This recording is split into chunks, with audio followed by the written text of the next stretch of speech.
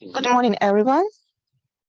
I think that we can start. Maybe some other participants will join us, but we have a lot of work to do today, so I suggest to start. First of all, I would like to welcome you here today, and I have great honor to open this important event, Civil Society Regional Dialogue, Balkans-Ukraine Partnership, where we hope to create the platform for cooperation between Western Balkans and Ukraine. 7 months we are witnessing war caused by Russia in Ukraine, where Ukrainian people bravely defend their freedom and country, but they also defend not only their country, but the whole democratic values and freedom in Europe, but globally. We believe that Western Balkans is one of those regions who also affected by Russian illegal aggression on Ukraine. However, we still don't see that even on Western Balkans, all people, all government really realize this. Well, Western Balkans still did not recover from last war, which was here in 30 years ago. And that's why currently in war with war in Ukraine, we have really a lot of common things between Ukraine and Western Balkans. First of all, Russia last 30 years and recent 10 years aggressively tried to manipulate and influence on Western Balkans countries. And therefore, we don't see a lot of programs with EU integration. We don't see a lot of peace initiative here and stability. Therefore, we believe that now it's very important to start working together with Ukrainian stakeholders and connect us. Despite the fact that actually Ukraine and Western Balkans are not far away from each other by distance, we indicated that there is very limited cooperation on different levels, and we believe that we should change it. I hope that this initiative and this meeting will open this cooperation, and we will start something what will contribute not only to stability, to prosperity, and to security of Western Balkan regions and Ukraine, but to the whole Europe and whole democratic world. Thank you very much. And now I would like to give a floor to Mr. Serhii Miniailo, Chargé d'Affaires of the Ukraine Embassy in Bosnia and Herzegovina. Mr. Miniailo, please. Good morning, everyone, ladies and gentlemen. First of all, I would like to thank to those who took part in preparation and organizing such a timely event. And I have a feeling that this meeting not only timely, but I could even say long overdue. I also appreciate an opportunity to be present at the beginning of an important dialogue that concerns not only Ukraine and Western Balkan countries, yet wider European space shaking by the very foundations by the Russian aggression. As this conference organized within the framework of the project Protecting Civic Space, Regional Civic Society and Development Hub, it seems to me that one of the major issues that have to be attended is the enhancement of the ties and communication channels between mentioned civil societies of Ukraine and the Western Balkans. Every topic that you are going to exchange your views on during these 2 days deserves separate throughout scrutinizing and analysis, but if I'm not mistaken, this is the first time when representatives of civil societies of Ukraine and the countries of the region are to discuss them.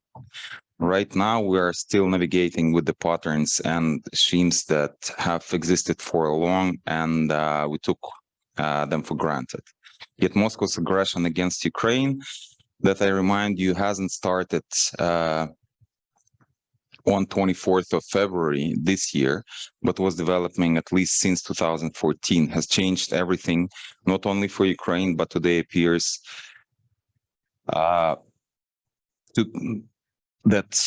today appears to be one of the biggest contributors of the security on the global scale, ranging from military to food supplies, but also for the countries that were suffocating for a long time because of the Moscow's hydrocarbon and political influence and pressure. Right now, we are at the moment to discuss also modalities of the next period of development of our countries that share so much of the past, but also of the future. I guess while the war is still on and is going to take a while to be won by Ukrainian army, with the very much appreciated support and all possible assistance provided by our partners, it's time to initiate yet another brainstorming platform within wider European space that will attend all those issues that you have put into your agenda. It will not suffice, but nowadays the most important thing is the creation of the networks and the webs of like-minded civil society's representatives who will engage in the process of influencing decision makers on such matters, for example, as the modalities of the European and the Euro-Atlantic integration of Ukraine and the Western Balkan countries, or fending off the malicious Moscow's propaganda that took deep roots within the public space and discourse of our countries. There is a prevailing conviction shared by many that a lot of things will change with the defeat of Moscow, yet I believe that exchange of views have to be wide and deep because at least European country hasn't gone through such dramatic change for the last 70 years. So while you are taking first steps in this important journey, I wish you all good luck and success. Thank you. Okay, thank you very much. Now we all understand who are participants of this meeting. Maybe some participants will later join us, but now I suggest to continue. All participants received hangouts. Those who are in room, you can check them in your folders. And to Zoom participants, the hangouts were delivered by Google Drive, so please check it. And here you have agenda. And you can see how we'll work today. So we separate the day. So first will be sessions, introductory sessions, where we will in generally overview the Russian invasion of Ukraine and implications for the Western Balkans, and overview of Ukraine-Western Balkan relationships. Then we will have Iryna Gabinet and her presentations regarding Balkans-Ukraine economical cooperation. And then we will have 3 working sessions regarding European integration of the Western Balkans in Ukraine, overview and impact of Russian disinformation war against Ukraine and Western Balkans countries, and Balkans-Ukraine cooperation on humanitarian assistance and post-war recovery. We really want to have this meeting very interactive because we believe that all our participants have great experience and can share their thoughts and experience in their countries. That's why all presentations will be actually the introductory presentations for further discussion. That's why I really invite you to share opinions so we can further on together define how we can cooperate together. So now I would like to start the first session and give a floor to Mykhailo. So please, Mykhailo, let's start. Yeah, hello to everyone. Again, I'm Mykhailo Samus, and I'm director of New Geopolitics Research Network. Actually,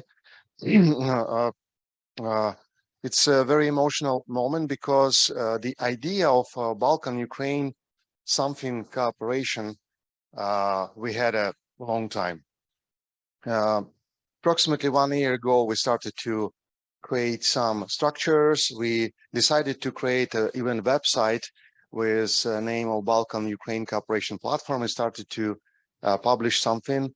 After this, we started to work together with Kateryna, and finally we met Uliana, who gave us a real practical impulse, and we started to talk about the possibility to create something in real life. And I think it's we're staying on the critical point and a very important moment when we really can do something together. And I think that the idea of Balkan-Ukraine cooperation, it's absolutely historical, but unfortunately, as I know, we didn't have any real successful stories before.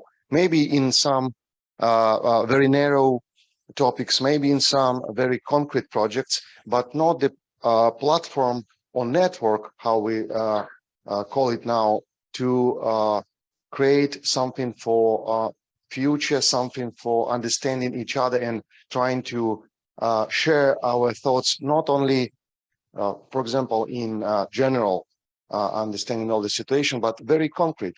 I think we can create, as we talk maybe later when we will discuss the structure, our declaration about the working groups on the topics of different directions of the cooperation, including, for example, economical and business topics, which is very important to bring not only activists and analysts, but I thought that I'm too loud, but okay. Not only analysts and some experts and activists, but real practical people who can develop a business and maybe even make some investments in mutual investments in our countries. And very important that participation of all of countries. Actually, it was discussion among us what does it mean Balkans, and of course it's geographically, maybe it's some mental understanding of Balkans. Maybe we could limit it by Western Balkans, and maybe Romania and Bulgaria and even Greece could participate. And actually we decided to open our format, maybe later really some other countries, and especially Moldova, Romania, Bulgaria, Greece could participate in our further work. So I will start with trying to talk about why, from my understanding, Balkan-Ukraine cooperation and different structures and network is important exactly for Ukraine and for Balkans. And I will start with my topic, I mean the security situation and maybe security implication of this situation for both Ukraine and Balkans. Of course, it's first of all, I'd like to thanks to Ukrainian soldiers that they allow us to be here.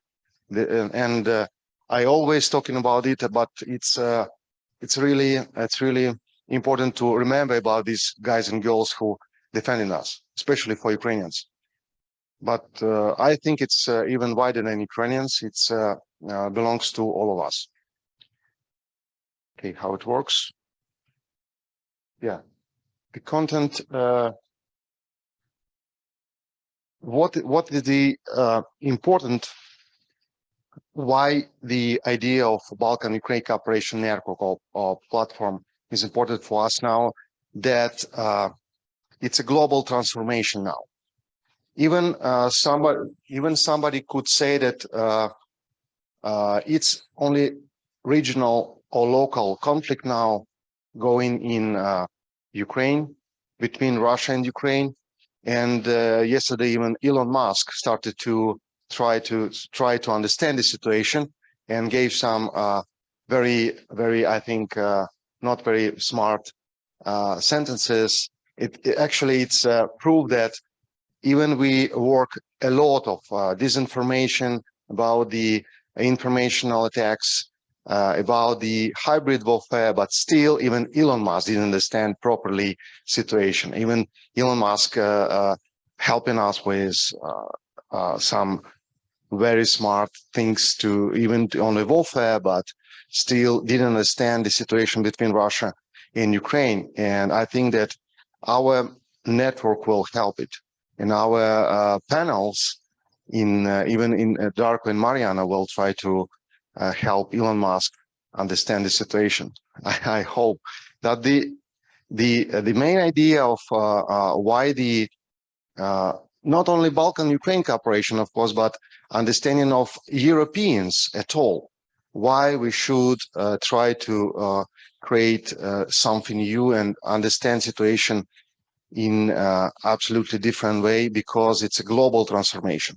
It's a global transformation in geopolitics, in economical situation in around the world, in energy, for example, and not only Ukrainian oligarchs, but and European oligarchs should understand, never been the same energy for their businesses, never been the same.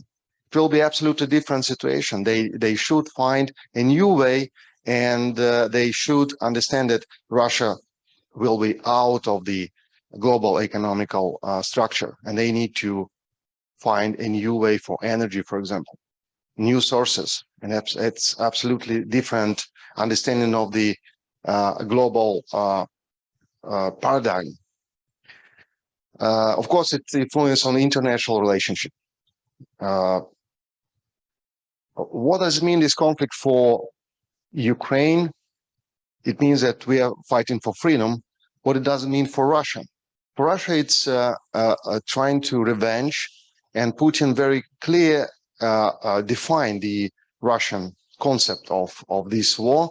It's he told that the collapse of Soviet Union was the greatest catastrophical in geopolitical catastrophe on the 20th century, and he'd like to revenge it. So build a new Soviet Empire 2.0. And of course, for Russia, if we're talking about the empire, Ukraine is a critical, it's a key stone in this empire. That's why we are fighting for freedom, and Russia fighting for renew the empire. They're trying to renew the old world. We're trying to build new world, and I hope that together we will build new world finally. Even Elon Musk on this strange point now. Talking about Ukraine and Balkans, I think that we still living in the same old stereotypes and myths, and this is absolutely great problem, because it's actually playing the same for any countries around Ukraine, because unfortunately a lot of countries didn't see Ukraine on the map before this war. even after 2014, sometimes countries didn't understand what does mean for Russia and Ukraine, this relationship. Maybe it was just a Khrushchev mistake, maybe it was some different relationship between two, how, like, the popular thing is we are the same people, Russians and Ukrainian, the same people, they are brothers, so they should solve this problem together, and it's not an external problem for entire world, especially for Ukraine and Europe. But talking about the Balkans and Ukraine, I think it's very important to understand now that all of these stereotypes and myths should be aside of us, and we should go forward. We should find the way to understand each other from Ukrainian, Bosnian and Herzegovina, Serbian, Croatian, Montenegro, Northern Macedonia, and other countries, as I told, and Balkans region, to understand each other in a new way. We should understand that all of us on the maps, on the map, and we try to build a new understanding of each other. We need to meet each other again, and fresh our understanding of each other. It's very important, because living in these stereotypes, because in Ukraine we had a lot of stereotypes on former Yugoslavia, how we understand, and of course in Balkans there are a lot of stereotypes about Ukraine and Russia, and that there's the same people, that actually the Russia is Slavic leader of the world, and we need to support Russia because they are fighting for Orthodox and Slavic people why Ukrainians are fighting against Russians. It's impossible to understand because it means that they are fighting to support Western NATO point of view. It's possible to find this understanding of a situation like this, and it's very important to talk with people, to discuss with people about this. And I think our platform, our network, is an attempt to do it, and it's very important to collect all of us, try to not find the same understanding of the situation, but to try to understand each other a new way, a fresh way, not a stereotype and myth and mythology before. A little bit, sorry. Oh, please. Okay. Yeah, a little bit on the situation on the battlefield, because even we sitting here in the comfortable hotel, but still very strong fighting now in Ukraine. And the good news for Ukraine and bad news for Putin, that Putin actually lost the war. And Putin lost the war 24th of February when he decided to attack Ukraine at full scale. And as I'm a military analyst, it was a long story of the analyzing the situation. And always when somebody asked me before 24th of February, well, Putin attacked Ukraine at full scale. And always my estimation was, of course, it's possible. From military point of view, Russia prepared for attacking Ukraine at full scale approximately since August 2016, when he built a new free armies around Ukraine. And from military point of view, it was possible. But my answer always, if he decided, it would be a catastrophical situation for Russia.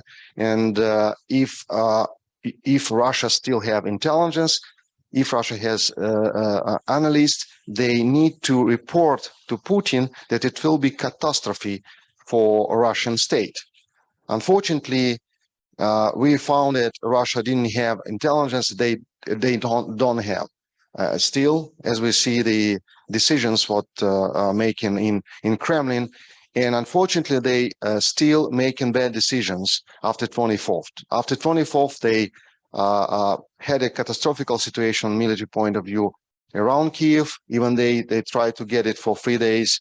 They escaped from Kiev Oblast, Chernihiv, Sumy Oblast from the northern part of Ukraine, and started to attack Donbas and southern part of Ukraine.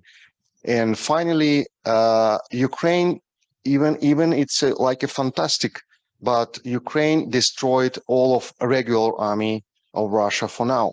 It's true. Before a full invasion, full-scale invasion, Russia had approximately 150,000 troops, especially designed to attack Ukraine. Now all of these troops destroyed. And that's why they started to make this so-called mobilization, even it's not a mobilization, because they had a reform in 2010. It was a Minister of Defense in Russia, Serhii. He decided to copy American style of the armed forces, and they destroy mobilization system. And now Putin decided to use destroyed mobilization system. And you saw this chaos and absolutely disorder in making this mobilization. So if you're talking about the military application and military reason and military fullness of this mobilization, I would say it really close to zero, because in these people who didn't prepare for a war, didn't prepare for military tasks, they just get in military uniform and send it to the front. We always found in the prisoners of war mobilized 1 week ago. So it's crazy, just people getting from the civilian life and send it to the very strong fighting on the front. What we have now on the battlefield, we have a Ukrainian asymmetric approach, because it's possible to talk about the symmetric fighting, a symmetric approach of Ukraine, because it's possible to compare Ukrainian forces and Russian forces. Ukrainian size of population, territory, and economy, and Russian size of economy, territory, and population. So Ukraine, of course, chose the asymmetric approach. It means that we need to fight in a smart way with centric network warfare. It means that Ukrainian armed forces is the complex of intelligence, command and control system, and weapon. And all of this system working in the real scale of time. Compared to Russians, which using the Second World War approach, Second World War model with massive artillery, massive troops, trying to go in directly on enemy. You saw what they done on Donbass. They using like a front attacks for months, trying to break through Ukrainian defense and no success. Now we have a very successful offensive operations on the eastern part of Ukraine. Ukrainian armed forces deliberated Kharkiv Oblast and now preparing offensive operations to deliberate Lugansk Oblast. And the southern part, Ukrainian armed forces creating conditions to deliberate Kherson Oblast, which is very important to prepare next stages, including Crimea. And of course, it will be very interesting to see how Russia will react. We see the trying of a blackmail with tactical nuclear weapon. We see the trying to blackmail with all of possible means, with including energy. And Putin very hopes that Europe will stop supporting Ukraine because of energy crisis created by Russia this winter.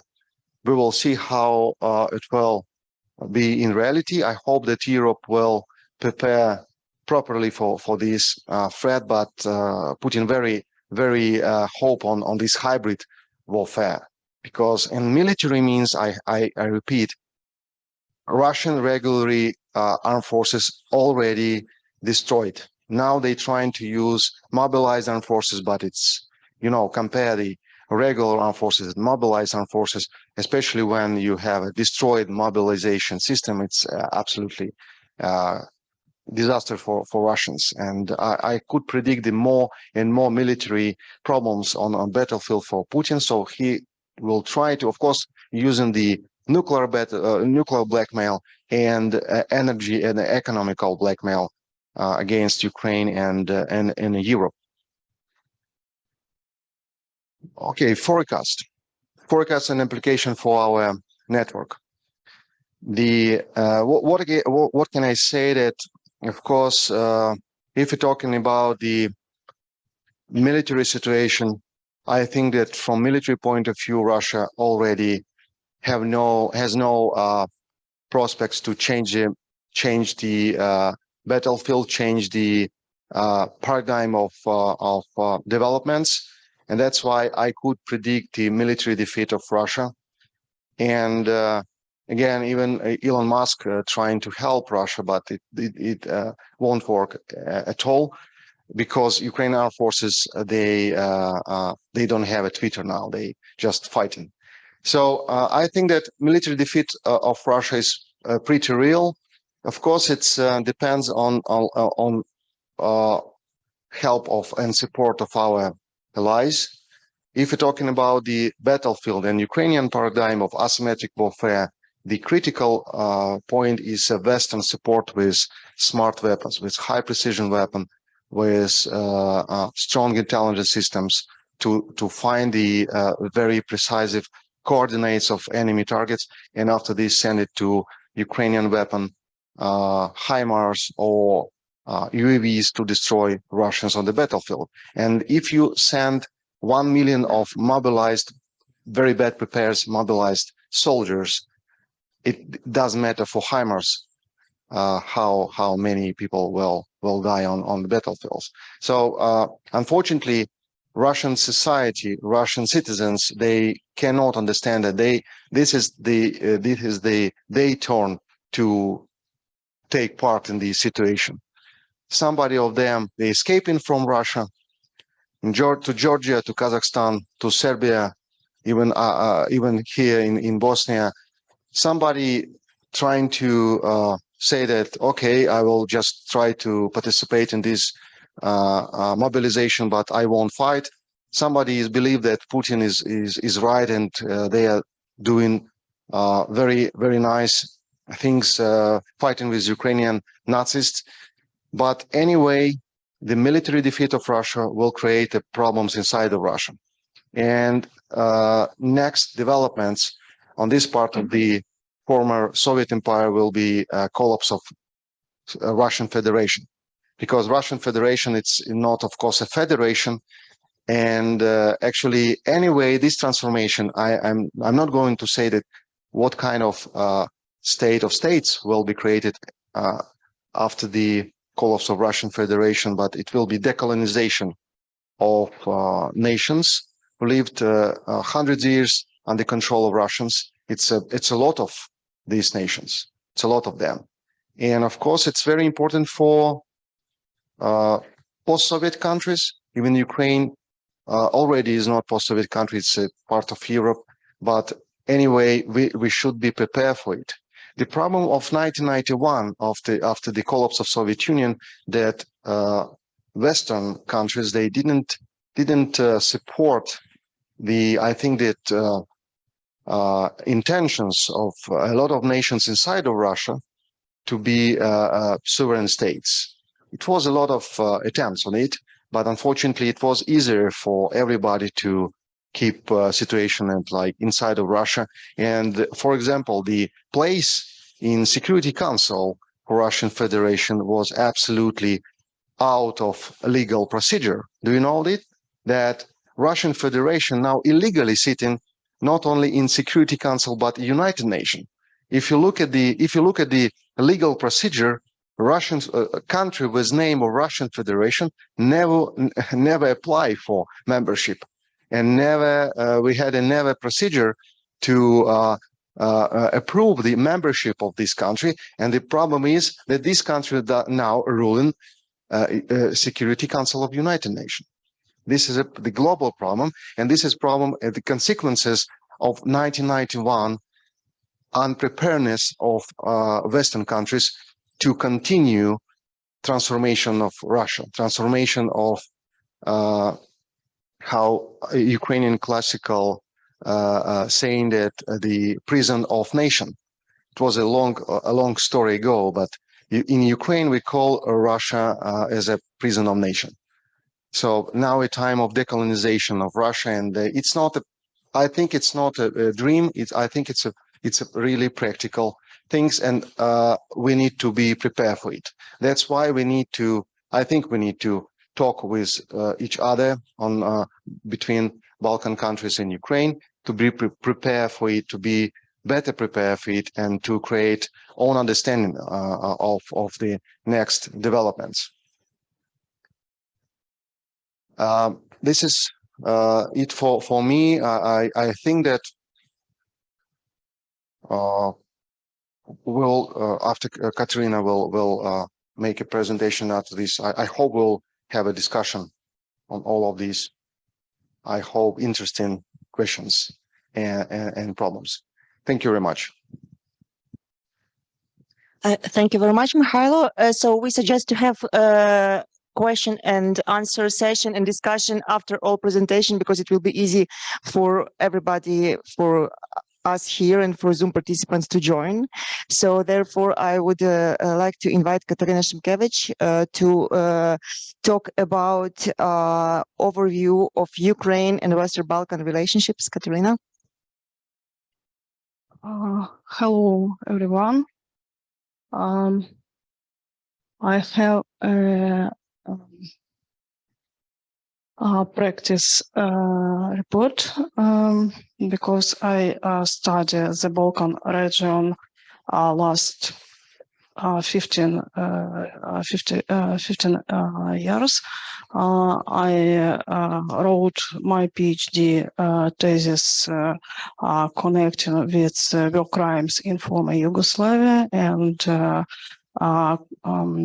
international and local organization in these problems in former Yugoslav countries. Also, I teach some courses in Zaporizhia National University connected with Balkan states, legal system, political system of Balkan countries. And maybe my report is not very positive because Ukraine and Balkan states don't have a comprehensive approach and cooperation has a sporadic character. Last years, this cooperation more dynamic, but is not a complex strategy for development in future.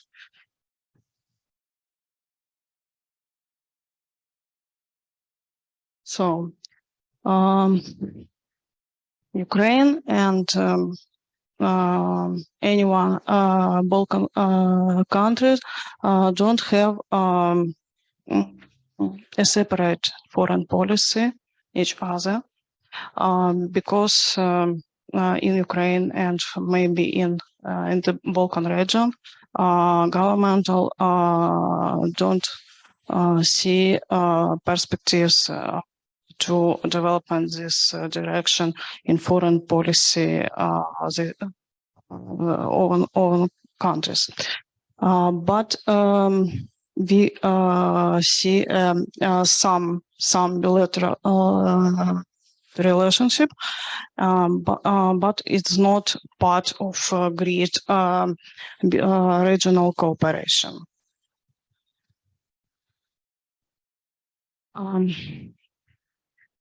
It's very interesting case because Ukraine was one of the most country in Europe and world that recognize a new independent state in the Balkans. I speak about Croatia and Slovenia.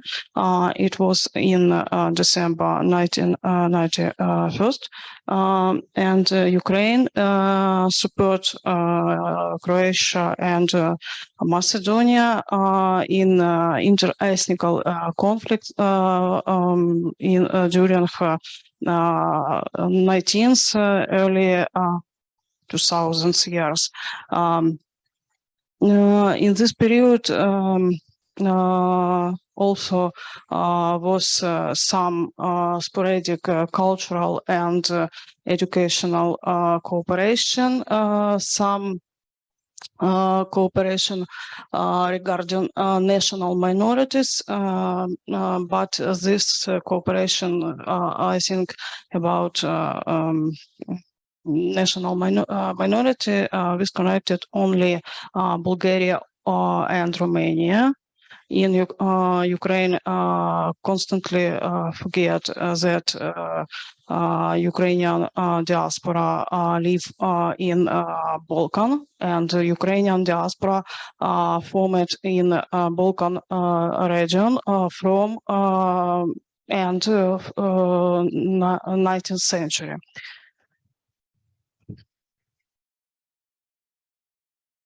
But in the at the beginning of 2000 years, Ukrainian and Balkan cooperation more very activity is connected with tourist sphere because Croatia and then Albania consist finished visas for Ukrainians during 2009-2012. Many Ukrainian tourists go to Croatia and I was one of these tourists, but I go to Croatia as a PhD student in summer school for study Croatian language, and it's very easy. Go from Kiev to Croatia when you don't need visa, and this experience also used other Balkan countries, and from 2016 and 2017 other countries canceled visas regime to Ukraine. It's very good, important, and opportunity for develop bilateral ties and to create a new regional cooperation in tourist sphere. But Ukraine and Balkan states don't use this opportunity for wider cooperation and wider cooperation in other spheres. I think about cultural, political, educational, diplomatic spheres.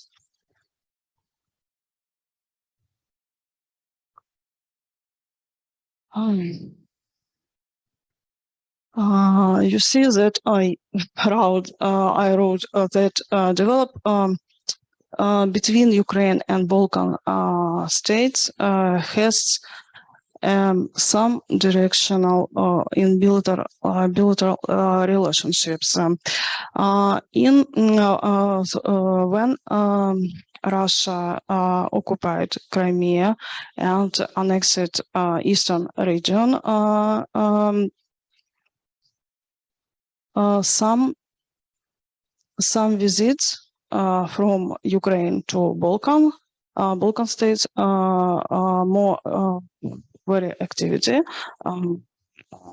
Some Ukrainian psychologists go to Croatia for exchange for exchange experience in post-traumatic experience. Some Ukrainian children and soldiers have holidays in Croatia, Montenegro, and Albania. Also, more actively cultural and academical cooperation, but its ties also very, very sporadic.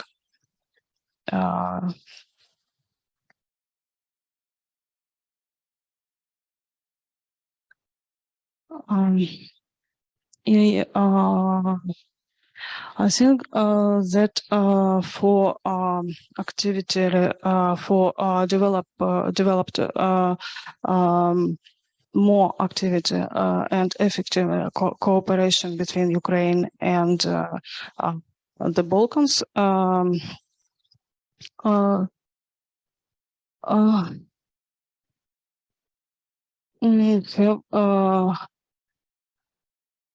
Have maybe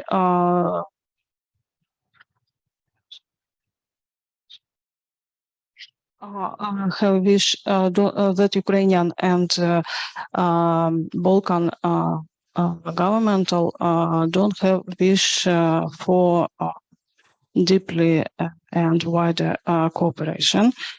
This from proclaimed Ukraine independent.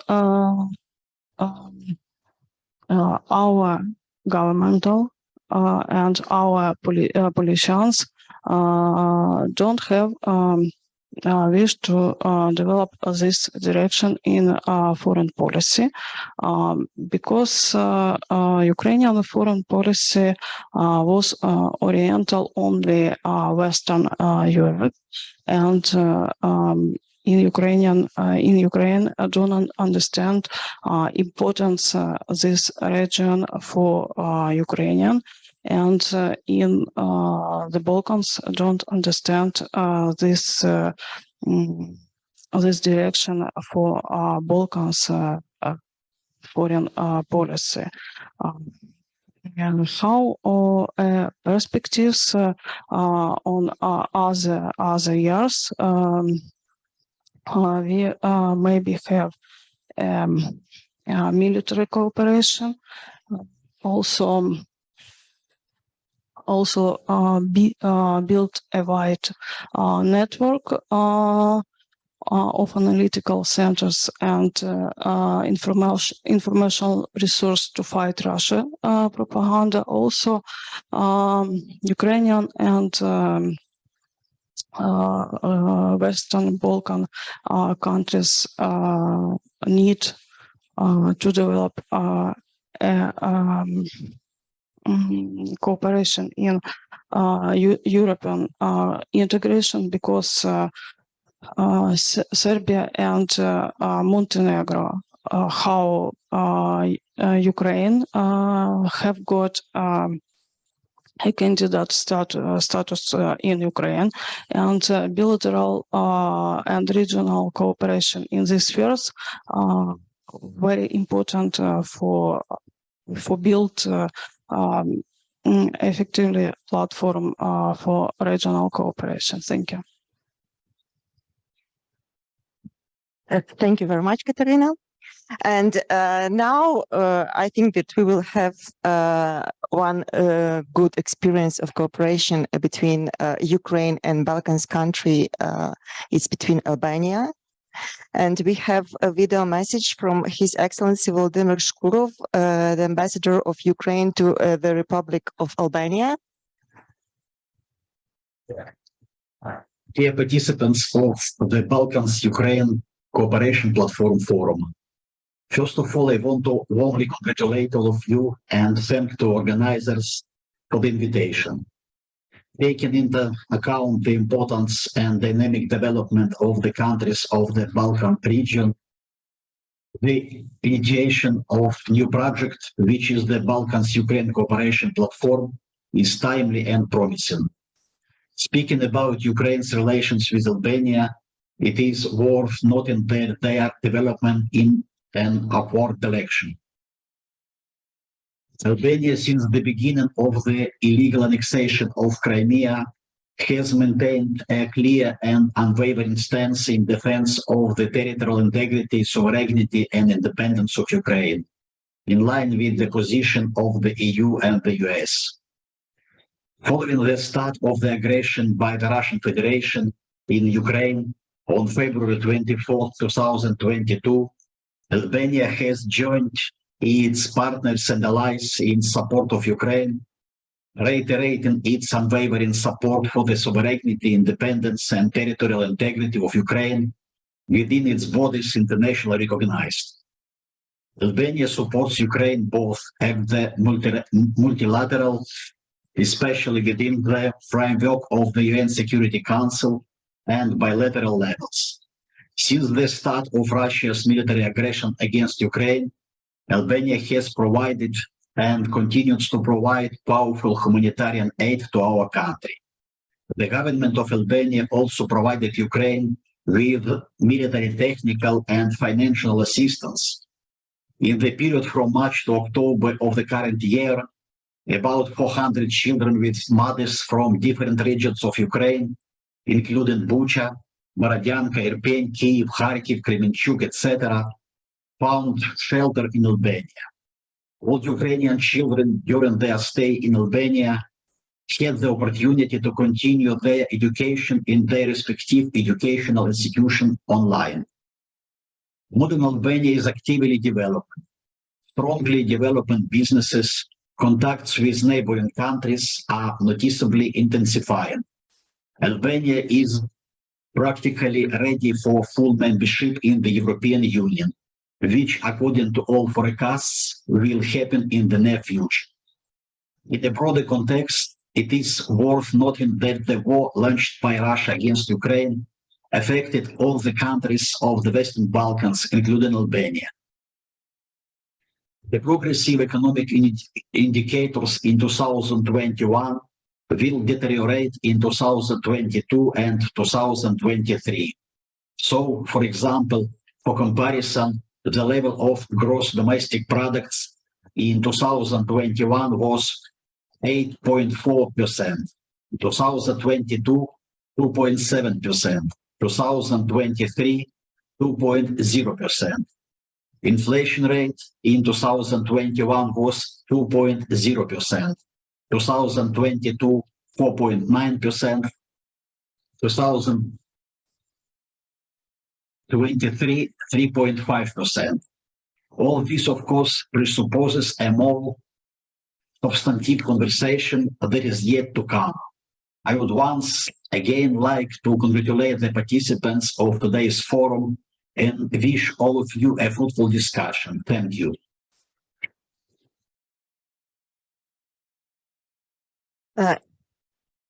Thank to all speakers. I hope that now we have like more common views on current situation in battlefield, also situation regarding the relationship of Western Balkans and Ukraine, and we could notice, like speakers notice that there are a lot of stereotypes about each other. There is really a lack of cooperation. We heard about some good experience of collaboration, but still it's very humble. And as you could notice, we didn't find a lot of experience of cooperation between civil society organizations. Now, I would like to invite you for discussion and to share your perspectives and views regarding these topics. Of course, you can also ask questions to our speakers. I would invite to turn on Zoom, because maybe some Zoom participants would like also to. Thank you. Okay, so let's discuss how, because the speakers which we had were from Ukraine and described the situation from Ukrainian perspective, how they see collaboration with Western Balkans countries and the patterns which we have now. So I would like to invite maybe participants from Western Balkans country to share your views.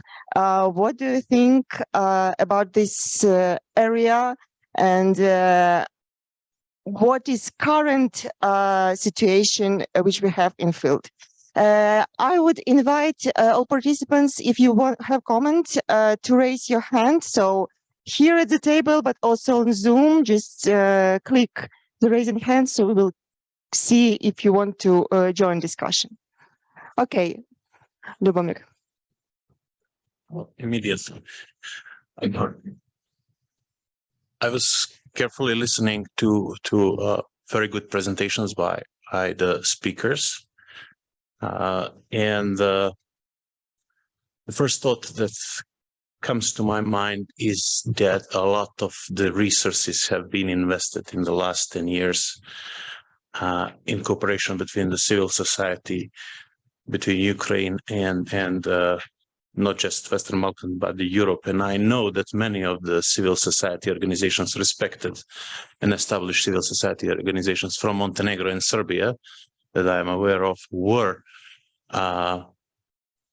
frequently visiting Ukraine and participating maybe mostly during elections, local and parliamentary elections.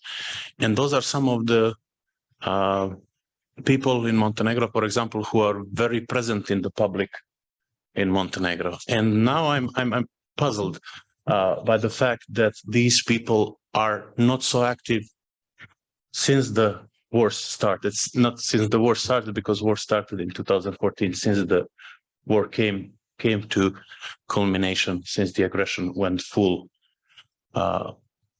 went into full mode. So this is the question that we should all think about. What happened between the active cooperation during the relatively peaceful time, and now why are not those established civil society leaders who are among, as I said before, among the most active civil society leaders, why are they not still so active in Montenegro? For example, CDT or Civic Alliance, or many other people who are now working in the embassies or in the government, migrated from the civil society to the government. Why are they not so active as they have been before? That is the question. Maybe we should, I don't know if you have the same experience in your countries, respected countries, but this is something that I think we should think together and find the answer to. Thank you very much, Lubomir. I also, I really think that this is a good point, and this is some question which we maybe should include to our consideration as civil society, because we also have this feeling in Bosnia and Herzegovina. For example, we invited several civil society organizations which used to cooperate with Ukraine before the war, but unfortunately they they were not interested to participate in today's format. So this is something what really should think what happened and why, and maybe to learn from some mistakes which were before.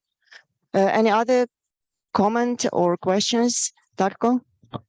Thank you. I wanted to attach myself on Lubomir's comment, and he is completely right, because I think that the whole basis of the cooperation was the one-way street without strategy for the further development, which we exactly see in the crisis situation, especially here on the Western Balkan, where it is more than dangerous to speak about the Russian crimes or whatever similar. You can be very easily excluded from the society or targeted and other stuff.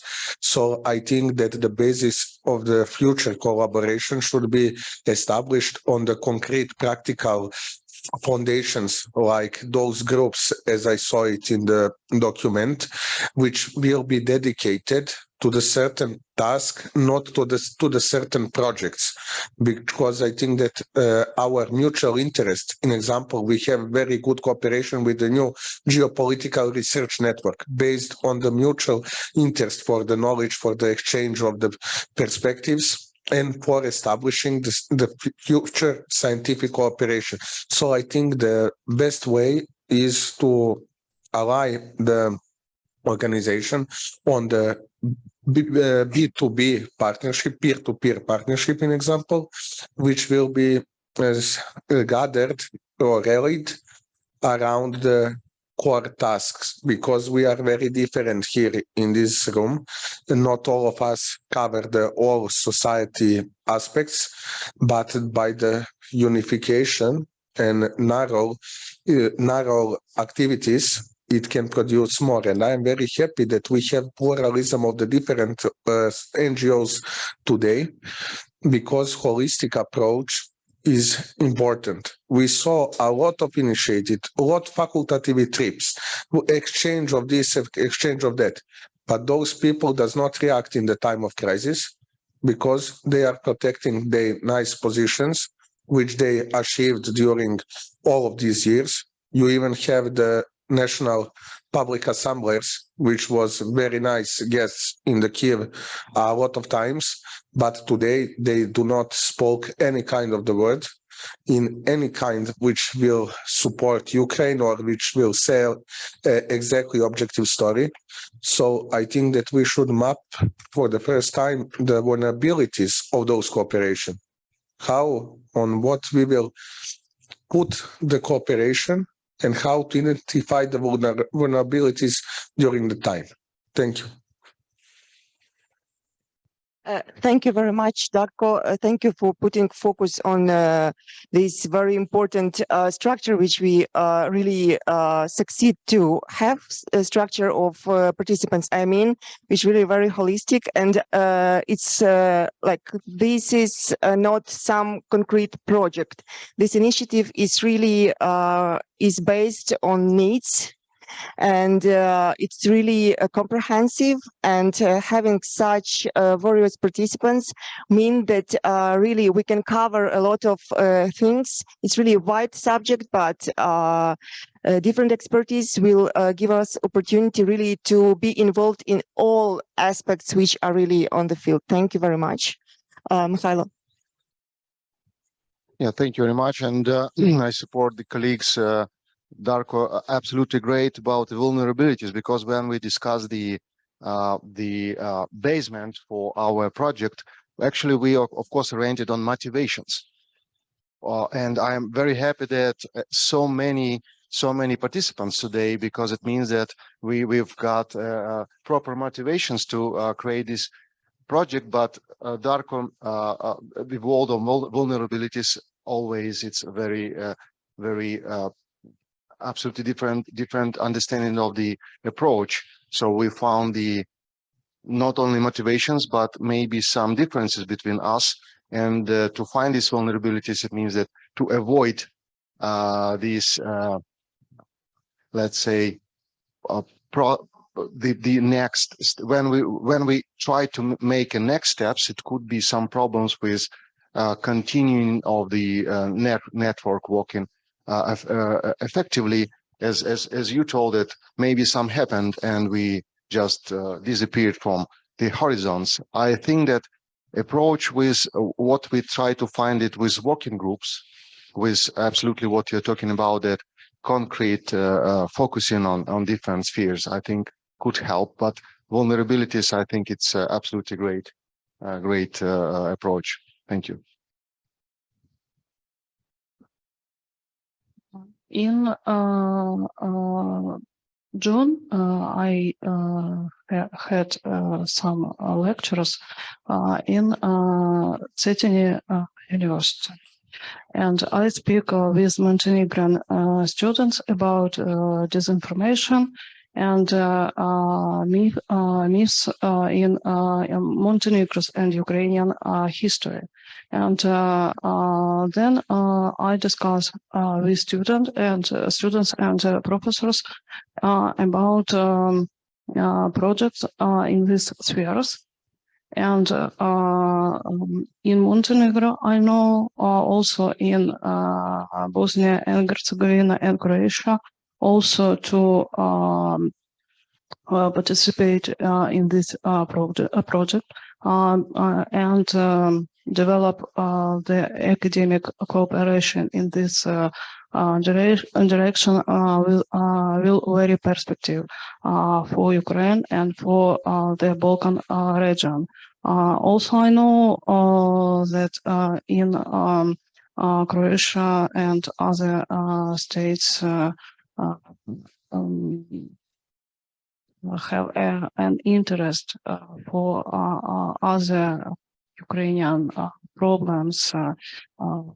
Now I speaking about war crimes and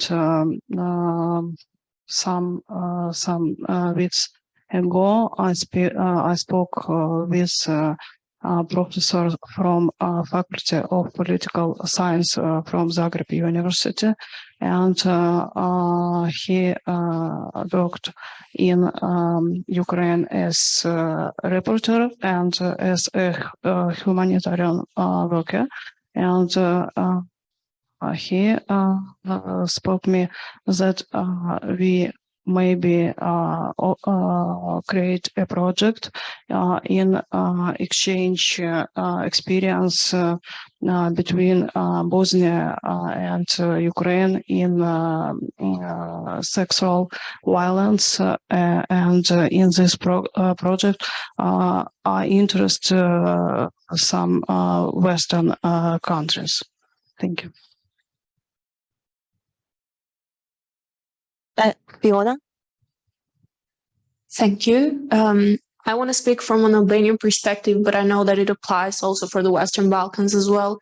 I think it's more of an inside issue because when we think about it, there are some concepts that are not very well understood in people. Given our historical contexts, we do have issues of realizing what democracy is and how we do cooperate with some certain topics or more modern concepts for us, like human rights, and how the violation of them, how the violation of democracy, let's say, affects all of us, not only in the Western Balkans, but beyond as well.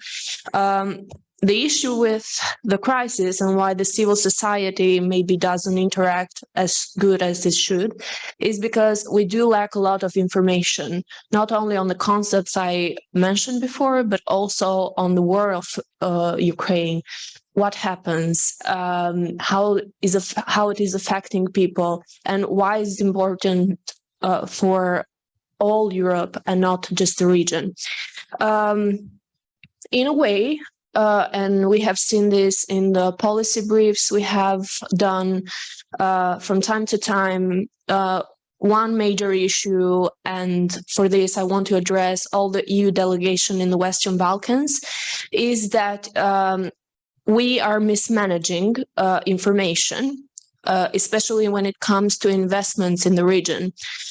For example, European Union is the biggest investor in the region, but yet if you ask the population of the Western Balkans, people are uninformed, and they would easily, especially youth, name Chinese or Russian investments in the region rather than EU investments. So this is also a big problem, because when it comes to, let's say, reflecting on what is happening in Ukraine, they would say, wait a minute, Russia invests in this region, and maybe this is not the real enemy. So the lack of information and the mismanagement we are facing is maybe one of the reasons why civil society isn't reacting properly to the whole situation.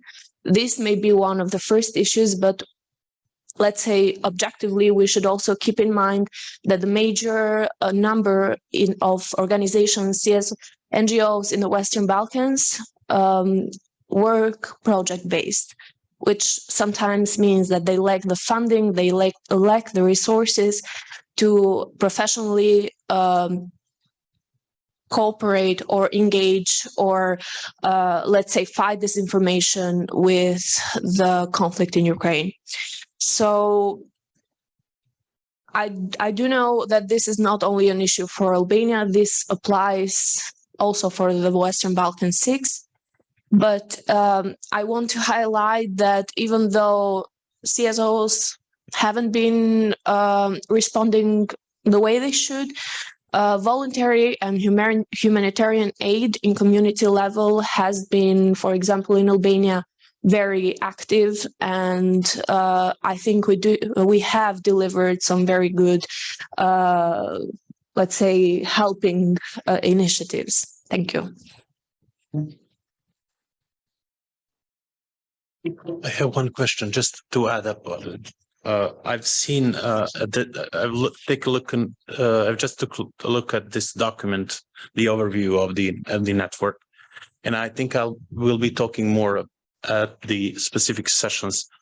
But I just wanted to emphasize this, which is at point 8 of the document, thematic working groups, and we will be talking about this. But I think that I propose that we should think about maybe before we form the groups,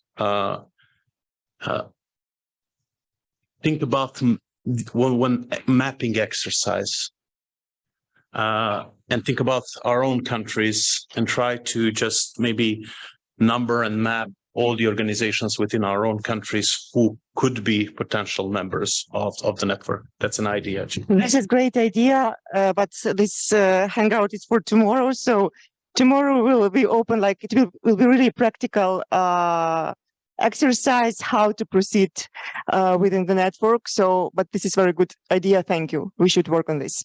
Biljana? Thank you.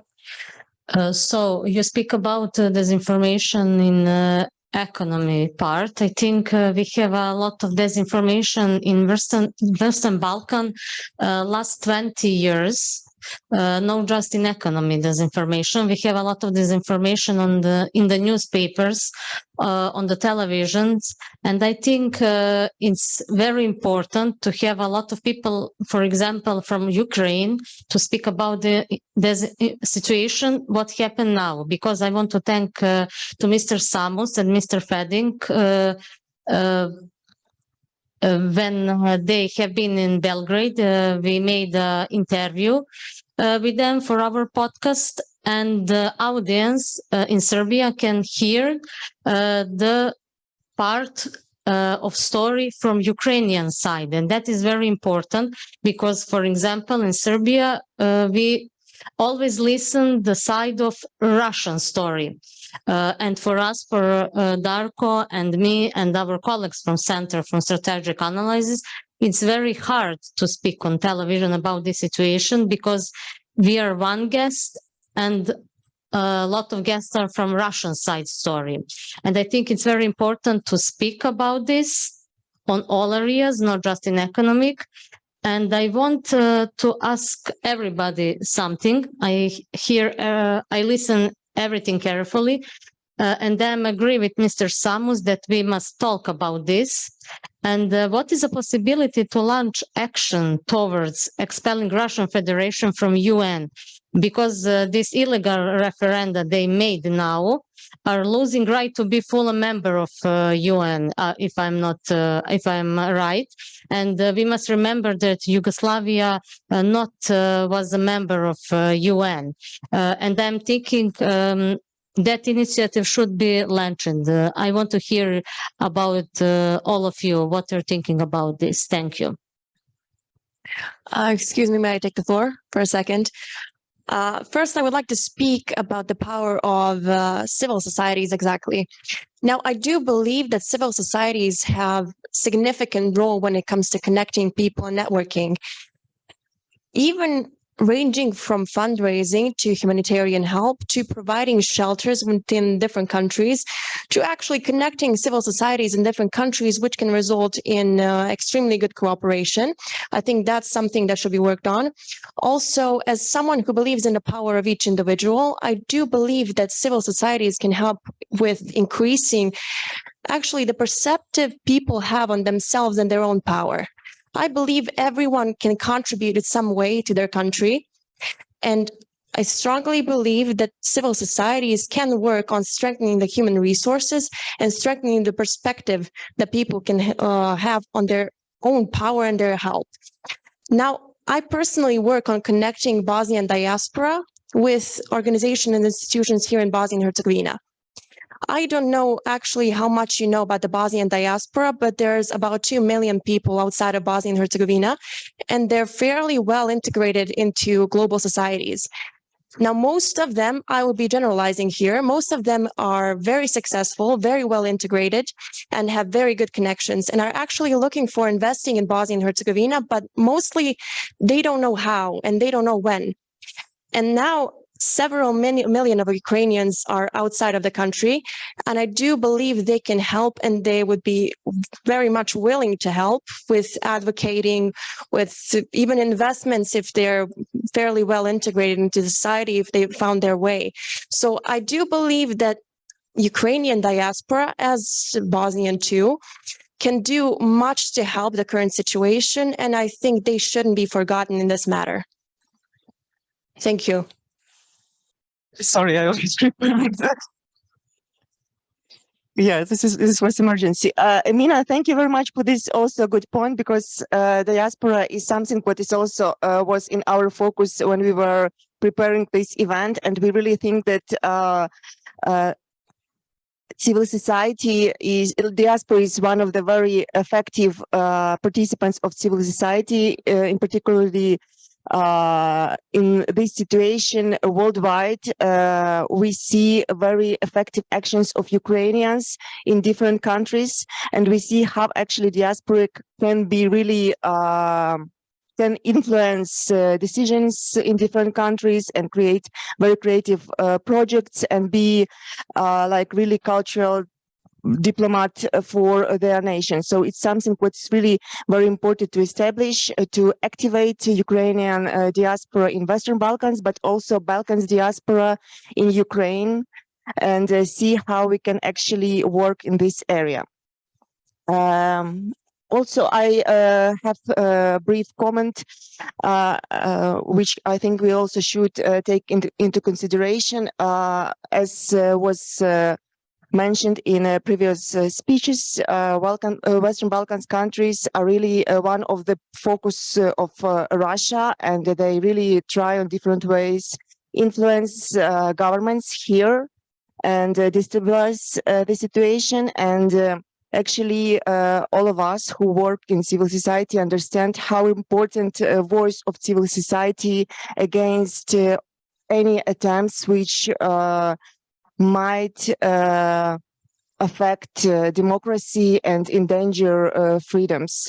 Unfortunately, here in Western Balkans, almost in each country, in some countries more, in some countries less, but we have really a very open support towards Russia from some government representatives or high-level politicians. You know that, for example, very recently in Bosnia and Herzegovina, we had election on Sunday, and now new president of Republic of Serbia, Milorad Dodik, and his children were waiting for results in T-shirt with a picture of Milorad Dodik and Putin. So this is really a statement which must be addressed on behalf of civil society, but we also should understand that one NGO, one civil society organization, or one activist cannot do anything and cannot influence the situation. But if we will join on national levels, but also on regional level, and in particularly on level of Western Balkan and Ukraine, we can really create one strong voice which can be effective in addressing of such manipulation and games with democracy and with peace in Western Balkans. Thank you. Any other comments? Maybe someone from Zoom? Okay, so I think that it's a good time for us now to have coffee and to take new energy for further discussion. We will have really, I think, very interesting discussion in our next sessions. I invite you to have a coffee and to use this opportunity to talk to each other, to continue discuss these questions which we already started, and I invite you to start in half an hour, in 11:30, and on that time we will have a presentation and discussion regarding economic cooperation. Thank you. Okay, so it's time to continue our work. Now we will have a video presentation from Mrs. Iryna Gabinet. She's second secretary of the Embassy of Ukraine in the Republic of Serbia. She's economist, and she will make intro presentations on Balkans-Ukraine economical cooperation in the shadow of the Russian-Ukrainian war and next wave of European integration. As you know, economic section is very important for our future cooperation. Therefore, I really hope that Mrs. Gabinet will really provide us with good intro for further discussion. How can we also develop this area of work? Mrs. Gabinet, can you hear us? Yes, hello. We really welcome to have you here. And now we're really looking forward to hear your presentation. Thank you a lot, dear colleagues. Hi to everyone. I hope you're doing well. And first of all, I would like to thank the organizers for the organization of such an interesting event and for the invitation to take part in. Because I'm a person who has been studying Balkan for a long time, and I'm very pleased that the region is being to be more and more presented in the public discourse in Ukraine. At the same time, I believe that Ukrainian-Balkans relations and dialogue is very important for raising the level of awareness of people in this region about Ukraine and Ukrainians. Such events and such platforms, such networks are, in my opinion, one of the best tools, as they give local people the opportunity to hear about Ukraine from Ukrainians, and it's a great job. And I will start to talk about another tool that helps break down walls between countries and create new alliances is the economy. And now I will try to share screen.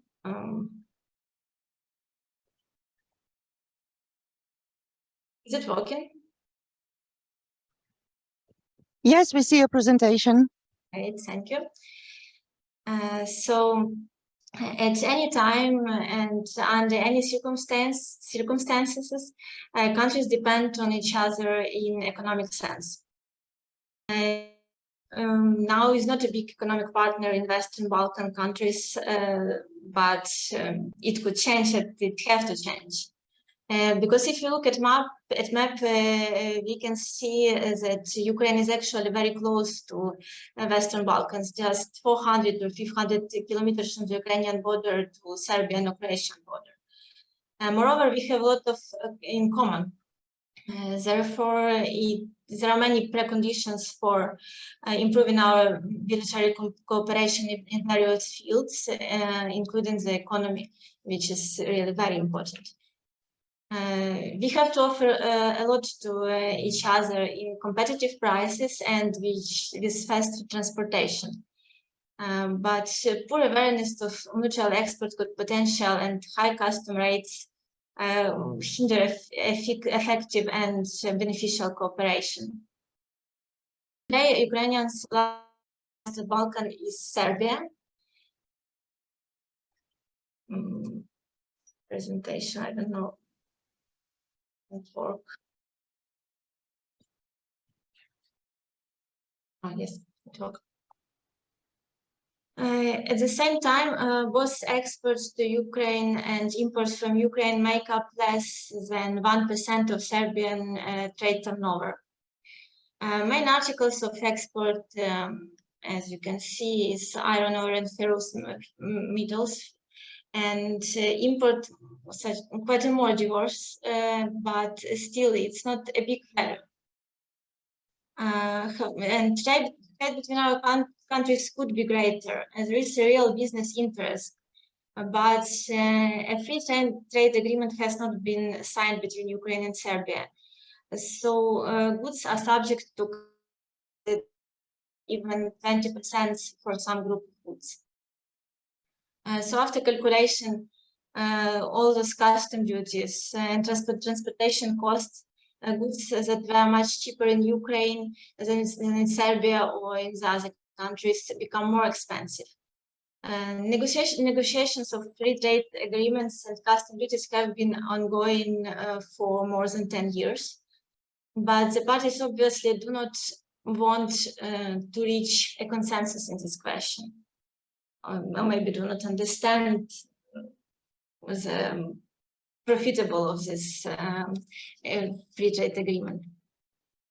We tried to convince the Serbian authorities to join the custom regime introduced by EU for goods from Ukraine during the war. Considering that Serbia is EU member, candidate for EU membership, but we have never gotten an answer. So we are still in the same place. And the second trading partner is Croatia. However, Ukraine makes up only 0.2% of Croatian trade over. As we could see, the structure of export and imports within our country is more diversified. And according to the legal framework between Ukraine and Croatia, is the spheres of trade and investment operates the regime of the most favored nation. So it is much more easier and profitable to trade under this condition. And in my opinion, Croatia is a good example of a country that saw the prospects of cooperation with Ukraine. On the graph, we can see the growth of trade between our countries. In recent years, Croatian exporters have become interested in Ukrainian. Such a big country is a chance for Croatian producers. So last year's Croatian prosciutto, sausages, canned fish, wine, olive oil, and even potatoes have appeared on Ukrainian supermarkets. As well as in Croatian supermarkets, it's possible to find such unexpected products from Ukraine as macaroni, for example. During the war, after Croatian agricultural producers, Croatian manufacturers of military uniforms become extremely interested in entering Ukrainian market. For example, one of the Croatian company plans to develop a series of military helmets for Ukrainian army. So different forms of economical cooperation is possible.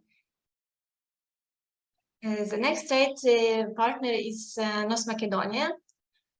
Ukraine is for the North Macedonia, and in 2021, Ukraine ranked 21st place among about 180 trade partners of Macedonia. But still, the main articles of export to Macedonia is ferrous metals. Trade and economic cooperation between Ukraine and the Republic of North Macedonia is carried out with the framework of free trade agreement, which was signed in 2001. So the trade conditions are much more favorable than with another Western Balkan countries. The next trade partner is Albania, which also started to be more interested in Ukrainian market last year. So Albanian agricultural producers start to be more interested in this market. Here we could see also the diversified structure of goods, but as a free trade agreement has not been signed between Ukraine and Albania, despite the huge interest of Albanian side, are at competitive disadvantages because customs duty. And we have also two really small Western Balkans partners, Bosnia and Herzegovina and Montenegro. Bosnia and Herzegovina has really a very small level of export and import, but very diverse, and they have really very interesting export and import groups here. But of course, we also don't have free trade agreement, and the smallest partner is Montenegro, which also is very diversified and interesting group of goods. And of course, all of those, we could say that all of those partners is small for Ukraine, and Ukraine also a small partner for those Western Balkan countries. But for comparison, big Russia, as it pretends to be here, and for example in Serbia, and some countries like also Serbia do not want to impose sanctions, and now it's going to be much more difficult to trade with Russia. The Russian part is only 2.7% of goods from region, so it's a part of export. And those countries, Western Balkan countries, exported mostly pharmaceutical products to Russia, and this export is not under the sanctions, and still the reorientation of export, pharmaceutical goods export, should not be difficult. So the Western Balkans won't suffer much while being cut off from the Russian market by Western sanctions, but they could look to the Ukrainian market and to find it's really interesting for them. But also interesting that the only country in the region with noteworthy export of agricultural products to Russia was Serbia. First half of 2022 imported 253 million worth of vegetables and fruits from around the world, but not from the agriculture of Serbia. And if the terms of trade between our countries and political relations were favorable, Serbian farmers could enter the Ukrainian market in this period. And the main import from Russia in the region is, of course, gas, oil, copper, and aluminium. But these goods are the main import from Russia to all of most of the European countries. If European Union countries can find alternatives to Russian goods, other European countries, including EU candidate countries from the Western Balkans, can. About the energy sector, there are good perspectives for cooperation Ukraine and Western Balkan in the energy sector. After the war, we could export electricity, for example, to the Western Balkans because these countries do not have enough and couldn't produce enough electricity. So it's really open. Still, it's really interesting, and it's really interesting market for us, and it's very, very useful for Western Balkan countries. And also we can list our gas storage facilities in Transcarpathia, just as Hungary does by providing Serbia with part of its gas storage facilities. Now Serbia wants to be like an energy hub in Balkans, so it's could be interesting for them to use also our facilities. And we could also alternative and renewable energy. And now non-EU Western Balkans countries have begun to switch to green energy. It's a slow process, but it's a very prospective process. Here we could share our knowledges, technologies, and experience, and they could be very useful. And this cooperation has already begun. For example, in Croatia, Ukrainian energy company, the Bakh, they have launched cooperation with the National Energy Company of Croatia a few years ago. So here we have really a lot of different ways how to cooperate in economic spheres, in trade, in transport sphere, in tourism. But unfortunately, most of the countries don't see perspectives, and they, because of less of knowledge, because political situation, not in Ukraine, not here in Western Balkans, countries don't see Ukraine. They see only big European countries, European Union, and their neighbors. But we are very close. We're still neighbors, so we have tried to develop our economic relation as well.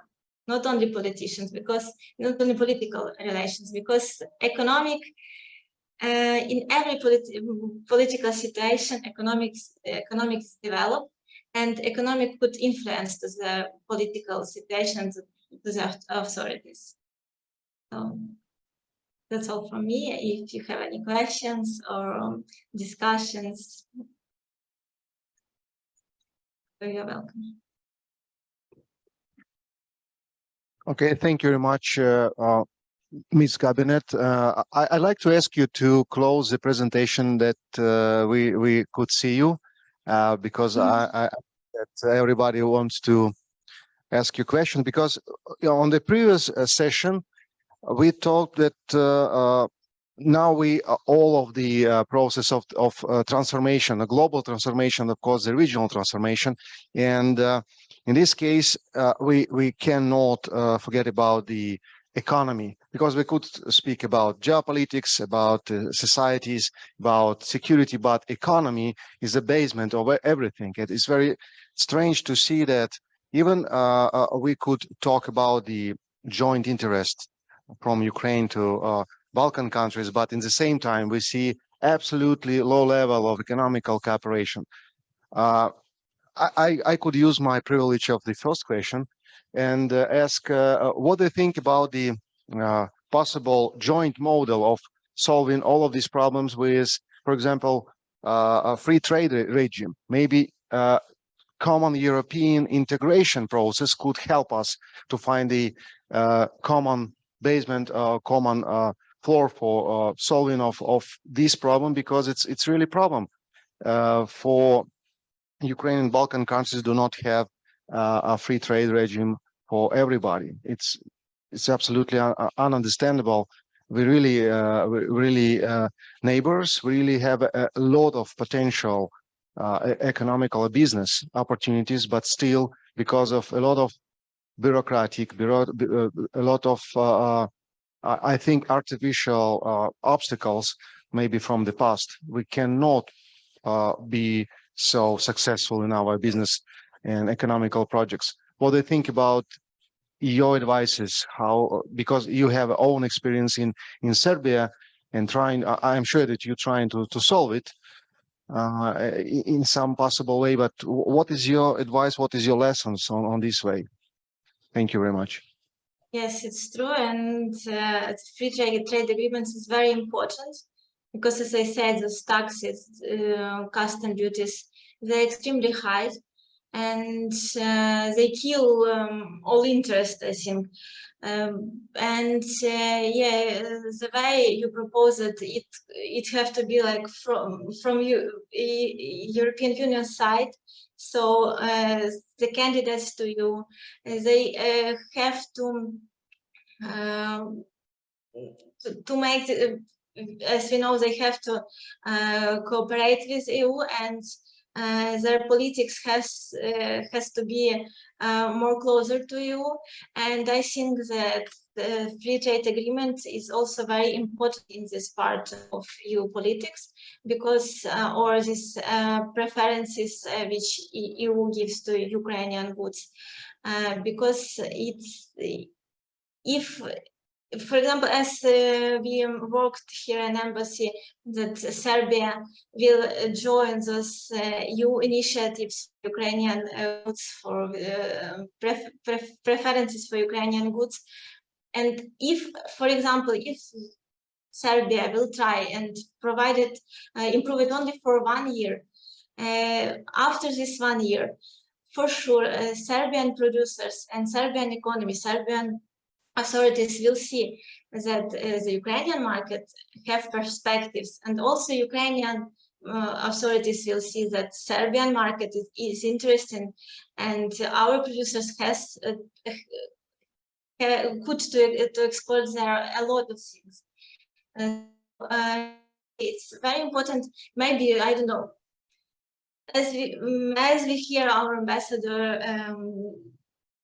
in his every meeting say that, you know, we have a common future, common European future. So if we have this common future, we could have this common today. So we have to start to do something today, not when we will be members of EU.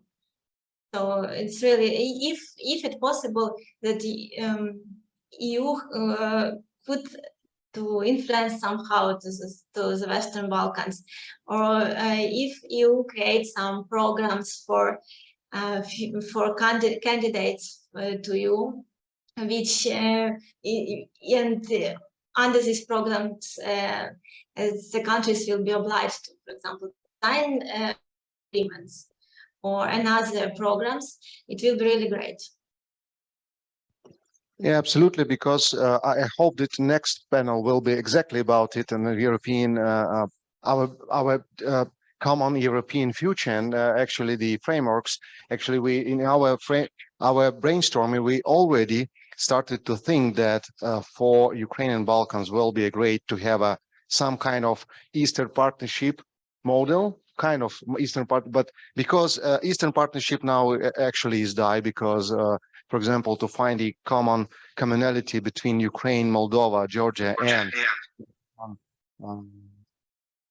Azerbaijan, Armenia, and Belarus, it's more difficult than between Ukrainian and Western Balkans countries. So that's why we will propose create something new instead of Eastern Partnership. It will be better Ukraine-Balkans partnership than Eastern Partnership in this shape. So I think it's absolutely, and especially an economical issue. Dear ladies and gentlemen, if you have some questions, please. Yeah. Thank you for your presentation. It was nice seeing this other side of the reality, the economic side. So I wanted to ask a question. Is there any intention to make some platform dialogue about the labor market? Because we have many Ukrainians who are in the Balkan country who are facing obstacles to approach the labor market. So if they were working in some companies, they had an agreement, working mutual agreement, is there an intention to make cooperation on that ground? You know, the number of Ukrainian, we could say, refugees here in Balkan is not so big as, for example, in Poland, Romania, or Hungary, Czech Republic, but still there are some people. And I really don't know how it looks like in other countries, but here in Serbia, if they have these documents, like the person who needs this temporary refugees, I don't know how it's called really in English, but if they are like Ukrainian refugees officially, they could work officially in Serbia, they could enter to the labor market, but still it's one more problem that here countries not Ukrainians, of course, not a lot of Ukrainians know Serbian or Croatian or Bosnian. But here in most of companies, it's obliged to know these languages. And it's really a big problem because not every person could work in some IT company or in some international companies. And if somebody wants to work in some some small firms or in small places, it's really difficult because language. Okay, thank you very much. I see Olena Yurchenko from Zoom has a question, so please. Yeah, floor is. Thank you. First of all, Iryna, thank you very much for your very comprehensive presentation. And I'd like to ask you about more ad hoc questions than the general pattern of Ukrainian and Western Balkans economic relations. You mentioned briefly the issue of sanctions evasion, given the sanctions packages imposed by the US and the European Union. And there is evidence that some countries are used as loopholes to evade and skirt sanctions imposed against Russia. And in particular, Serbia, given its political position and stance towards the ongoing Russian aggression, comes into mind evidently. So have you encountered some precedents of the creation of Russian front companies, some companies which are used as intermediaries in business relations with Russia? Or does the government of Serbia somehow limit the opportunities of such companies to appear, and how does it control the sanctions regime? We are well aware that the European Union stands against the secondary sanctions, but as the war continues, its imposition looms large. So how does the government of Serbia find compromise between the political affiliations and economic vulnerability? Thank you. You know, thank you for your questions. It's really interesting. They're not looking for compromise in this question. They simply didn't join the sanctions, and they operate with Russia. And for example, after the beginning of war, the number of Russians who came here, it's extremely huge, and many Russian companies relocated here. every day, few new companies appeared, few new Russian companies with Russian beneficiaries appeared here. And of course, the government didn't control them, and they could operate with Russia and with Russian market. But here is one interesting thing, that, for example, if some goods are under the sanction, under European Union sanctions, the bank system have some restrictions. So even if the company is Serbian, another company is Russian, and some of them want to buy or to sell some goods which are under sanction, the bank system couldn't accept this transaction. And even here, because the bank system is financial bank system is common for all of the world, and every bank here in Serbia is under control of this international system. So even if Serbia didn't join the sanctions are influenced on Serbia. And of course, they for example, the Air Serbia operate between Russia and Serbia, and every day a few planes are going from Serbia to Russia and from Russia to Serbia. But still, in some really important part of sanctions, like goods which under the sanctions, it's work because it's a common system. And also those bank system, they are not approved. Some of Russian cards or SWIFT are not working because it's all again it's international system. But for example, energy gas company here, which is operating here, it's mostly Russia, under the Russian beneficiaries. It's NIS, but it's Russian Gazprom, and Serbia didn't join sanctions, so this company is operate freely. But it's still because, like, the Serbian president said that very difficult times are waiting for us and very cold winter. So we need gas, we need oil. We couldn't improve the sanctions. So thank you very much.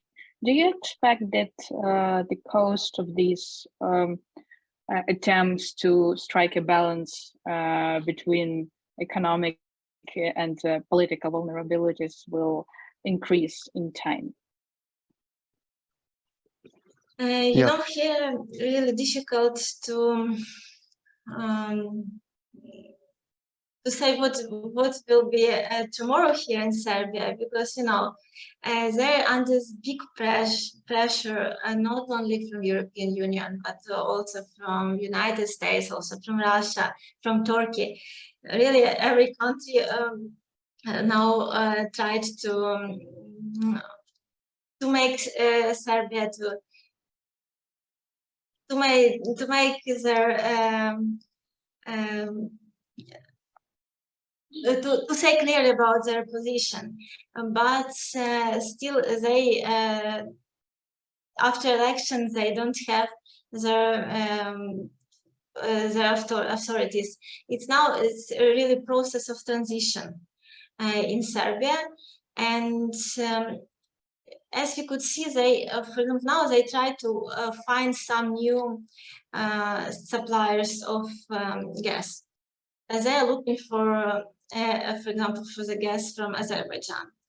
They're building the interconnection between Serbia and Bulgaria for this project for gas from the Azerbaijan. So maybe if they will provide some new suppliers, if they made some diversification of really important for goods for them, maybe then they will put to change their politics. But now I think that they will try to keep this situation till the end. Thank you, Olena. Thank you, Iryna.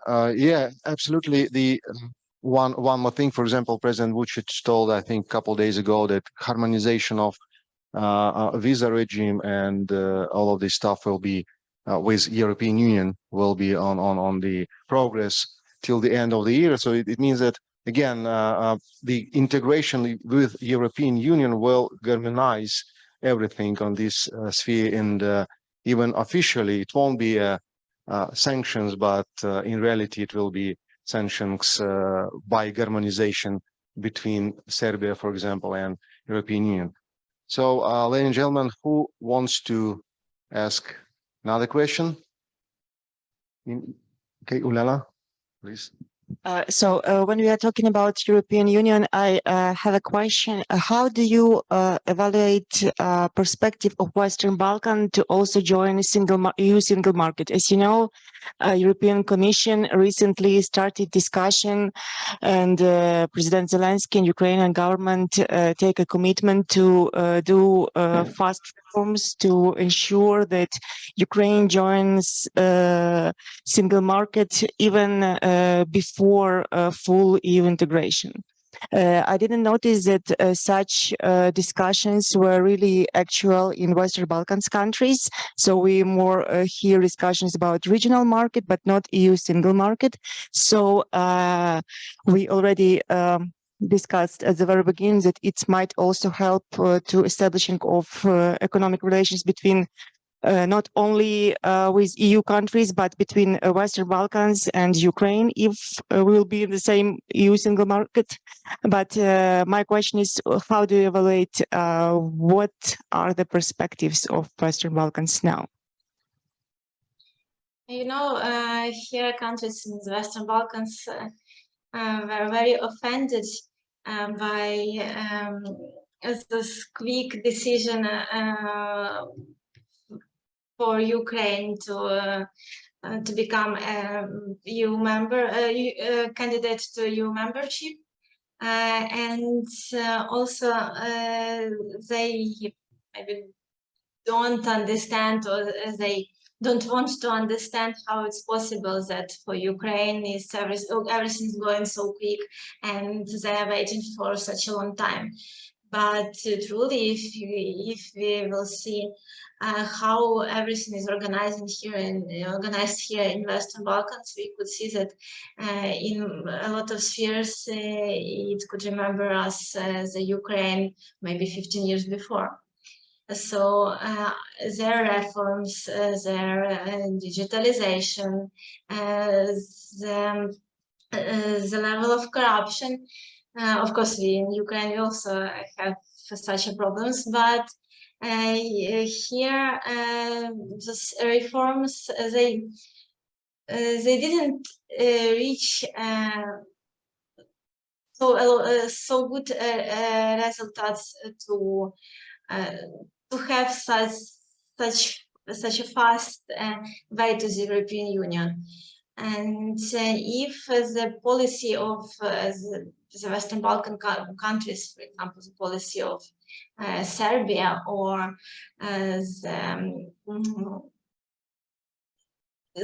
not for the policy of whole Bosnia, but okay, Bosnia is not a candidate, but still those influences, those Russian influences in the region, if they will continue, and if the policy won't be synchronized with the policy of the Western Balkans countries, won't be synchronized with EU policy, I think it's possible for Western Balkans to become the part of European single market so fast as Ukraine.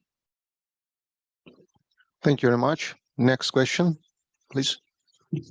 I have a comment just on what you just said regarding the reaction of the Western Balkan states to the decision to grant Ukraine the fastest in how the reaction from the European Union side happened.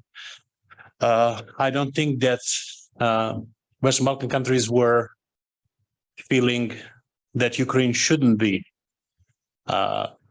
become a member or candidate for the membership. I think they were, and I am talking for myself now, that European Union waited for the aggression to take place in order to make such a political move, because this is a political move.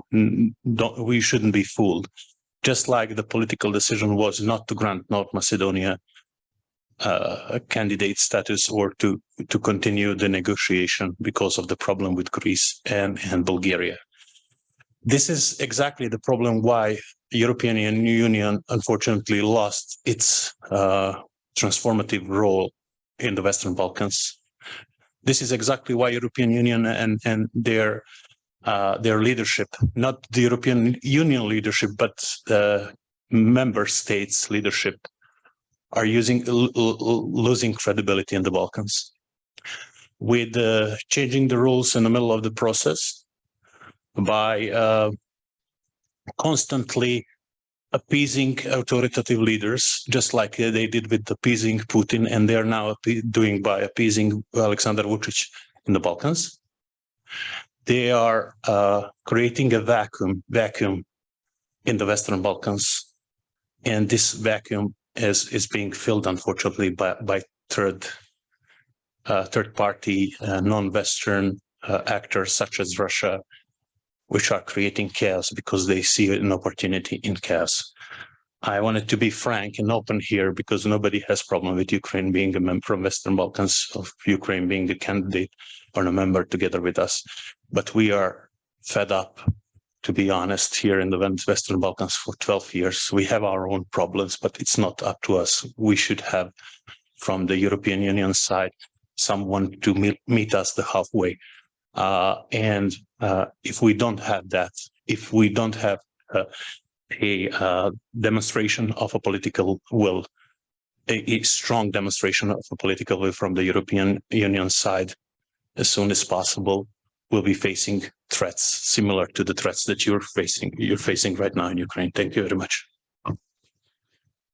Yeah, absolutely right. That transformating role of European Union, it's absolutely critical now, and European Union has a chance to be a builder of a new reality for Western Balkans and Ukraine, and trying to be more proactive, at least, and play a active geopolitical role to shape the reality, not to adapt to reality. I think that from my point of view, European Union, when they decided to give a candidate status to Ukraine, it was maybe first time from long time then European Union started to be a leader of the process, even compared to NATO.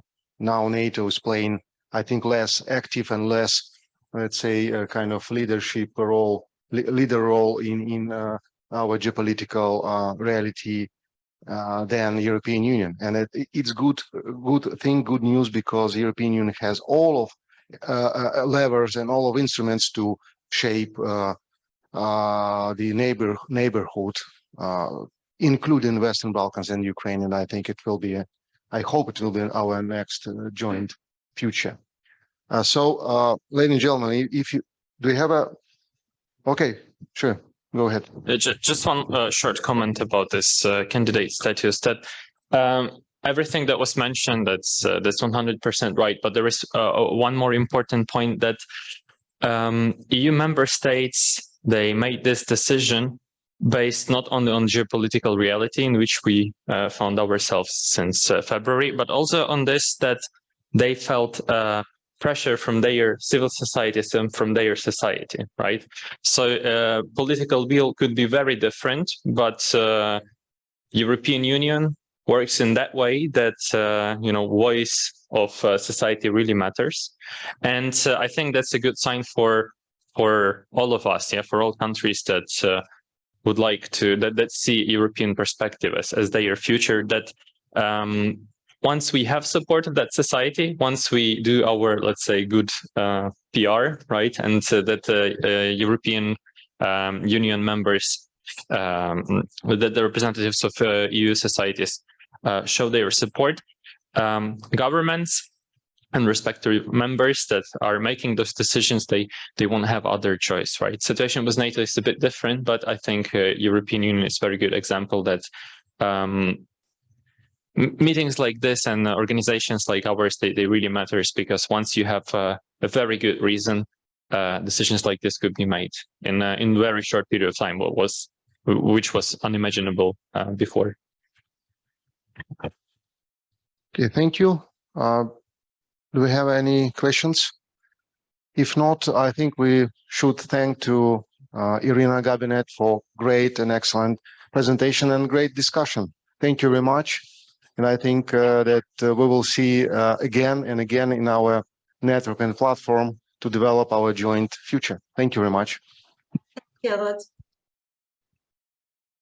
Well, I received a great introduction to my next session and my presentation, so thank you. And thank you, Iryna, to help me already. So our next session is actually continuing discussion of EU integration process of Ukraine and Western Balkans. And I really think that actually all participants can contribute to the discussion, and all of you can really tell a lot. So I will have a really brief intro overview, and then I suggest to have a good discussion within this area. We already started to do this, but let's continue. Yeah. So I would like to start from before war time, and how EU enlargement was actually seen by European Commission. So actually, it was Eastern Partnership, which included Armenia, Azerbaijan, Belarus, Georgia, Moldova, and Ukraine. And only Georgia, Moldova, and Ukraine had association agreement. And let's be true, no one considers that any of these countries will be even candidate to EU soon. At the same time, we had Western Balkans countries and Turkey.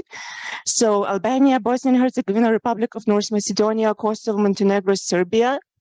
And most of them already received candidate status, and only Bosnia and Herzegovina and Kosovo were potential candidate and are potential candidate. So this was before February 2022, before a Russian invasion. On February 28, actually in 4 days after Russia invaded Ukraine, President Zelensky and the government of Ukraine signed an application for European Union membership, asking for immediate accession. And 3 days later, Georgia and Moldova did the same. And in June, EU leaders decided to grant Ukraine and Moldova the status of candidate country, and while Georgia only received confirmation of their European perspective. And this situation actually really created a lot of discussions and reactions, in particular in Western Balkans countries, and we will discuss why and what happened. But now I would like to show you the picture of real candidacy and chances to be EU member looks like this. So this is something what Mykhailo told in previous session, that Eastern Partnership is really something what already not so actual. And the reality is that Ukraine and Moldova has much more in common with Western Balkans countries rather than with the previous countries in Eastern Partnership, with Armenia, Azerbaijan, Belarus, and so on. So this is the reason why we, civil society organizations and partners from Ukraine and Western Balkans should consider EU integration as something what we should work on together. This is a brief explanation how actually EU integration looks like. There is 9 main steps which country and EU Commission do to confirm its membership. I won't now stop on this. You will receive this presentation later on, so let's move. So why actually we heard a lot of reaction on a very fast provision of candidacy to Ukraine and Moldova? Let's be clear, it was more political decision rather than technical.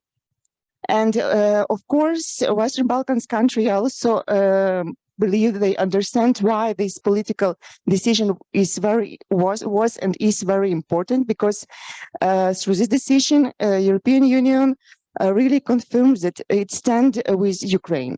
But at the same time, we have following situation. So you see the timeline of EU progress of Western Balkans. As you can see, like some countries already almost 20 years ago received candidate status.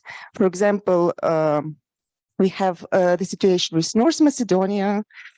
We have more than 10 years awaiting in Montenegro, also Albania, Serbia, and no real progress. Actually, if we look through EU reports on the progress, we will see that from 2015, countries really did a very, very low progress and opened not a lot of chapters, didn't receive good evaluations, but at the same time, a lot of people who live in Western Balkans, they are disappointed, and they started to really question if EU wants Western Balkans to be a part of EU. And of course, this has created very good platform for Russia propaganda, which actually even this fire of disappointment created to make it burn lighter. So this is something what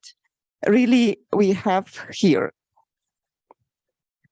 So this is about some like overview what was the recent progress. As you see, actually, we have in different countries different progress. I hope that participants from North Macedonia and from Albania can share what's going on and what people now say in their countries, because as you know, these two countries were blocked and despite their reforms and despite their progress, what they did, they couldn't really move further with EU integration. Also, Montenegro is a very interesting case because there is really big progress, but until now we cannot say that Montenegro really moved closer to EU. However, when we look through the situation, when now Ukraine and Moldova receive candidate status, when we have Western Balkans, and when we really see that European Union also started to consider if the enlargement process really should be reformed, or it should be continued like it is, or what actually do next. Because I think that for all democratic society now is clear that Europe should be united. Now the question is united in which way, and how to ensure it, and how should it look like. So now we have several different ideas and options which different leaders offer. So I choose here two, but if you know another ideas of further European future, please share. So first one is EU political community, which was suggested by President Macron in May 2022, and actually it was suggested before European Union gave candidacy to Ukraine and Moldova. And I remember that Ukrainians were really worried because of this Macron's statement, because they're afraid that actually candidacy will be not provided. So his idea is, this is his quote, that I will read. Even if tomorrow we granted them the status of candidate for membership of our European Union, we all know perfectly well that process allowing them to join would take several years, in truth, probably several decades. And it is the truth to say this, unless we decide to lower the standards of this membership and therefore to completely rethink the unity of our Europe. So this is his idea of future and his suggestion actually to creation EU political community, which will include different European partners meeting together with Europe and working on political dialogue, cooperation, and you see which countries it would include. So Ukraine, Western Balkans, Moldova, but also all partners from Eastern Partnership, beside Belarus, United Kingdom, Turkey, Switzerland, Norway. So these partners should be the partner in this EU political community. Actually, very soon, 6th, 7th October in Prague, there will be first meeting where countries from this political community should meet and discuss their perspective. Great Britain, United Kingdom actually was one of the critics for this strategy, and it's very interesting that they agree to participate in Prague, and we'll see actually what will be the result of this meeting. So another idea or scenario which was suggested, it was made by your President Charles Michel, and also in May 2022, and he was talking about some, let's say, gradual integration.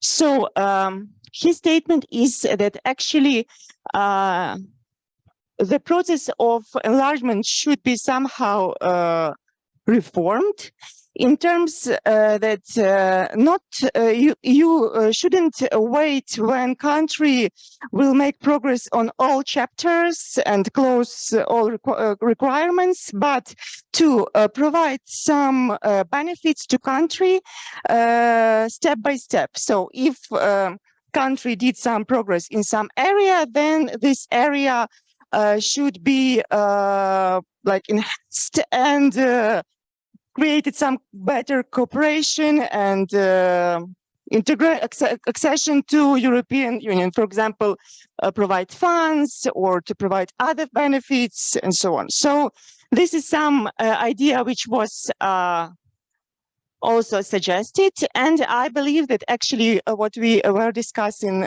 before, single market, is one of these very important area which actually also step with this idea, because economic integration, in my opinion, is one of the most important, because if the economic will start improving, then all reforms will also have better chance to move forward in case of Ukraine, but also Western Balkans. So EU single market is something what actually I think should be really considered by the European Commission. And I was really happy to hear that Ukrainians were suggested to start working on this inclusion to single market. But until now, I didn't see that Western Balkans really are considered also to be the part of the single market. Maybe I missed it. If you know other new information, please share with us.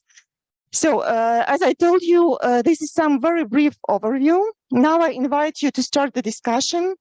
So, let's discuss actually, we as civil society organization from Western Balkans and Ukraine, what actually we would like to support, how we see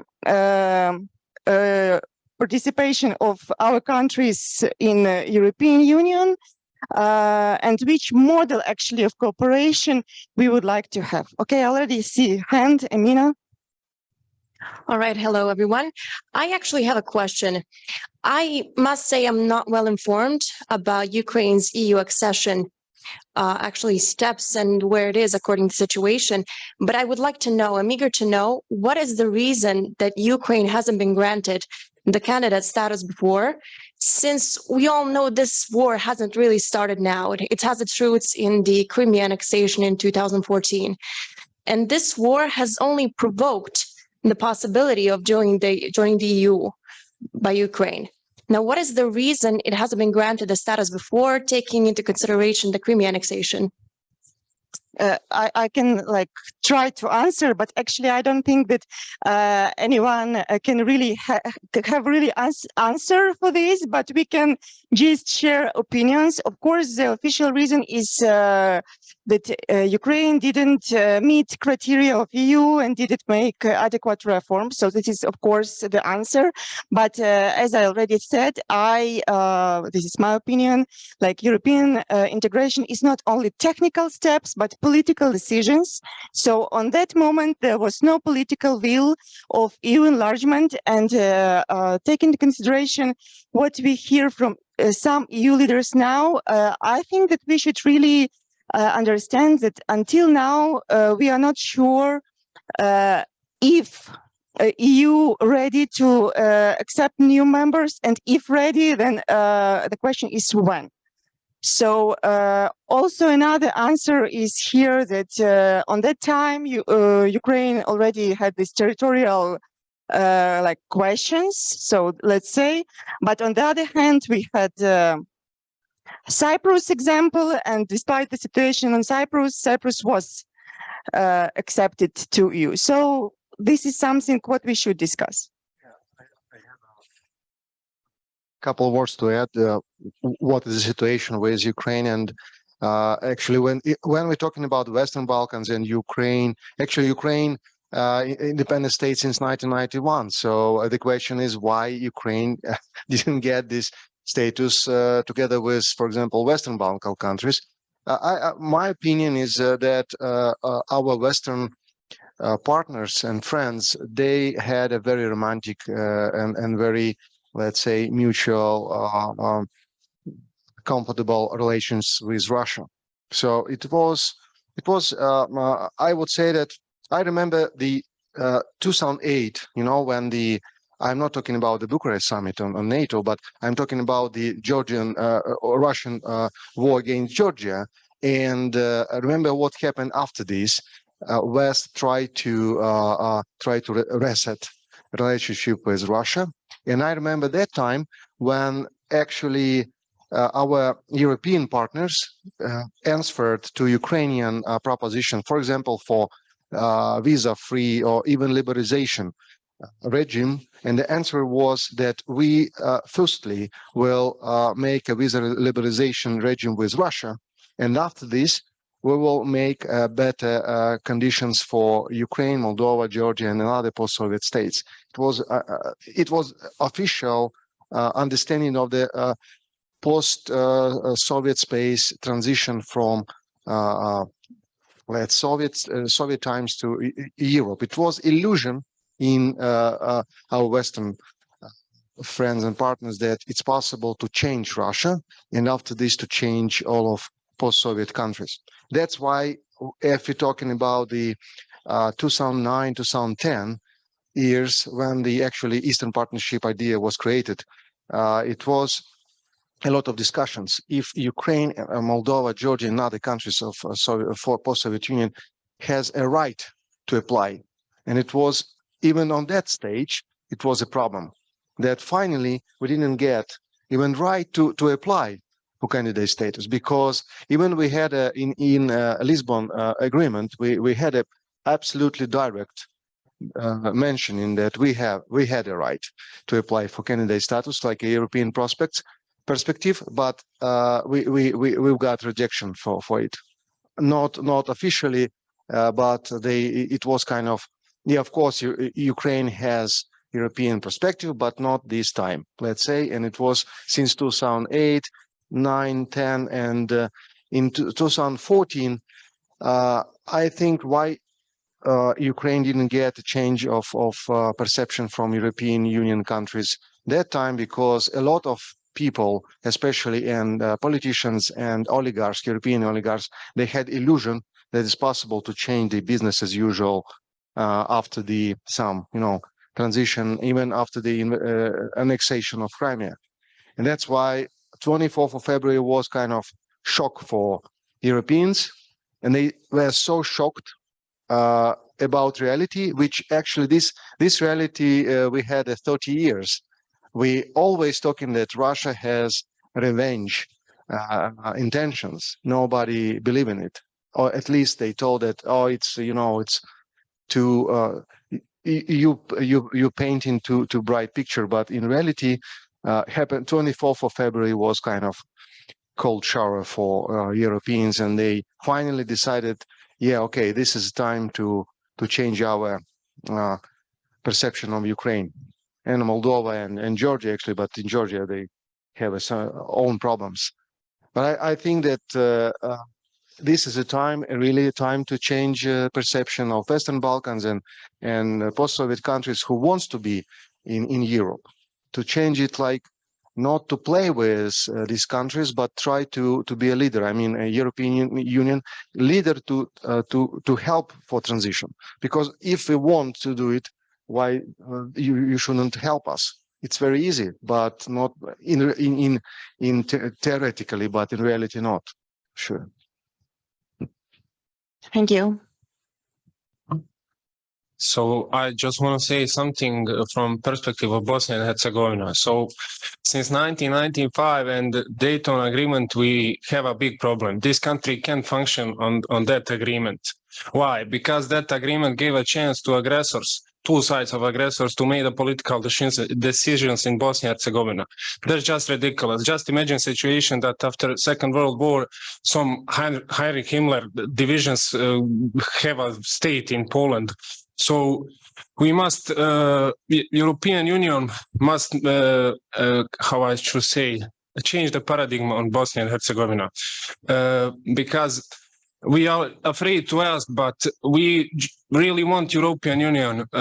We really want to be part of European Union, but does European Union want us? We heard from some Emmanuel Macron and Orban also that we are just something that Ottoman Empire forgot to take when they collapsed here. So we need to change that. I think that it's just bigger problem than situation in Bosnia and Herzegovina. I just want to ask a question, Benjamin. When were you born? 1999. Yeah. So you see, it's very interesting to see this example and realize that some people are now today in Montenegro on the verge of becoming adult citizens and obtaining the right to vote. And they were born right in the time when, for example, Montenegro is starting its EU accession process. I was 5 when a man who is a president of Montenegro came to power. And I'm almost 40 now. And political processes are very, very slow in the Balkans, to put it in gentle words. I'm trying to put it in gentle words. So the problem is what you're realizing, that the process is too slow. And by finding solutions such as the political community, the message how we read it today, that people in the EU, leaders of the EU member countries, don't want to solve the problem of the slow accession process of candidate countries. And if you take a look at the European Union membership, if you take a look at what's happening in Hungary, and now with the new government chosen that's been just elected in Italy, then you realize that something's not wrong with us. If you look at the example of Silvio Berlusconi being the leader of one of the major European Union member countries, then this story of us not fulfilling the political criteria or reform agendas it's very hard for us to believe in it. So at least for us, the prospect of feeling the benefits of the EU membership in our best years, I think it's almost, I think, a lost dream. But for these people like Benjamin or our young friend, a high school student, I'm sorry, I forgot the name, Semir, I think it's not late for them. And I was always telling, if for us in the Western Balkans, this sense of that we've been left behind, what can you tell about our friends in Kiev or in Tbilisi or in Chisinau? So the problem is that we need an approach where there is no plan B, there is only one plan. And I don't believe in this process because we had a lot of iterations, a lot of different rebrandings of these second-tier processes. And I hope that I don't know, I lost belief that something would change. And if this ends well in Ukraine, if this war comes to an end by the change of regime in Russia, I think that's the only way how we can hope for the end. I hope that end of the conflict and liberation of Ukraine could be a good start for rethinking the European integration process. Thank you. Thank you, Любомир. I will provide just small comment. I know that Ukrainians were really very optimistic when received candidacy status, but also I know that they didn't know the experience. Most of them didn't know the experience of Western Balkans. Even civil society organizations which work in the area of integration, they didn't really learn the experience of Western Balkans and how actually this process of integration can look like if it won't change. That's why I'm really glad that we started this discussion here now, because I think that we should talk about this. We should talk between Ukraine and Western Balkans, but also to talk with European Commission, just to really clarify if there is only plan A and real EU perspective for our countries, or we should really understand that we cannot be member of EU in really like next, I don't know, decades, and what does it mean for us then? Brief comment on this. When I've seen on television when Ukrainian people were celebrating, they were and this hope that they will be automatically become members. It was so naive for me. I was feeling such anger because not because of Ukrainians not being informed enough about the EU accession process, but from the European side for not being proactive enough to explain the people that it's not. I don't know. Now on second thought that maybe President Macron approach is honest. Maybe he's telling us that we shouldn't hope for the integration in foreseeable time. Thank you. On this, we cannot forget that Ukrainian civil society, Ukrainian citizens pay with their blood on 2013 and 2014 on Maidan, the decision to choose EU integration instead of Eastern integration with Russia. We cannot forget that. How everything starts, that people come out on streets to say no to Russia and to give their life for EU. Thank you. Yeah, it's a very good point. Nicola.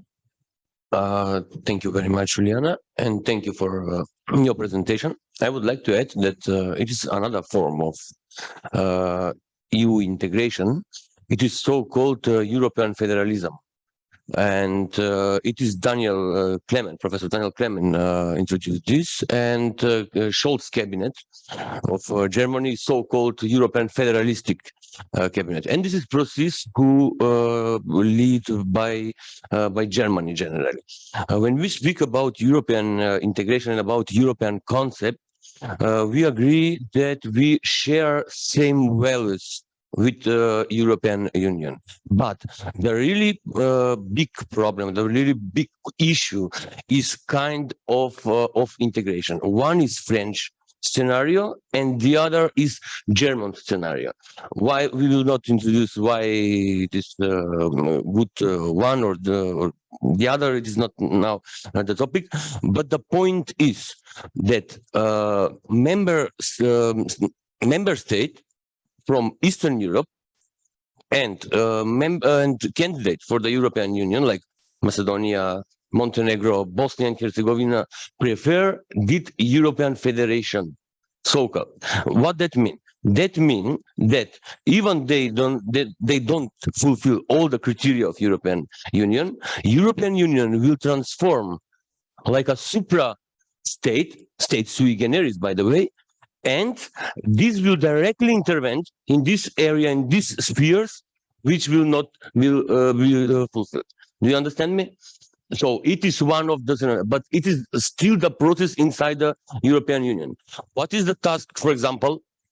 Why people like my colleague from Montenegro said that we are fed up and stuff like that? Yeah, it is true, because I will speak in my case, because we talk about our identity. Our Macedonian identity is denied from one neighbor, another neighbor, and now when we will see in Ukraine, it is another.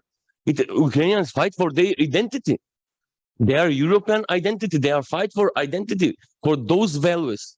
It is battle of values. And we will speak in later session when Darko will present about the disinformation. I will explain practically how in Macedonia this disinformation go through. Yeah, it is my another aspect is deeper form of cooperation and connectivity in the Balkan areas to transform European Union here. It's another aspect, and to go in the European integration like a whole region. It is one of the it is third aspect of so-called European integration. And don't forget that for my prognosis, now the center of political power will go from Brussels through Poland, through Eastern Partnership. Now the member states from Eastern Europe will be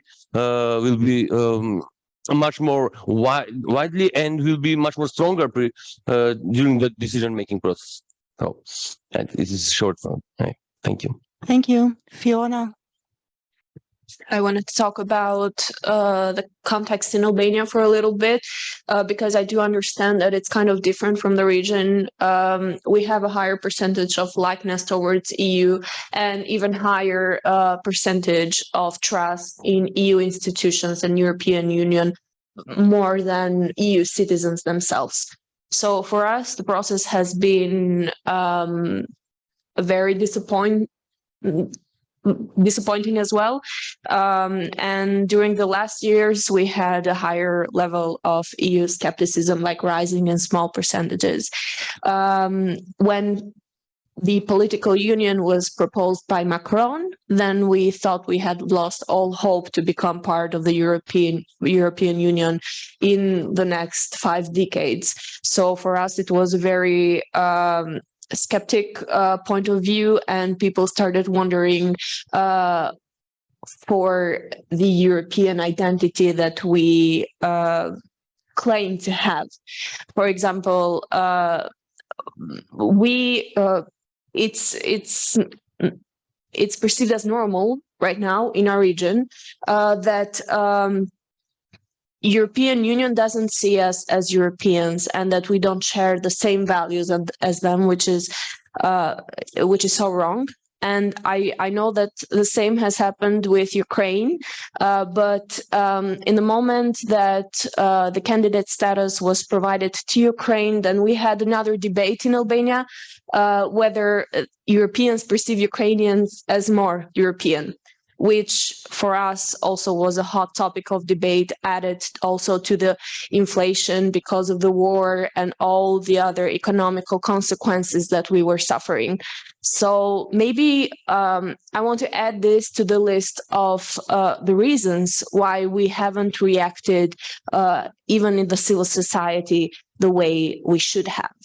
Now, we have just opened the negotiations. We are currently working on the first cluster, which is a more supposed easy procedure for the EU accession.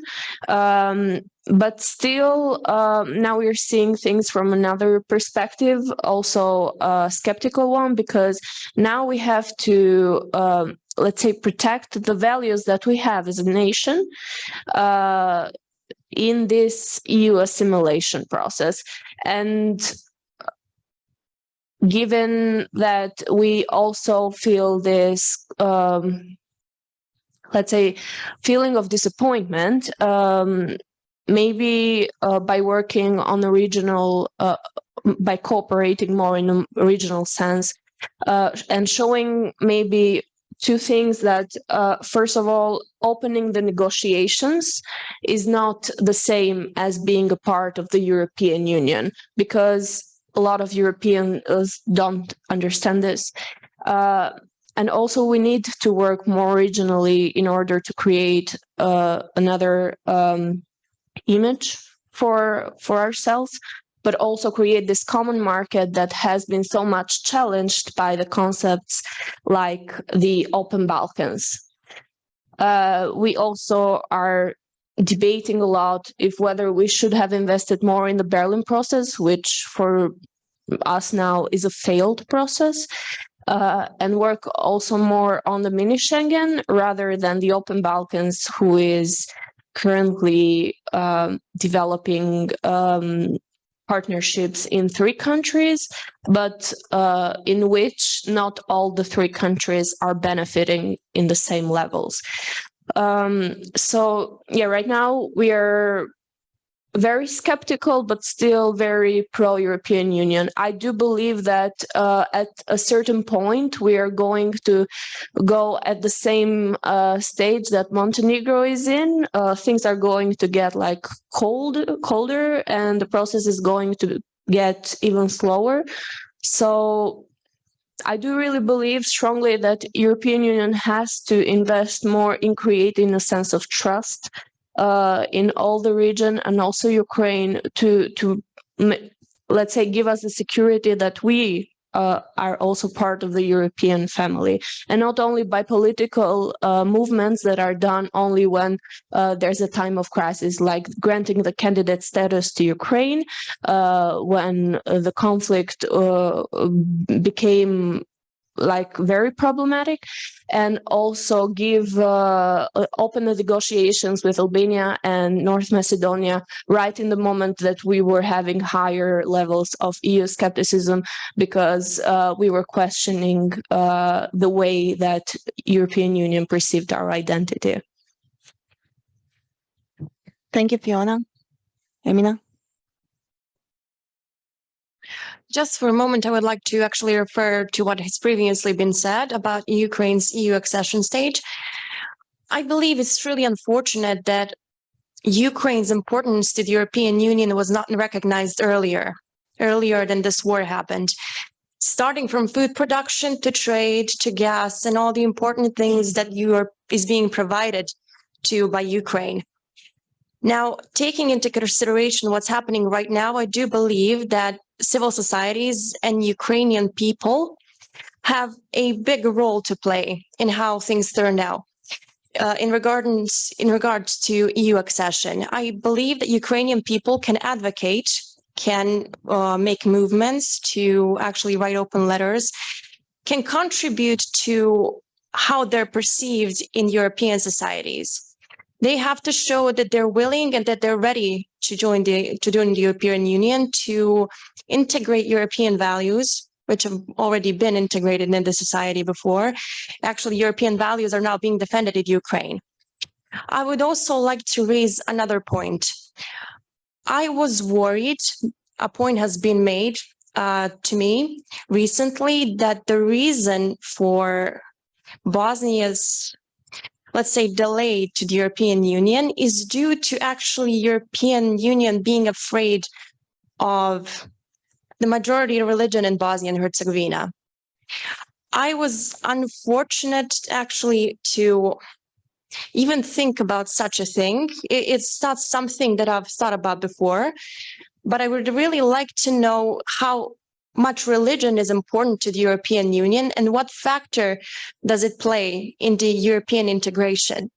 Because if that even plays a slight role, that we're here actually to show Europe that we hold European values dear to us, and that religion, that we're a secular state, and that religion is merely an individual thing, not a political one, and it shouldn't be. Thank you, Emina. Uliana? Yes, thank you. I just have a short comment. I think everybody must understand why now Ukraine want to be part of European Union, and why it's important for Ukraine and Ukraine people to have a status of candidate for European Union. I think the government of Ukraine and European Union understand that they must give a future for Ukrainian people that stay in their country, to live there and to have new families, because we know that this war and this aggression one day must be stopped. And what after that? After that, I think European Union and all Eastern world will help Ukrainian to help the new lives.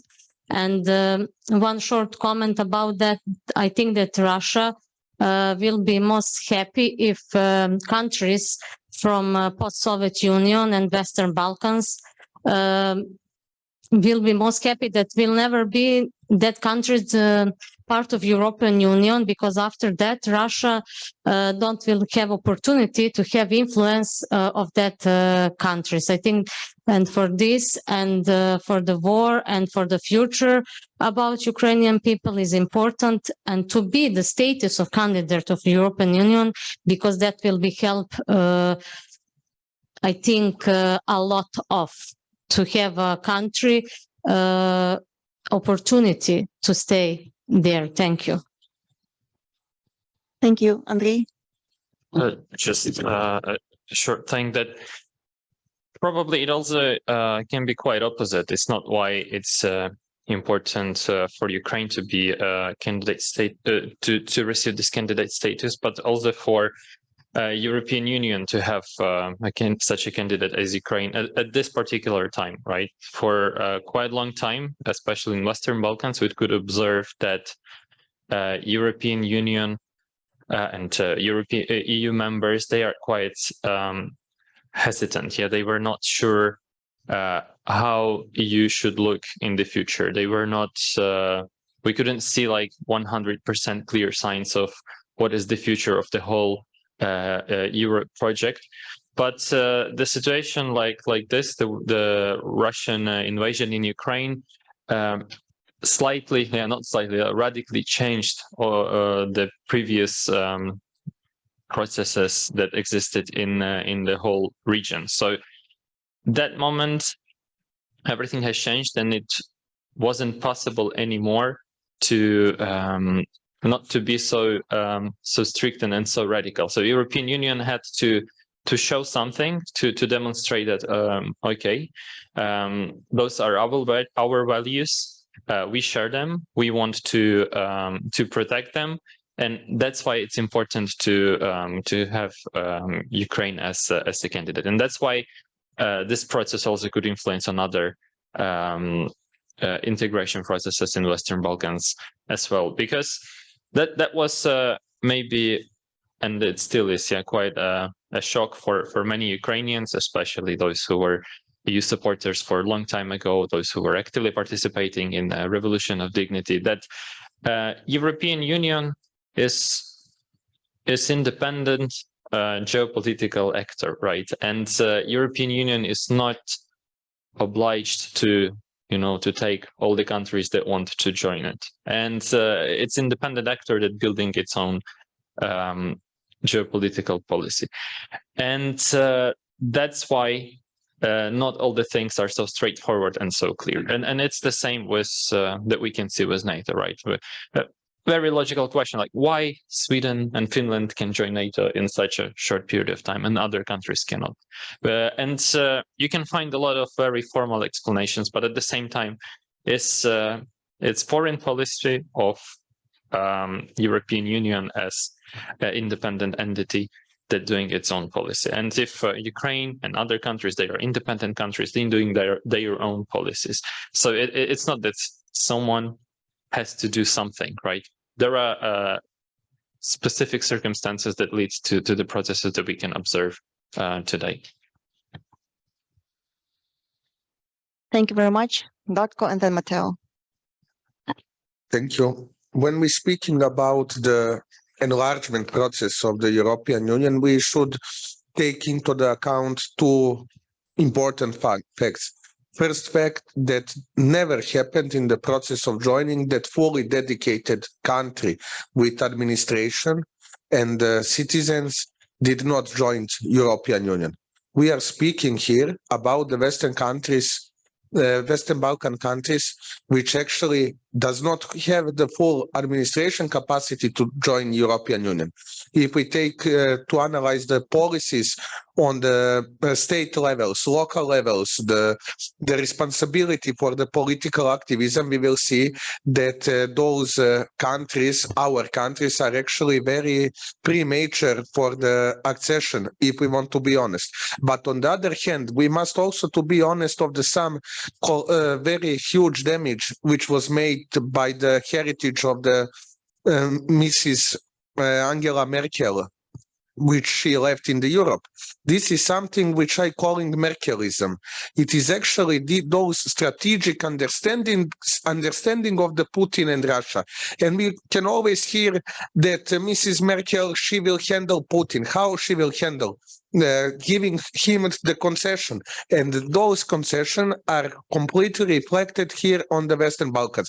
Those are this understanding for Russia was actually not finished state of the Bosnia and Herzegovina, not finished dialogue between Pristina and Belgrade, not integrated North Macedonia to the fully candidate status, not integrated Albania, almost coup d'etat in the Montenegro, which was been successful, and of course, after those coup d'etat, the absence of the support for the democratic government of the Montenegro, bigger investments, bigger support for the pro-Western forces, and then what we have in the 2021, we have almost clerical government in the Montenegro as consequences of the strategic analysis from the European Union. And if we watch to the map, only the countries where is present the strong Russian influence, only the countries what are so-called Russian spheres, which actually Putin want to create in the Ukraine, all those countries, they only have problematic accession to the European Union. All other countries in the Europe, which does not have any kind of the connections or interference from Russia, are already full members of the European Union. If we watch the North Macedonian parliament, we will saw that the pro-Russian party oppose all legislation which contributes to the Open Balkan Initiative. So European Union joining is the political process, not economic. And we always have the change of those two theses where people think, okay, we will build up economy and then we are ready for European Union, which is actually not the case. On the other hand, what is the impact of the investments from the European Union, promotion of the donations? Where is the informational confrontation between European Union and the Russian Federation? I never saw that the European Union offices any time in the Serbian example countered the Russian or Chinese propaganda about the COVID aid and help during the crisis. Never. I was looking 10 months for the official data from them to see how much they have donated, how much China donated. They never submit me any answer. So if they want to play on the European Balkan, Western Balkan, because their strategic stability, they must to know that they must to confront Russia. How they will confront it?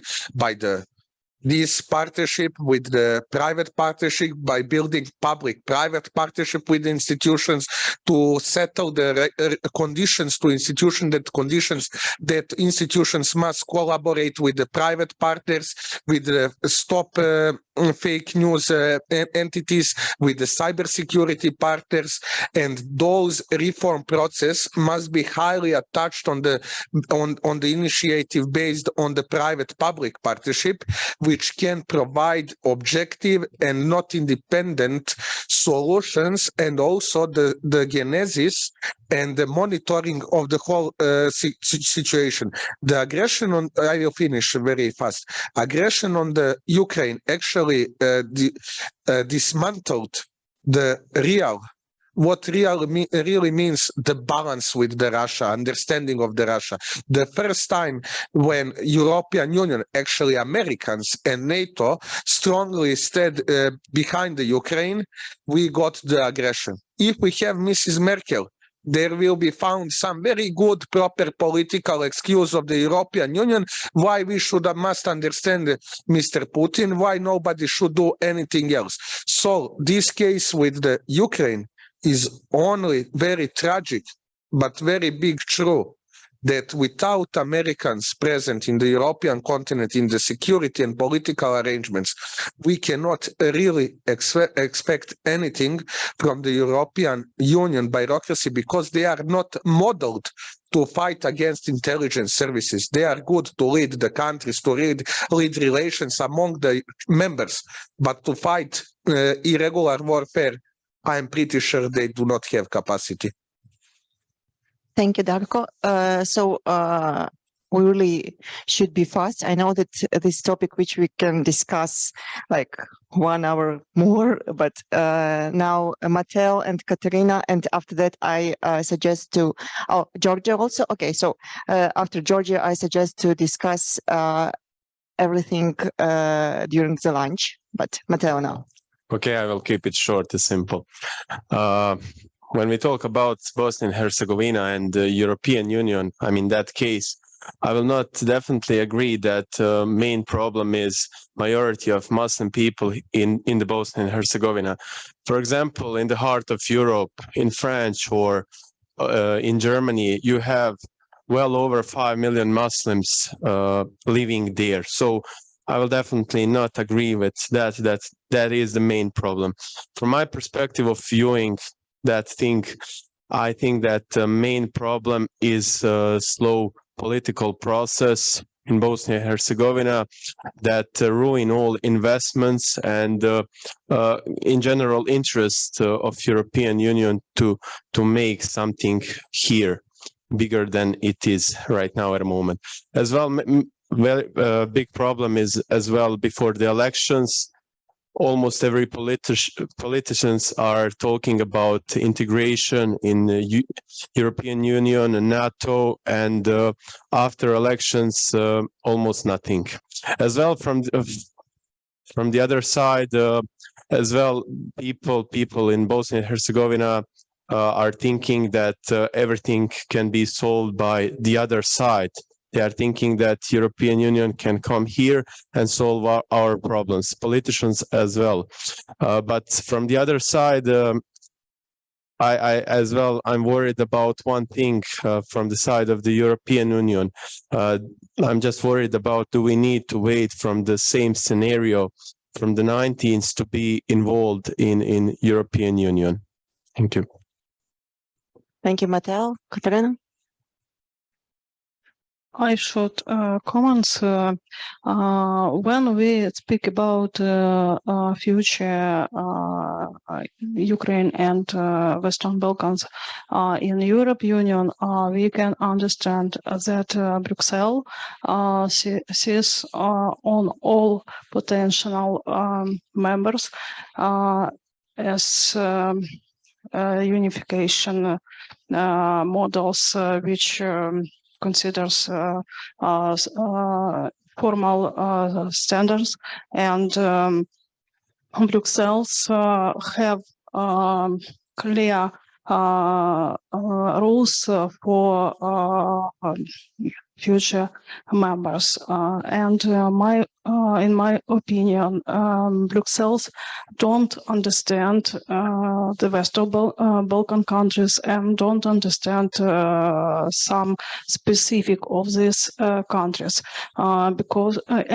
So in this context, Brussels constantly create some ideas, some project to quickly process of Western Balkans to access and joint of Europe Union. Now I speaking about Berlin process, which started in Germany in 1914, and this process don't have effectively results for Western Balkan countries. Thank you.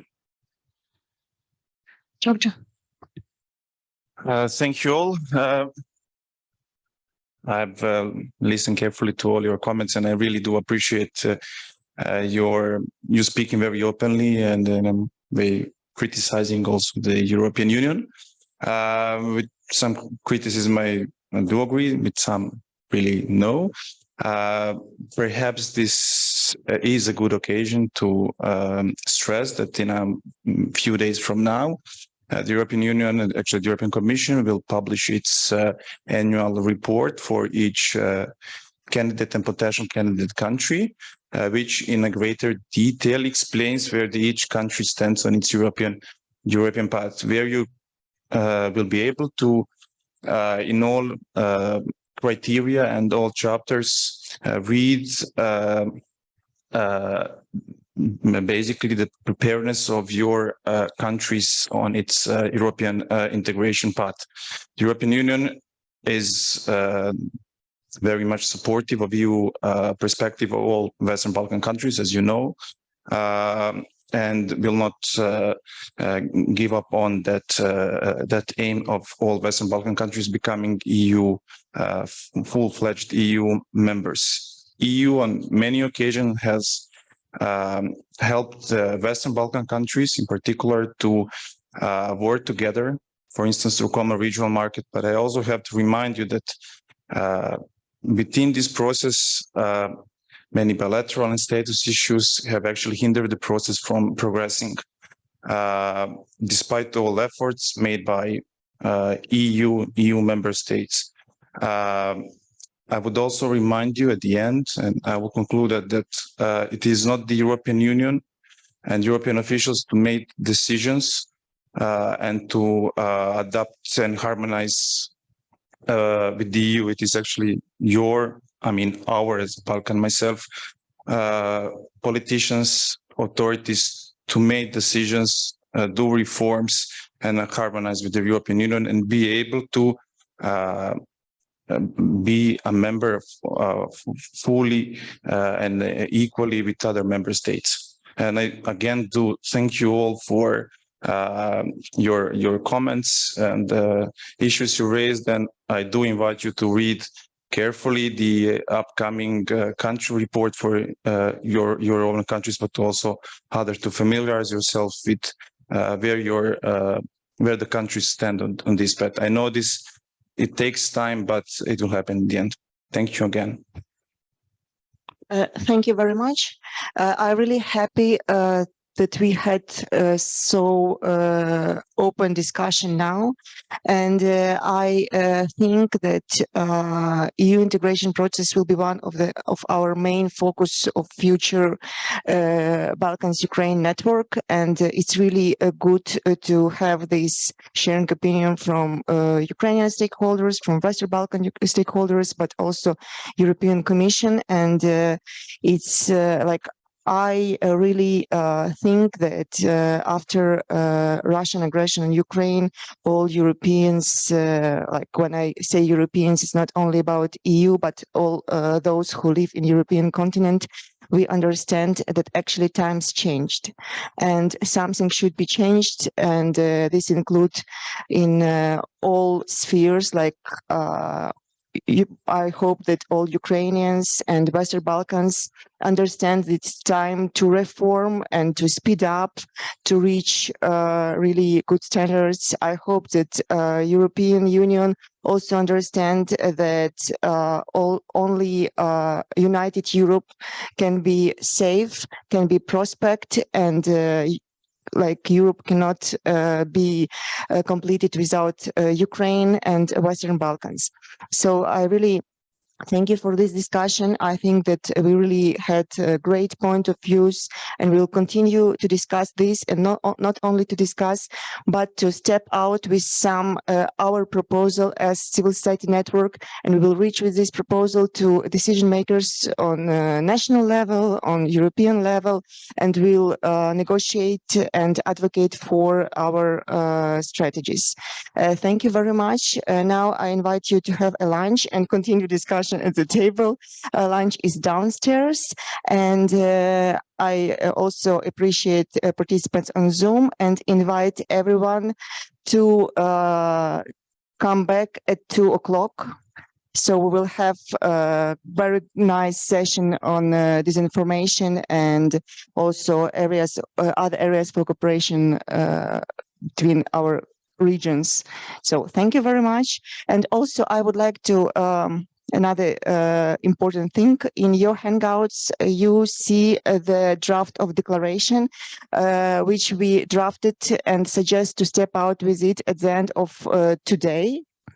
So the discussion will be at the very end, but to speed up discussion, we really would like to invite you to read and to already think about your suggestions, changes, or whatever. So please take this document, and when you have time, just to read it and be ready for discussion.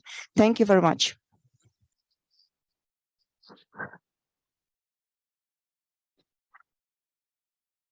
I suggest to start, because I see there is a lot of discussions around, but let's have centralized one.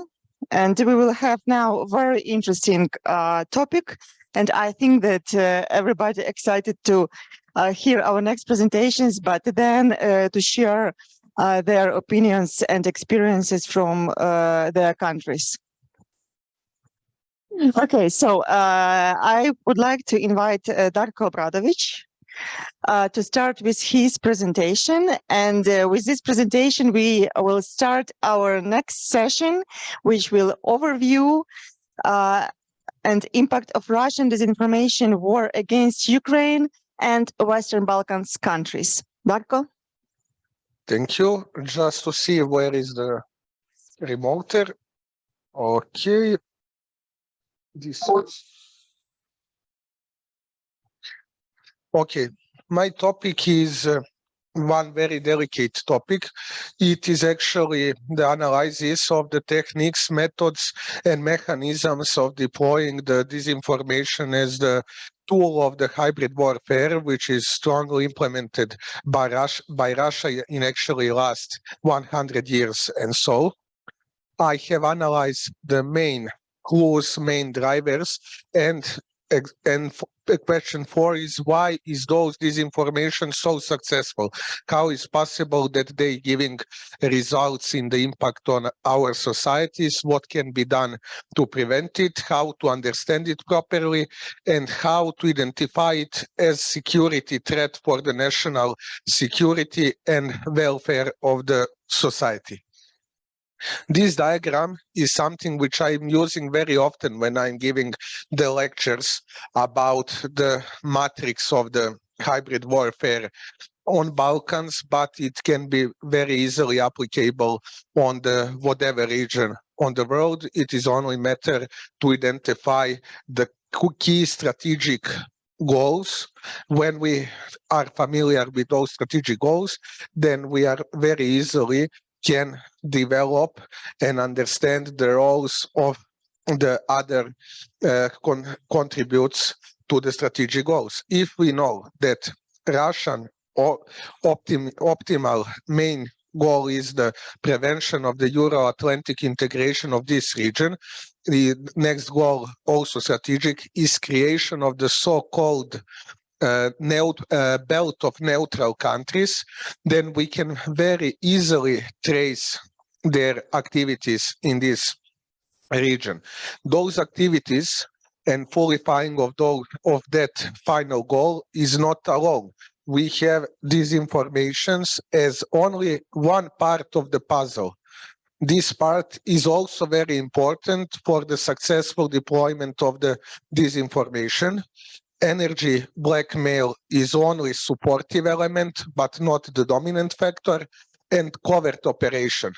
We can very easily say that energy blackmail, which is so active now those days, we can listen to stories that without Russian gas, everybody collapse, nothing will work here in our region. And so because of it, we should take care about Russian interests. But in the proper way, energy blackmail maybe exist. Somebody will say it does not exist if you are part of the European Union, but this is very active threat, which actually is supporting the disinformation narrative about Russian gas, Russian friendship, that Russia is global player who support other countries and so on, and objective circumstances.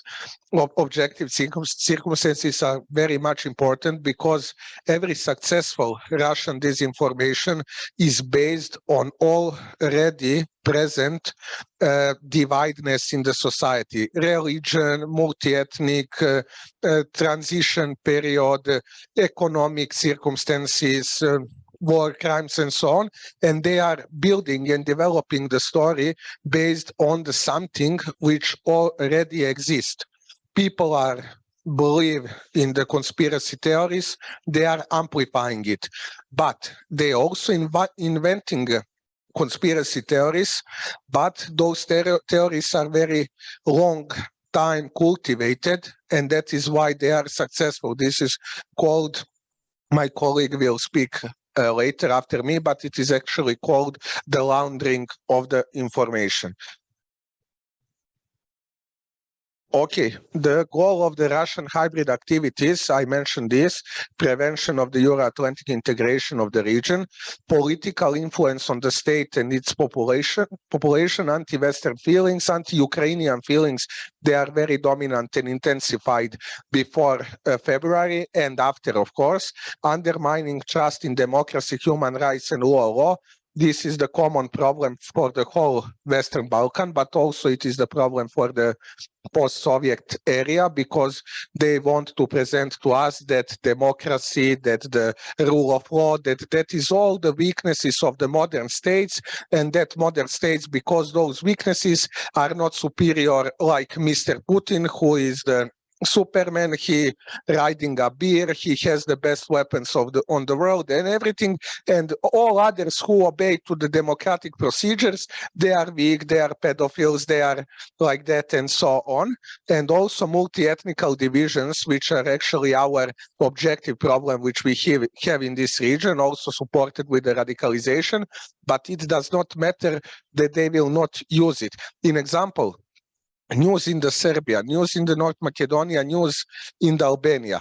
Every of that news play on this card, but the content which I will receive in Serbia will not be the same like content which will be received in Albania. But actually the creator of this content is the same center, same intelligence service. So to understand this, we must know what kind of the informational environment we have.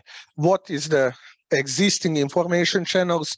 What is new information channels? What are the levels of the media literacy? What is the levels of the media responsibility? What is the reach of that channels?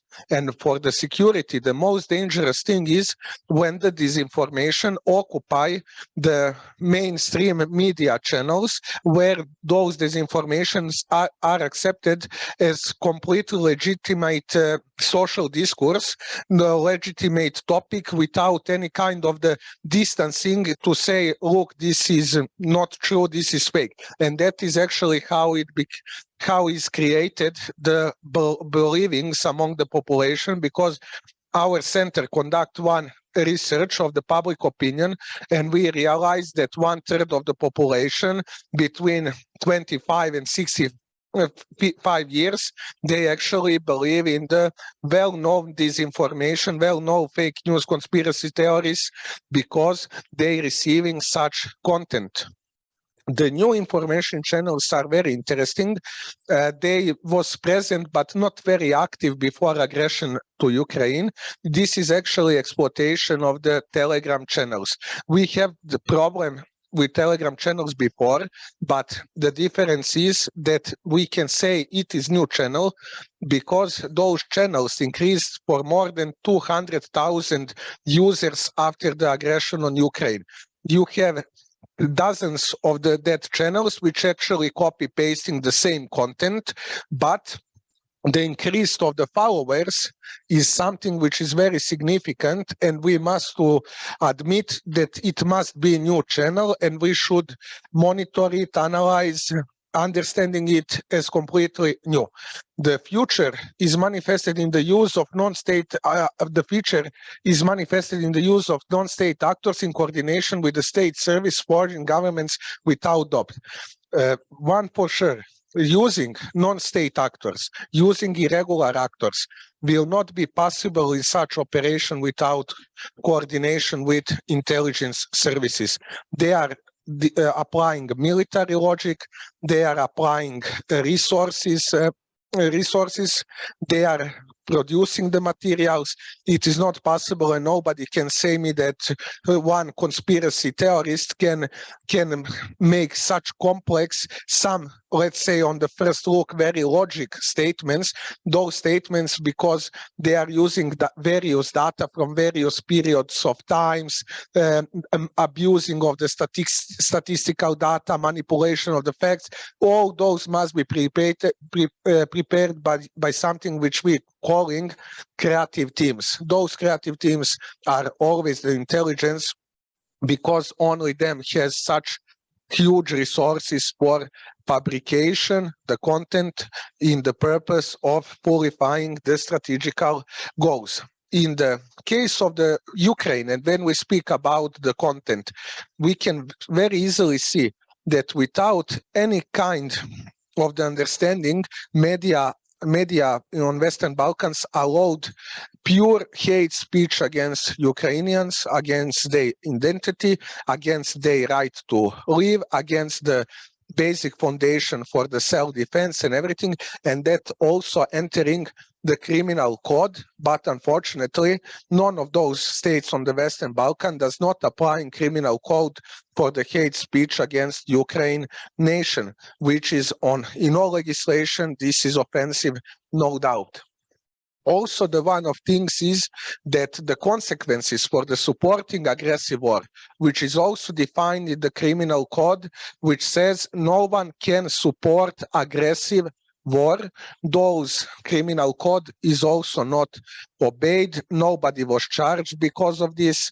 And this is the obligations which are implemented in the domestic regulation according to the international conventions. So it means they are mandatory to be applied. But unfortunately, it is not.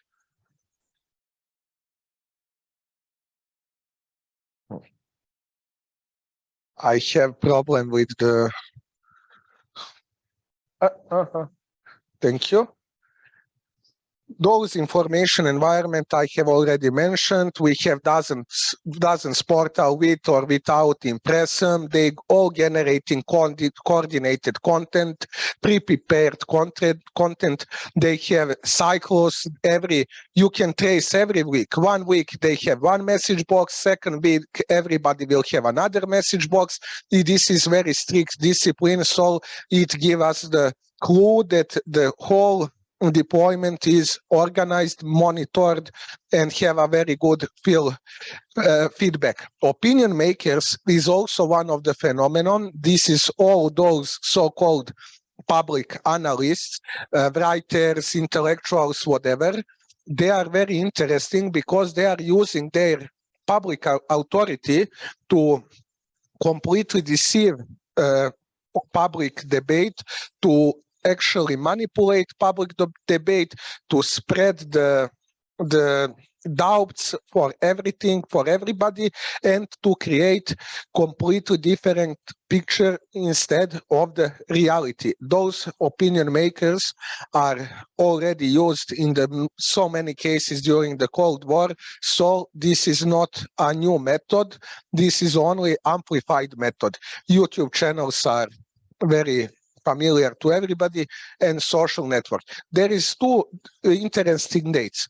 First date is 2014. Actually, in 2015, after armed rebellion in the Ukraine, the Sputnik was established on the Serbian language for the whole Balkan. Now, after aggression to Ukraine, the RT Balkan was established a couple months after beginning of the aggression.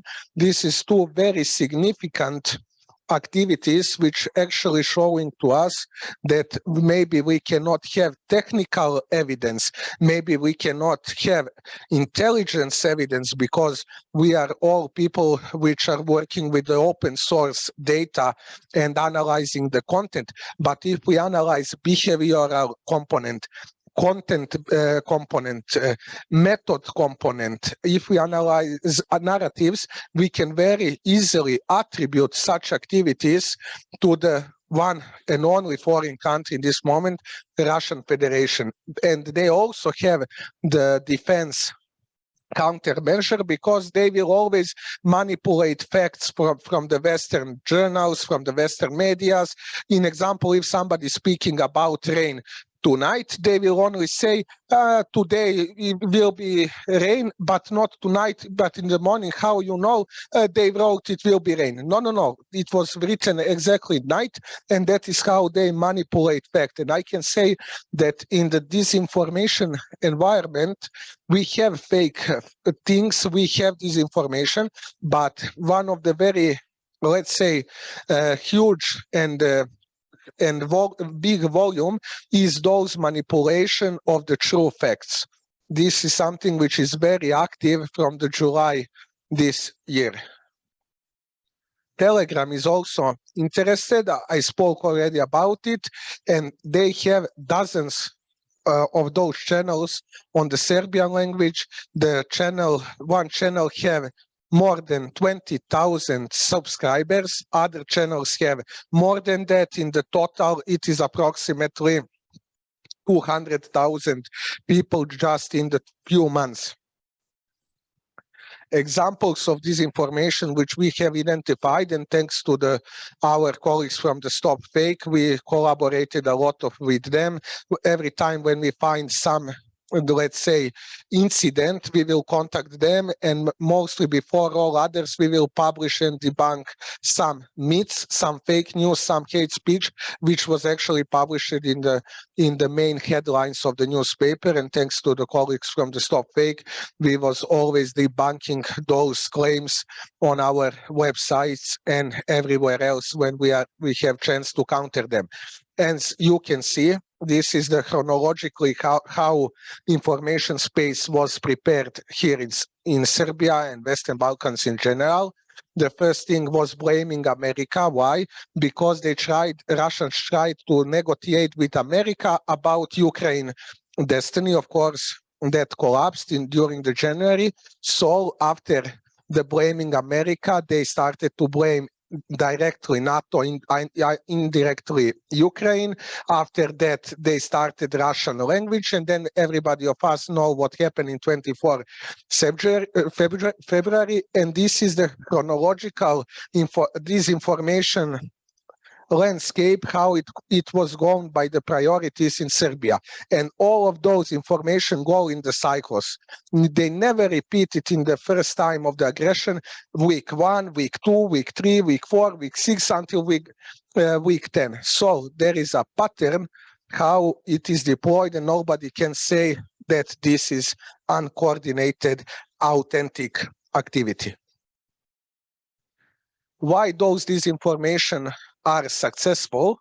First of all, it is media literacy, because here on Western Balkans, we actually does not know what is media, what is not media, what is tabloids. We do not make such difference. Here, everything and everybody can be journalists, can be media. It is very easily to publish content, to represent yourself as media, in case to be designated as foreign agents of influence. They are medias. So a lot of job should be done. Also, the other actors like European Union, like USA, like NATO and others should contribute more in the fighting of those disinformation, should build much more better and stronger connections with the media portals, also with medias which are critical to the European Union. I think that relations should be cultivated, so sooner or later those medias maybe will change opinion, maybe sometimes they will transfer the counter information or dementi, whatever, but I think that that work also must be supported. It cannot stay only on our people which are which are academicians, NGO activists and so on. Lack of legal framework, this is also very interesting. In case of the Slovakia, they have the law which actually deploying of this information treating as radicalization, and they dedicating full capacity of the institutions to counter them. In example of Serbia, you have in the national strategy for security, you have only 2 times mentioning this information. First time in the security environment without any definition. What is it? What is the threat for the security? Is it challenge? Is it risk? Is it threat? Nothing, just as something which is present in the security environment. So the legal framework must be done on that way that actors which are actually involved as media must be designated as somebody who's spreading this information, and those designations must to be done by the official political representatives in the state institutions. It is not the job for the private initiative, by my opinion, because state cannot be dependent without institutions. If institutions do not want or do not can or whatever to designate some activity as disinformation as threat for the public health, NGOs and all others of us, we can only publish it on our website. We can say something in the publicly, but designation without official stamp does not contribute to the activity of the other institutions. Manipulation of the public debate. This is very interesting because for this they need the opinion makers, which I have explained. So this is one of the narratives which are very successfully deployed only because so-called independent analysts. Emotional manipulation and techniques, this will speak my colleague. Usage of mainstream media, of course. Lack of political will for attribution of this information. This is very crucial, because without it, we know where we live. We live in the Western Balkans. People do not believe in the NGOs. NGOs are on the constantly attack by the political stakeholder. NGOs are always suspicious, and this is some other story, but because of it, I think that everybody who is researching this phenomenon in the proposition and recommendation should insist that political attribution of such operations, no matter is it influence operations, is it information, influence operation, fake news, they must be designated. And of course, the relevant strategies and law should be changed according to the new battlefield which we have in every house on the Western Balkan. And perception as security threat, which I also mentioned. This is also important, but unfortunately, when I look to the national security strategies on the Open Balkan Initiative countries, I didn't find much materials which will tell me that state understand the implication of the disinformation. What can be done? I also mentioned it. Public-private partnerships. That is most important thing. If we look how we will recognize that there is an influence operation, in example, on Facebook, on Twitter, on TikTok, on Telegram, we can analyze narratives. We can analyze content in the time frame. We can analyze method, how it was spread. Is it destructive humor? Is it forged documents? Is it forged interviews? But technical aspect of attribution cannot be done alone, because in most cases, Facebook will not provide data, in example, for our Center for Strategic Analysis to analyze unauthentic user behavior. Facebook will say, we're protecting privacy, we will not give you the data, or Twitter. On other hand, some technical signal analysis, so-called, it cannot be done without proper cyber knowledge, cyber company, which have the legal basis to do such signal analysis to see from which center are coordinated certain content. And third one is intelligence work and intelligence knowledge, which is also not at our disposal. So because of it and all those legal limitations, I think this conference is very useful, very nice and good beginning for the public advocacy. Once again, thank you, Uliana, for assembling us all here, because this public-private partnership is the key point, how we can fill each other gap. Maybe we here have in this room sensibility to understand destructive narratives, to understand what Russian Federation doing here, what China doing here, what Turkey doing here. But the tools and legal basis are not on our side. So through advocacy on the legal framework, we are coming to the public-private partnership, which has, I think, Ukraine now in these war times. We can use their practice here for education to providing models, but also Eretz Israel has also such practice, which is useful. United States has those practices with the DFIR lab of the Atlantic Council and so on. So it is not something which not yet exists. And membership in the international organization. I think I spoke too long, so I will not elaborate anymore. So I am open for the questions. I suggest to have questions after both presentations, then we can discuss more. So now I would like to invite Marianna Prysiazhniuk. And I also looking forward to learn more about her presentations and data which she will present to us about this information, because she represents StopFake. It's one very famous organization which actually work on fighting disinformation in Ukraine, but also in other countries. Marianna? Yeah, it's PDF. I'm a bit nervous, as usual. Dear colleagues, I'm very lucky to be here. Again, my name is Marianna Prysiazhniuk. I represent here Ukrainian organization StopFake.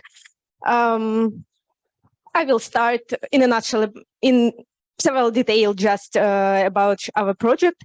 StopFake was launched in early 2014, and in response, actually, for started Russian aggression back then with the annexation of Crimea and the invasion in east of Ukraine.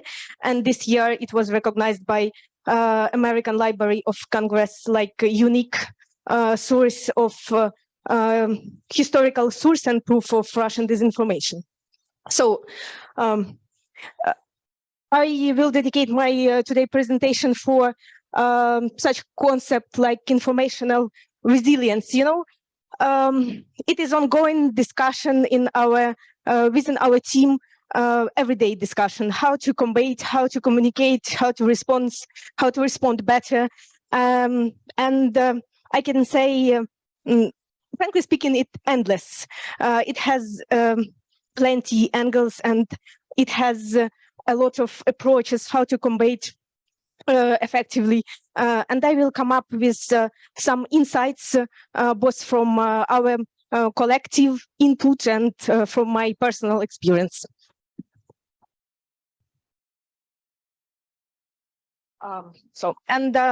I would like to focus on three parts of my presentation: dimensions, narrative, and strategies. And strategies, I would say, from both parts, from Russian Federation, like the main actor of spreading disinformation, and strategies of combating disinformation, and obviously examples.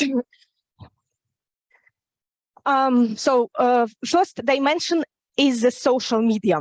You know, starting from 24th of February, the role of Telegram's anonymous group, even Facebook, I don't know, personal chats play crucial role in spreading disinformation. And it actually not the matter even of spreading disinformation, like the lack of personal awareness, which information should be shared with, even in our personal chats. And a lot of people without being aware of that could contribute to spreading disinformation. So it is the first point that social digital space is crucially important in tackling disinformation strategically. Yeah, and just to mention, every example which I've put on the slide represent the point which I described.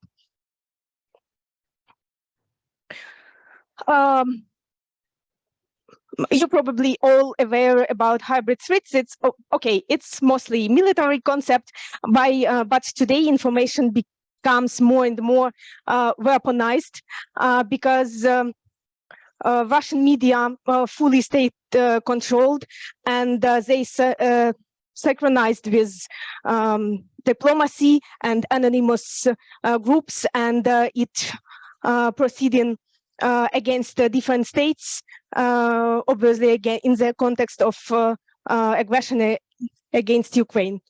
And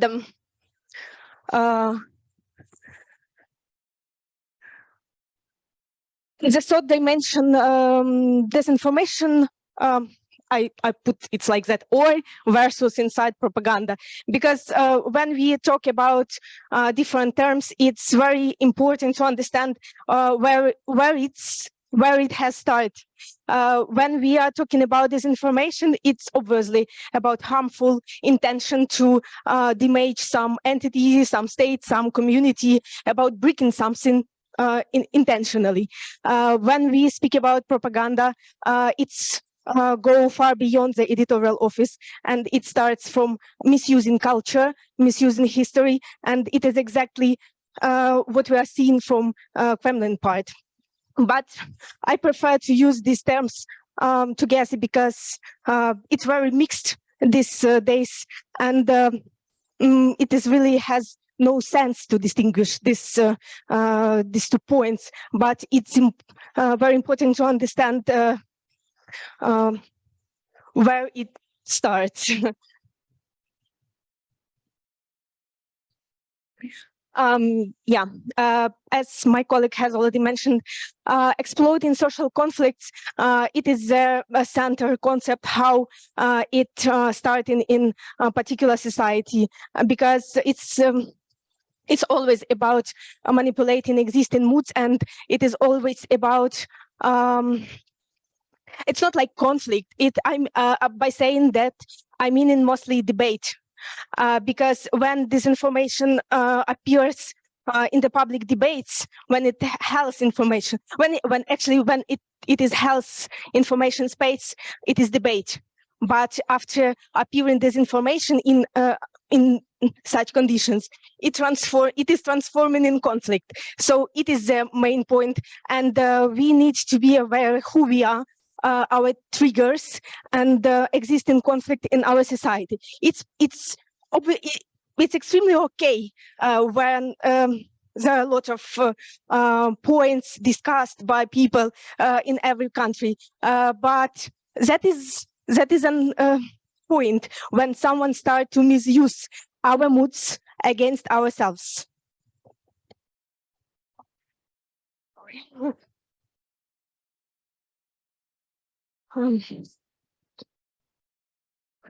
Communicating response. It's about strategy mostly. How could we combat disinformation? And there are only two directions: engage and disengage. So when we are talking about engagement, it is confronting, naturalizing, and it depends on which type of fake, which type of information we receive or our state is affected by. For example, when some kind of diplomacy, Russian diplomacy tries to disseminate some disinformation, misinformation, manipulation, it is obviously circumstances when another counterpart should respond. And here we are saying about naturalizing. Confronting, it's kind of debate when it has sense, but there are some also types of fakes when it has no sense even to pay attention on that. And this all depends on the communication strategy of the state, communication strategy of organization. And we need to understand our goals, structure of social conflicts, meaning debate. And after that, we are able to to tackle regarding these two directions, to choose a proper direction, depending on the position where we are. I'm pretty sure you know all type of narratives like manipulation with energy topic, manipulation with spreading disbelief in NATO, in European institution. It's like meta-narratives in the continent, I would say, regarding the Ukraine, regarding other Eastern countries like concept failed state, etc. It's all kinds of narratives that you already know. But it is also interesting to see inside these narratives because as we have already established, there are also three types of these narratives from the point how they work, how they function against societies. First of all, it is suppression, destruction, and direction. And it's pretty clear, but it's interesting, the last one, direction, when we, like being society, feel led by someone, by some internal groups, fifth column, we like to say in Ukraine. And in this case, actually, we are talking about propaganda when a lot of state control agents beyond the information space try to affect decision-making process. Yeah, and this is the last part of my presentation, information resilience. So what should we do? Is it enough to communicate in response? Is it enough to do just fact-checking? Very useful word. And we believe that resilience, which starts from individual awareness, individual capacity to recognize disinformation, recognize when information should be checked by someone else, some professional entities. We believe that it could be an approach which could help in this situation, or at least improve. Yeah, as I already said, it started from individual capacity to adapt, to determine harmful harmful points, and it's starting point of how a society, governments, and institutions work together to strengthen society. But there is also one option. I call it black swans of informational resilience. Arguments are twofold every time, and it extremely depends on the context and different circumstances in different countries from different circumstances. And communicating response should consider this. And communication response from the point of combating propaganda, taking disinformation, we should pay attention on that point where society, state, governance policy really will act in that way. So we can't say like we can't react in untruth way. We can't react back with disinformation or propaganda. Obviously, every state has our own communication approach, and frankly speaking, on propaganda. I will show you in the end the video what happens if state misuse this approach, and what happens if there appear too much black swans. And the main idea so far that we are discussing in our team, it's cooperation for building trust. Trust is a central concept in any informational security. Foster education and media literacy, and part of digital competencies is a strong skills within different social group, especially vulnerable groups. Can you please start the video? What happens if state misuses propaganda, and when there are a lot of black swans? Exhibition from Moldova, dedicated propaganda. Да.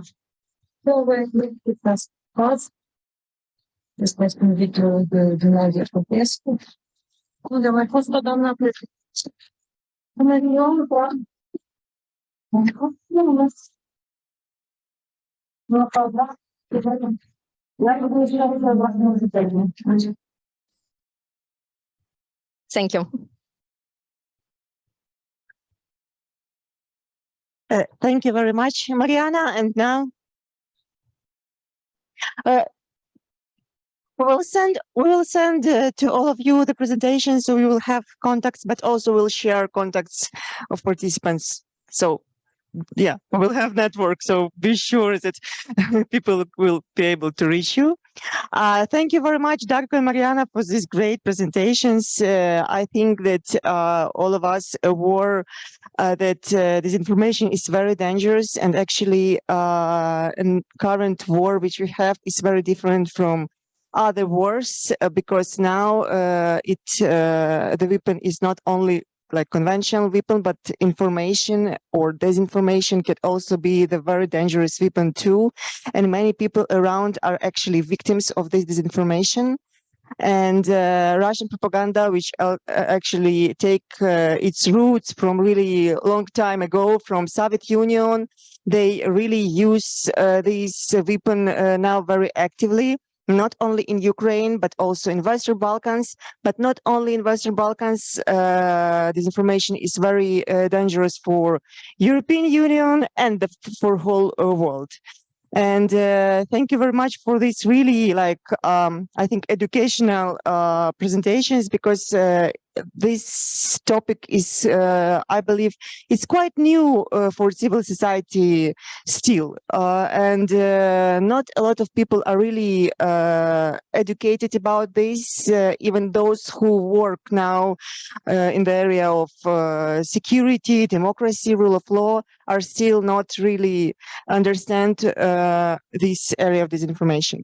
So now I would like to invite you to ask Marianna or Darko questions. And of course, if you have any comments and if you want to share experience from your country or from your organization, please, Lubomir. Oh, okay. We have Zoom participant. Let's give him opportunity. Igor? Do you hear me? Yes, we can hear you. Yeah, great. I'd like to welcome again everybody of this very important and actual event and actual panel, because Balkans are today on the front line of the Russian information warfare against, I would say, the rest of the world, not only Europe.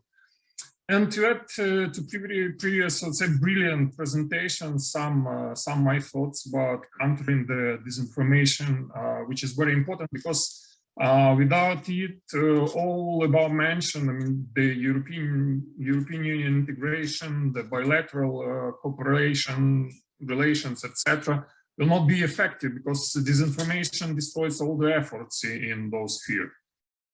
So as for countering disinformation campaigns, a lot depends on government of the target country, as it has the most tools and opportunities for that. The government is aware of the threat, has the political will and desire to counter it, and what is very important, explains the need for such countermeasures to its population, then the actions to counter disinformation can be effective. If the government is not decisive enough, depends on various factors, for example, Russian money, then the effectiveness of the countermeasures can be low. If the government does not oppose the disinformation, but on the contrary, also helps it, then there may be the problems both for the country and the government itself. For example, we can take here in the Balkans, we can take Serbia, which is open to Russian disinformation. And now we see that Russia is trying to frame the Serbs, because here we have is the, as for example, the statement of the Russian ambassador in Serbia, but Sankhachenko, about that Russia wants to open its military base there. And this is at the time when Serbia declaring its desire to become a member of the European Union. Or another example, a film on Russia, RT, which was shown on the beginning of September, which suggests that Serb-Kosovo war is the only possible solution to the Kosovo issue, and which calls for Serbia to take back Kosovo by force. Also, I'd like to say that we should be clear that today it's not possible to stop the spread of disinformation for 100%. However, if there's a will, it is possible not to allow disinformation or manipulation of the facts to harm the state or the society and to benefit its creators. That is to reduce its effectiveness to the minimum. There are enough different ways for that. I think the previous speakers mentioned about them. Can be the prohibition of the activity of the certain mass media or social networks, consensus on preventing certain disseminators of harmful information from entering the information space of the targeting country, development, implementation of the strategic conceptual documents in the sphere of information security, development of the appropriate legislation, and so on and so forth. But all the methods will be effective only when they are applied comprehensively with the participation of all actors. I mean, the state, civil society, and the private sector. And it is also important that there are no halved solutions. And there is mandatory strategic communication between the government and the society, during which the government should explain its actions, so the people understand that certain actions on its part are taken in the interest of their safety and safety of the state. So to summarize all above mentioned, I'd like to say that for the successful counteraction of Russian disinformation, not only Russian, let's say, and the Chinese or whatever, there have to be the understanding of the threat, the will both in the government and in the society to deal with this threat, and real steps from their side. So I'll stop and we'll be glad to participate in further discussion. Thank you. Thank you, Igor, for your comment. Volodymyr Solovyan, the floor is yours.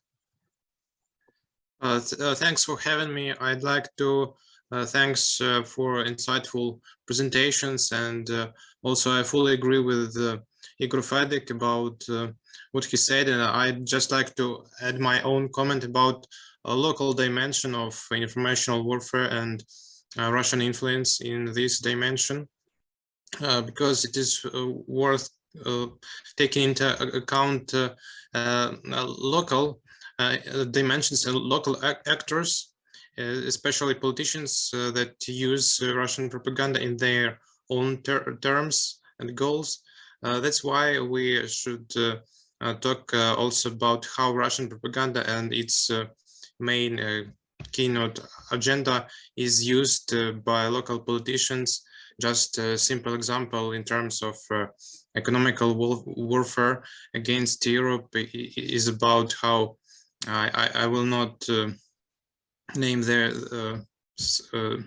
these politicians, but I think you all know them, how they use natural gas pricing and negotiations with Moscow by saying to their electorate about that just they can negotiate with Kremlin, and their counterparts will not be able to bring achievable price, and that is a clear path to bankrupt and collapse of economy. This is just a simple example of how this informational dimension works, and that means that it is quite a challenge for us not to debunk and to find just a direct Russian influence, but find solutions and how to deal with these challenges in terms of local policies. And just a simple example from Ukraine. Before the war, there was Putin's crony informational network very active in Ukraine.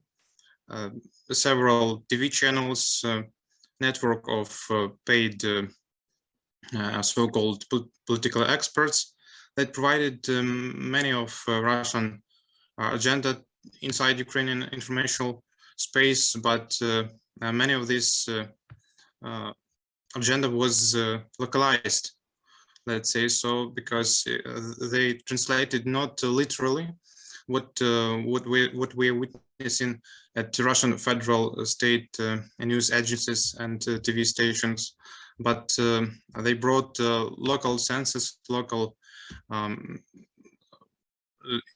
senses into this informational warfare, and now we see what impact it had on our security of Ukraine and its resilience.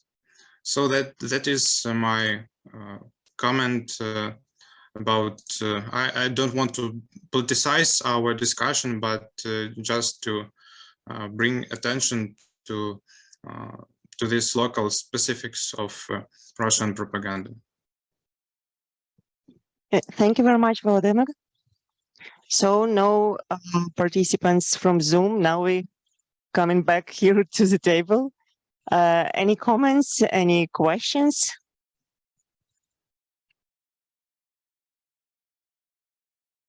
Great. I think that. Oh, Mykhailo.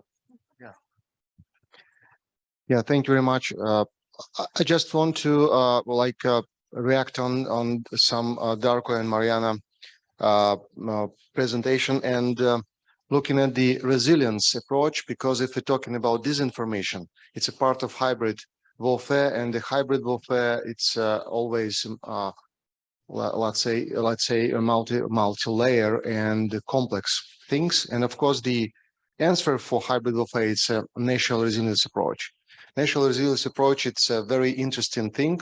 We in Ukraine, since 2014, very actively build on it.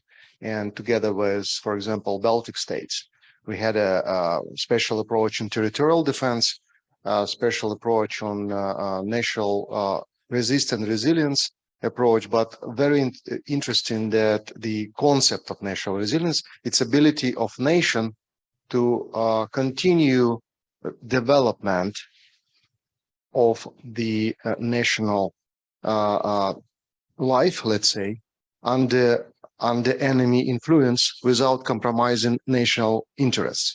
So it means that you could be under attack, but you should be able to continue to develop your nation. And the most important thing here, it's a gap between state, social society, and citizens. We found it together with Estonian friends that the most important in any nation to have a comprehensive system, democratic system, when nation consists of state as a service. Actually, it's a service for society and citizens, and the gap between all of these three elements should be as small as possible. If you have gaps, what does it mean gaps? Gaps between motivation, values, understanding of the situation of your nation, gaps of resources, intentions. It means that your nation under attack and the enemy could use this disinformation. For example, all of these gaps, it could be ethnical problems, could be energy problem, it could be economical, religious problem, whatever. But if state, social society, and citizens differently understand all of these topics, your enemy could use it. And in our understanding of the situation, the democratic society, democratic nation has a lot of instruments how to solve these gaps. In dictatorship, in autocratic regimes or systems, it's very difficult to find a way, because autocratic system always has a right to define what is right, what is wrong, and never have a competition with civil society, inside of civil society, inside of political parties, and etc. And in your Darko presentation was the attribution to disinformation from state. What do you mean? Because state, it's very dangerous thing. If state understand it very strictly and civil society understand it differently, and citizens divide by enemy disinformation, it could be very difficult. Because I mean, in Ukraine, for example, we have experienced that Ukrainian political party started to use disinformation and even fabric of bots against each other, and using the same patterns like Russians. So sometimes Ukrainian politicians could use the masks of Russian propaganda against each other. And it's very difficult to catch it if you have only state system. Because if you have a synthetic system, integrated system, citizens, civil society, and state, it could be effective. If you have only state on this side, it's rather impossible. What do you think about your state approach? What do you think? Before state approach, I mentioned the public-private partnership, but the responsibility, who will be designated as the attacker, to whom will be attributed, in example, anti-vaccine campaign. Somebody must to provide attribution and to say, dear citizens, your health is in very big danger because this country or this organization publishing such content which in collaboration with StopFake, with new geopolitical research network, and our legal authorization, we find out it is dangerous content for you. Do not believe in the stories of vaccines and so on. Now I gave one example. That is why I'm insisting on the private-public partnership, only because the regulations, we can now map narratives, contents, but who will do the signal analysis? Who will provide legal, undisputed evidence that this, let's say, this information was pushed from the St. Petersburg inside information space, and the first time when it's occurred, in example, on the Serbian language, it was published by the Twitter account, which is completely located in Russian Federation. And these moments, my capacities are limited for that. I cannot find evidence that the first tweet which appeared, his location. I can only assume. I can maybe do some open source research or whatever, but I cannot be 100% agreed. Another thing why this is important. This is important because a lot of time here in Balkans, civil societies, we very easily designate the destructive campaigns, and then you have political decision makers who avoid to attribute such campaigns. You have situation that Russia spreading anti-vaccine disinformations, and nobody from politicians want to say, look, we exactly know who is doing it. Why? Because it is not political correct. Thanks God we need the Russian gas, so the Russians protect Serbs on Kosovo, whatever. And that this is this stupid political story which actually limiting. So in our hybrid environment, it is your doubts are completely right, because we are not in the settled environment. We are in the hybrid environment completely. Same as you mentioned for the political parties, the same they are doing here. So maybe the model will be dangerous. You are right completely.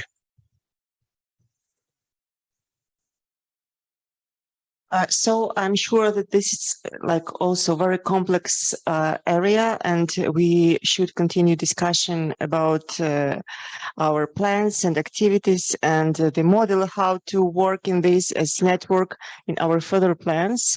And now I suggest to move to our next session. It's our last session for today. And we'll talk about Balkans-Ukraine cooperation on humanitarian assistance and post-war recovery. We have two speakers, and now I would like to invite Mersiha Smailovic to share experience of work with Ukrainian refugee in Macedonia, North Macedonia, and also in other Balkans countries. Thank you. Thank you. Good afternoon, all. I don't know, it's better to speak at the last session or after lunch, so I hope we will have a fruitful discussion. I'm Mersiha Smailovic. I'm a human rights activist and a lawyer. I live and I was born in Skopje, North Macedonia. For a long years, we are working on the refugee and migration issue. And here we start the debate in the morning from the 91 and etc. But related to the refugee and migration, I will just switch many years upfront. 2015, the Balkan was in the huge wave of the migration route. It was a part of the so-called Balkan route when the millions of refugees passed through the Balkan country, coming from Greece to Macedonia, Serbia, and then the routes changed somehow. One time it was through Hungary, then Bosnia and Croatia, and now still Bosnia is on the route again and facing the problematic policy that the EU country had. So since 2015, we were all basically 14, we were on the same line telling to the Balkan country that they have to improve the asylum system, that this asylum system is weak. And when we speak about EU membership, the last session before we were speaking about the injustice that like Macedonia is facing with Greece, Bulgaria, all other things. But if you read carefully, the European Commission every year that they are giving the report, there is a same debate of each. It's the corruption problematic on the Balkan country, but for us, it's always problematic asylum and migration. EU Commission always mentioned that Macedonia has to improve the asylum system. Macedonia has to improve the migration issue. Macedonia has to fulfill the human rights criteria when we are speaking about the refugee and migration. So it's 7 years how we are lobbying and launching and changing the system of asylum in our country. And now, unfortunately, the Ukrainians who are coming in our country are facing the lack of the system of protection that we have. So I will have a short presentation because I believe that the debate will be more interesting to discuss, because we are coming from the ground, speaking about human stories, speaking about individuals who flee war, fleeing persecution, fleeing all the debate that we have during the day, and now coming in the Balkans, and many obstacles that you cannot even imagine that they are facing. So I will speak about data, because we are also part of some regional platforms together. Especially, we have a huge cooperation with an organization from Serbia, because we are a neighborhood country and facing the migration together. So this is like very disappointing numbers, that the number of arrivals are similar to the number of the people who left the Balkans, especially Macedonia and Serbia. And the people who are asking for asylum or temporary protection is very few, and because they can enter in our countries, Serbia and Macedonia, with their passports and stay there for 3 months as a tourist.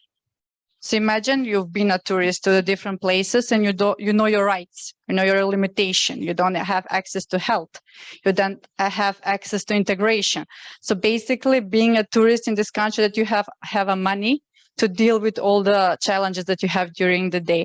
So in Macedonia, we have now 353 Ukrainians who have a temporary residence. This is very problematic. They have a subsidiary protection for 1 year. That means that they don't have access to the labor market. They are living in our country with very small amount of money that the government is giving to them. So they cannot have enough money for accommodation. If they want to be accommodated in the Center for Asylum Seekers, there is a place there. And the Center for Asylum Seekers is somehow on the end of our capital city. So you don't have normal bus transportation and etc. It's a problematic place. Also in Serbia, they adopt better solution. They have temporary residence, so they can also apply for job, even they have temporary residence. In Macedonia, they are subsidiary and protection for 1 year. After 1 year, they have to renew all their documents again. So imagine you have to show that like the government is not watching news and the war has finished somehow and everything is back in reality. Just because I didn't have a chance to speak in the beginning, also Macedonia show a huge support to the Ukrainian people. Macedonian member, chief of parliament, he went directly in Ukraine and visit and spoke with the politicians there. They also send equipment, and us as an organization, we set a humanitarian assistance. So all the people, no matter the disinformation and Russian influence, still has a huge support to the Ukrainian people in Ukraine. But when we speak about the legal system, when we speak about the practice, when you want to see that support in the daily life of the Ukrainians, something is missing. So these are the civil society corrective. So like I mentioned, they have now the current situation is subsidiary and protection. Only 4 people asked for asylum, because we also are part of some Dublin process. If you ask asylum in Macedonia, you cannot ask asylum in other EU countries. So if you want to, they're staying here for 3 months. You're not allowed to have a health insurance. Still, some benefits of the pandemic that we had, children from Ukraine goes remotely to school, online education. They are still in the education system of Ukraine. If they are small children, they start going to school. So we sometimes speak with the Ukrainians who are there even previously before the war. If you want to go to the kindergarten, you have to show a document that your child has been vaccinated. That's the law in Macedonia. So even they ask a vaccination chart from the Ukrainian children, like, have you been vaccinated? And they say, yeah, but our hospital is bombed. I cannot go back. I just flee war. Do you understand what is a refugee? So we didn't learn the lessons from 91. We had the refugees from Bosnia, we had the refugees from Kosovo, we had the Balkan, we were part of the Balkan route, but still Macedonia has the fragile system when we speak about asylum and we speak about protection. And we didn't stop speaking about it, and we will continue, and we will use this situation and the open support that Macedonia shows to Ukraine just to have the improved system that we can show solidarity and protection for each person who is in our country. So like I mentioned, Serbia has a better solution, but still they're managing to find, there's some of them are go through the employment agency, have the trying to have their employment status regulated. Through them, they will have they will have legal status to stay in their country. We tried that in Macedonia. Ukrainians who has some, they apply for job, they receive the job, but when we go through the system to have this working permit that will last for 1 year, we find obstacles that every foreigner finds in the country. And you cannot change the mainstream of the people that they are coming from Ukraine. It's a war. You cannot treat like it's a German who wants to work in Macedonia and etc. So definitely a lot of obstacles. And I was very happy that we're trying as an NGO to solve and to make a cooperation, because in Macedonia and Serbia and Bosnia, we have these networks about refugees and migrants that we cooperate since 2015. But this is a new issue. That's how it's in the agenda. It's not only the refugee issue and protection. It's very complicated, and we need all the actors in our society just to make it working. So what is the main challenge that we see now if you want to welcome and we speak with the organization, we have the organization of Ukrainians who is settled in Macedonia for many years. The biggest problem is the legal status that will provide rights to them. They want to work, they want to integrate. They are working people who doesn't want just to stay and wait for the war to finish. They want to be productive citizens in the country where they live. So limited protection, it's only for 1 year. And if you come in one country and you ask protection, it's a bunch of documents. You are facing your psychological moment explaining to the civil servant next to you, why did you flee the war? What did you left? And imagine to have this every year. You left your family, and we are praying, we hope that the war will finish and the aggression will finish soon, but still it's not finishing a moment for them for 1 year to have a protection in the country. You want to settle, you want to find apartment, job, and you have to do it, renew every year. They're not entitled to health insurance. In the moment when we are speaking now, the Ukrainians who are in Macedonia for 3 months, they don't have health insurance until they ask for subsidiary protection. If they ask subsidiary protection, they cannot work. If they want to work, they have to ask for a working permit. If they want to ask for a working permit, the government is not allowing them. And it's this last months of meetings with UNHCR, IOM, with the government is being so depressing, because you see their support giving with politicians on high level, it's not functioning on the low level. So it's definitely a process that it will last. Also the right to education, especially to the older children. There's 2 official languages in our country, which is Macedonian and Albanian. So if you want to go to the educational system, you have to do it on the 2 languages, Macedonian or Albanian. And there is no extra classes if you don't know these languages. So if you are 5th grade and you want to go to study, to go to school in Macedonia, you will directly go to Macedonian language, and the school will not provide you extra classes on Macedonian language. If they provide you, if we lobby for it, you will do it on the breaks. So you will not go with the kids to play, and you will stay and to learn Macedonian. It's like a punishment. You don't deserve to go outside and play volleyball or basketball. You will stay here and learn Macedonian or Albanian, depends on the municipality where you choose to live. So definitely education, health, employment, it's most important thing for each person when you want, even us, when you want to travel, to explore, to live in other city. That's the most important things you want to provide for yourself and for your family. And unfortunately, the Balkan countries are facing these obstacles. Like I mentioned, Serbia has better solution, because also during the last 7 years, they integrated more, they give more asylum to the people from Syria, Afghanistan, Iraq, depends on who want it. But Macedonia is a 0 rate of asylum application accepted. and it's mentioned in European Commission report. So speaking about Bulgaria, Greece, sometimes is being tired because we have many obstacles on our way to the European Union integration. And definitely it's a challenge to make a platform, the regional platform for non-governmental organizations. So I believe that this is a huge step and very relieved for us that we can share the experience that our Ukrainian friends are facing in the Balkans in hope, and we are in hope that we will push together more integration policy and we will make the asylum system to work better and to be improved. So that's how I just prepared short intro. I believe sometimes I want to be more positive and to come with more positive stories, but unfortunately, Balkan is always some resilience, some fights and some negotiation with the government, how to improve, how to make our system better. So you're all welcomed in our country to come to see and to discuss. We are sending our support as organization with them. So we are on the daily basis with them, providing humanitarian assistance, but also free legal aid because it's something that it's also needed. But we also send our support to the Ukrainian people directly in Ukraine. But from words, we need practice, but from the high level, from the governmental level, to show their support, changing the laws as much as they can and fast as they can to adopt the new challenges that as a world we are facing and unfortunately as a country we are facing. Thank you very much.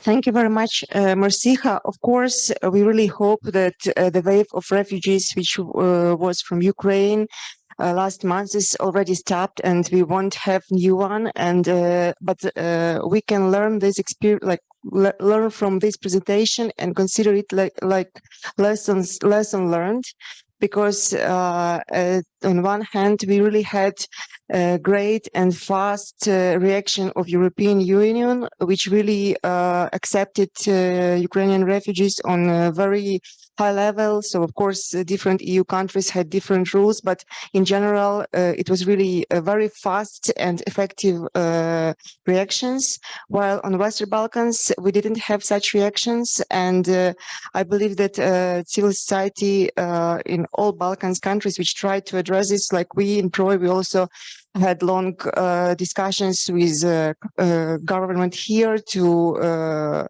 address the status of Ukrainian refugees. It was really unsuccessfully, and the same stories that people who came here, they soon left. And I believe that this experience we as network should just take in our mind and learn from it and cooperate together how to avoid such situations and how actually use it in our future work. Now I would like to invite Andrei Kristal. He also prepared very interesting presentations regarding how civil society actually can collaborate and how actually work in post-war environment. Thank you, but you don't know if it's interesting yet. We will see. It's the last one, so always the most challenging, I guess, when people are already sleeping. My name is Andrei Kristal. As I said at the beginning, I work for organization Clear Global, but I was invited here more, I think, to tell about my previous experience in civil society in different areas, mainly in peace building, and I will tell a bit more about what exactly I mean under peace building, because we can understand this in very different ways and in different countries. Yes, I used to work in Ukraine, mainly in the area of dialogue facilitation and mediation, kind of a similar community-based approaches in Kosovo, Serbia, and Libya. And today, how this thing works. Yeah. And today I want to tell a bit more about some very practical examples of what we were doing in Ukraine, building peace infrastructure, I called it here. Basically, it was the way how on the grassroots civil society organizations, based on some peace building approaches, can build peaceful resilience or build new ways how people living in those communities can deal with their conflicts and different issues that they might probably have. But yeah, I want to talk about two topics at the same time. They are very different, yet very connected. The first one will be about this dialogue approach that we implemented in Ukraine, and something very similar in Kosovo. But also I wanted to talk about civil society in general, especially about civil society in state of how civil society reacts on different crises that can happen in countries. So about post-conflict resolution, as I said, I wanted to talk here about post-conflict resolution and peace building in a quite narrow understanding of it. So we are leaving track 1 and track 2 diplomacy levels to other discussions. We are not going to talk about intergovernmental relations or how international organizations communicate with each other, but about community level. So when the violent or military conflict over, or once you have area which is potentially under threat of some conflict, what actually is possible to do? How can you work with communities to prevent violent decision of it? And how can you learn or work with communities, making them resolve different issues? Yeah, we don't say only conflicts, but any issues, any issue possibly can be a conflict. How this can be done peacefully. And why I want to talk about communities, because the best and most sustainable way is to work directly with communities, not to send some peacemakers, not to tell people how they should live, but to build this capacity inside, to develop this infrastructure of peace. And I will tell a bit more about how it was done in Ukraine. As I said, in connection with how civil society was reacting on different crises. Why like this? Because I think it would be great to have this discussion in the end. I believe we all have something to complain.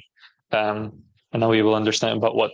So in 2014, when Revolution of Dignity happened in Ukraine, and when the war started in the east of Ukraine, Crimea was annexed by Russia, Ukrainian civil society reacted on that. Yeah, so we were observing a real boom in Ukrainian civil society. Many new initiatives were created, many organizations registered.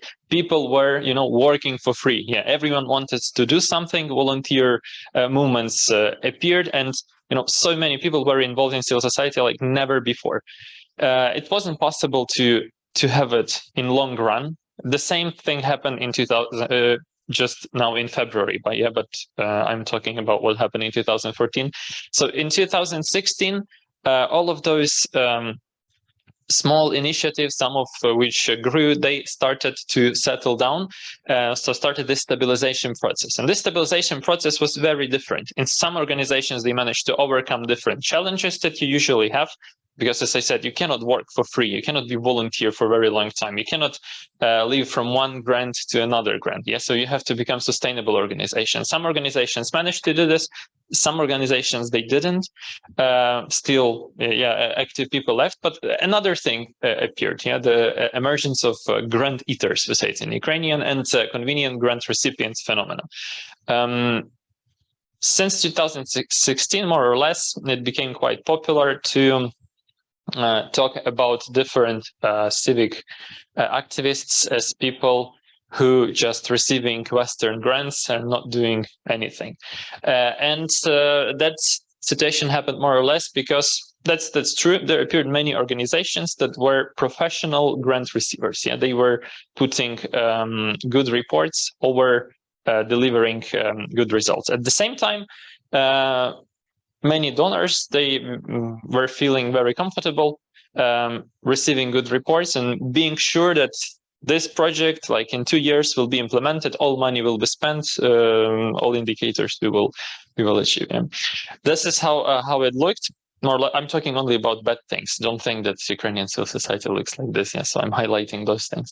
At the same time, Peace building area had a bit different problems when the stabilization process started, that it had not enough professionals. So Ukraine is a huge country, 40 million people, but very few people knew how to work in peace building area, how to work with dialogue, how to work with communities.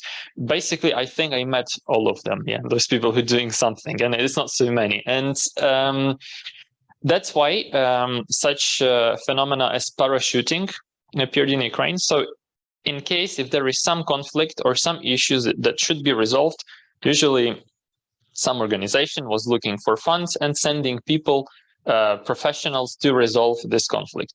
Those professionals that I said, we had not enough of them. Mainly those people were from area of mediation, yeah, or those who had some skills how to work with communities. But this parachuting had a problem, the one that I mentioned, that donors often have their own agenda, and donors have very strict plans, and you cannot predict how long it will take to resolve some issue. So you cannot just send professional to some community and tell, okay, we have 3 months, make peace there. Yeah, it's impossible. Yeah, because sometimes it takes more, sometimes less. Some processes open different processes and like this. So we make kind of research of that situation, and we were thinking about what actually we can do. And the organization with which I was working back then is Peaceful Change Initiative. We decided to pilot a project of developing peace infrastructure. And we picked 9 different communities in Kherson region. And unfortunately, all of those areas are occupied today, and 5 communities in Donetsk Oblast. Why we picked those places in Donetsk Oblast? Those were areas with some existential conflict. Yeah, conflicts that people had different view on the future of the region, their communities, and also people who experienced violent military conflict. So they had a lot of things to discuss, let's say, in those places. In Kherson region, on that moment, we kind of predicted, and unfortunately, it became true in February of this year, that the region is under threat, and it's important to build kind of peace resilience mechanisms on the area close to Crimea. Yeah, we saw that it's dangerous region to be there, and also Kherson Oblast is kind of not everyone knows it, but it's ethnic diverse area. Yeah, you have different ethnic minorities there. So we wanted to test a new approach of dialogue initiative groups. So dialogue initiative groups were locally based initiatives that consisted of 3 people from each community in which we worked. 2 people, they were representatives of local activists or local civil society, but what is more important, not too angry activists, let's say. Yeah, often you have some people in some town that they are against city mayor, and city mayor against them, and this is like holy war, and you can do anything. We took some people who were open for some discussions, and also the third person in that group was a representative of local authorities, but not from elective positions, but those who worked for local government. Not elective positions because we don't want to leave space for politics and debates, but we wanted to have someone who will help us to make sure that our decisions of that groups, they have opportunity to be implemented. This is not something that activists just gathered, discussed something, and decided what are we going to do in our community. So yeah, that's why this kind of composition. Those people, they went through professional training for dialogue facilitators. Dialogue facilitation, it's quite a long topic to explain how it looks, but this is something like group mediation. So you have some issue, you have different sides, you have professional facilitator who helps to moderate discussion and to come to some conclusion, which will be beneficial for all parties involved in that kind of conflict or issue, right? We were not working, we were not telling those dialogue initiative groups what they have to do. Yeah, so it was, okay, we will train you definitely in your community, and we knew it, yeah, because we visited those communities in advance to make sure that that local authorities are cooperative, that activists, they have capacity to implement some decisions. So definitely there are some issues to be resolved. And this is how during more than 1 year, those dialogue initiative groups, they were working with different conflicts in those places. And those conflicts were, or those issues were very different. I will give you a few examples, and I will be happy if you ask me a bit more after my this already too long speech. But so in one place, it was a village, and the conflict was like this. So there was a dormitory where lived people, 5 floors dormitory, 5 stores. There was a leaking roof, and people who lived on the top 2 floors, they were complaining that, okay, we have leaking roof, and we just have to, everyone will give some money and we can repair it. People from the 1st and 2nd floor, they were like, oh, we don't care, the water never comes to us. And they were working with this kind of conflict. In other place, we had very existential conflict, yes. So in one city, it's just here, yeah, it's very close to the front line now. There was a big discussion around Soviet monument that stayed in that place, and part of citizens of that community, they wanted to remove that monument, and other people, because they said it's Soviet, so we want to remove it. We live now in Ukraine, we don't want to have anything in common with that. Past, and other people said, oh, our town is so empty, and there is like no other monuments, and I have childhood memories with that Soviet thing. And so they had discussion around history of their place, and they in the end they came up to solution that they will not remove it but renovate. Yeah, so they will put there some new things to that monument, and it will be not only about Soviet past of that place, but also about Cossacks that live there, and other things connected with the history of that town. And they managed to come to this solution. In one more area, we had very interesting dialogue between community against versus company that was establishing this windmills, this electric generators, because some people, they heard conspiracy theory that those wind generators, they will impact cows that they have, and they will have less milk. But people who were establishing those windmills, they were representatives of Danish or Swedish company, and they said, we don't want to discuss anything. Like, we own this land, and we have all permissions, so we want to establish those windmills here. So there was this dialogue, and all of them were conducted by people who were trained. And what is more important, those people who will stay in that community. So at the beginning, city mayors were quite skeptical. They were like, okay, we can give you someone from our city council or village council, people will work with you. But they had no high hopes for that. But in the end, in some communities, local authorities saw that such peaceful decisions, they have very economic aspect. Yeah, you can save a lot of money if you have people who are not conflicting around something, and you can have more investments. And some local authorities, they established on their local level official documents how they will resolve similar issues in their community, and how that will help them. Unfortunately, it was only pilot project, so we tried this in a few places. We described methodology. Something similar was tried in other areas, but we didn't continue doing this. Still, people who live in those communities, they were doing this themselves after our project. And something similar but yet different, we tried in Kosovo. The same organization was implementing project there. And also about Kosovo civil society, it was similar, but with some differences from Ukrainian one. Kosovo is way smaller. It's about less than 2 million people live there. Kosovo also has this situation where, like, it's post-conflict area, and you have lots of international donors with money that they want to spend, but not enough capacity of organizations who can spend those money effectively. So you have the situation with very professional organizations, very professional implementers, who like huge organizations doing everything what donors will want to do, at the same time not allowing smaller initiatives which have not enough capacity to make donors believe them, right, to try something new. And This is like vicious circle. The same thing, right?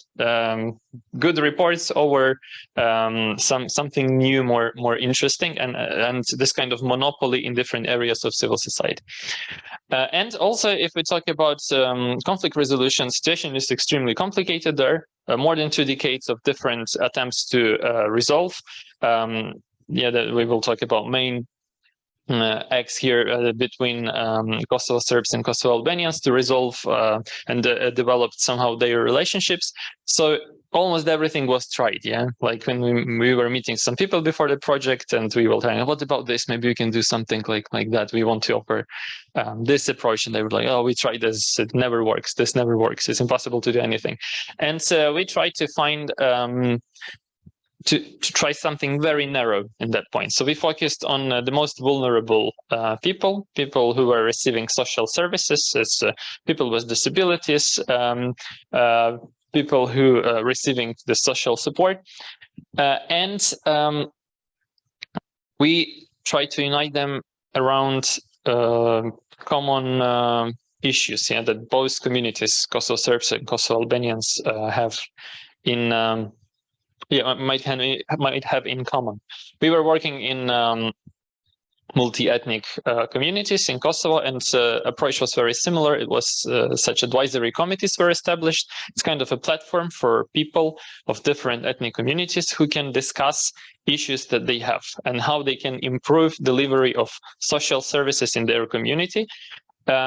It was quite good timing because Kosovo was developing new legislation on, and still the project is still ongoing. Yeah, the new legislation on delivery of social services, and people could really impact that. Yes, I cannot say that at the moment because, as I said, project is still going. We have some big success that I can share with you right now, but it led to better communication between civil society organizations from Kosovo Serb communities and Kosovo Albanians, because they were sharing information with each other.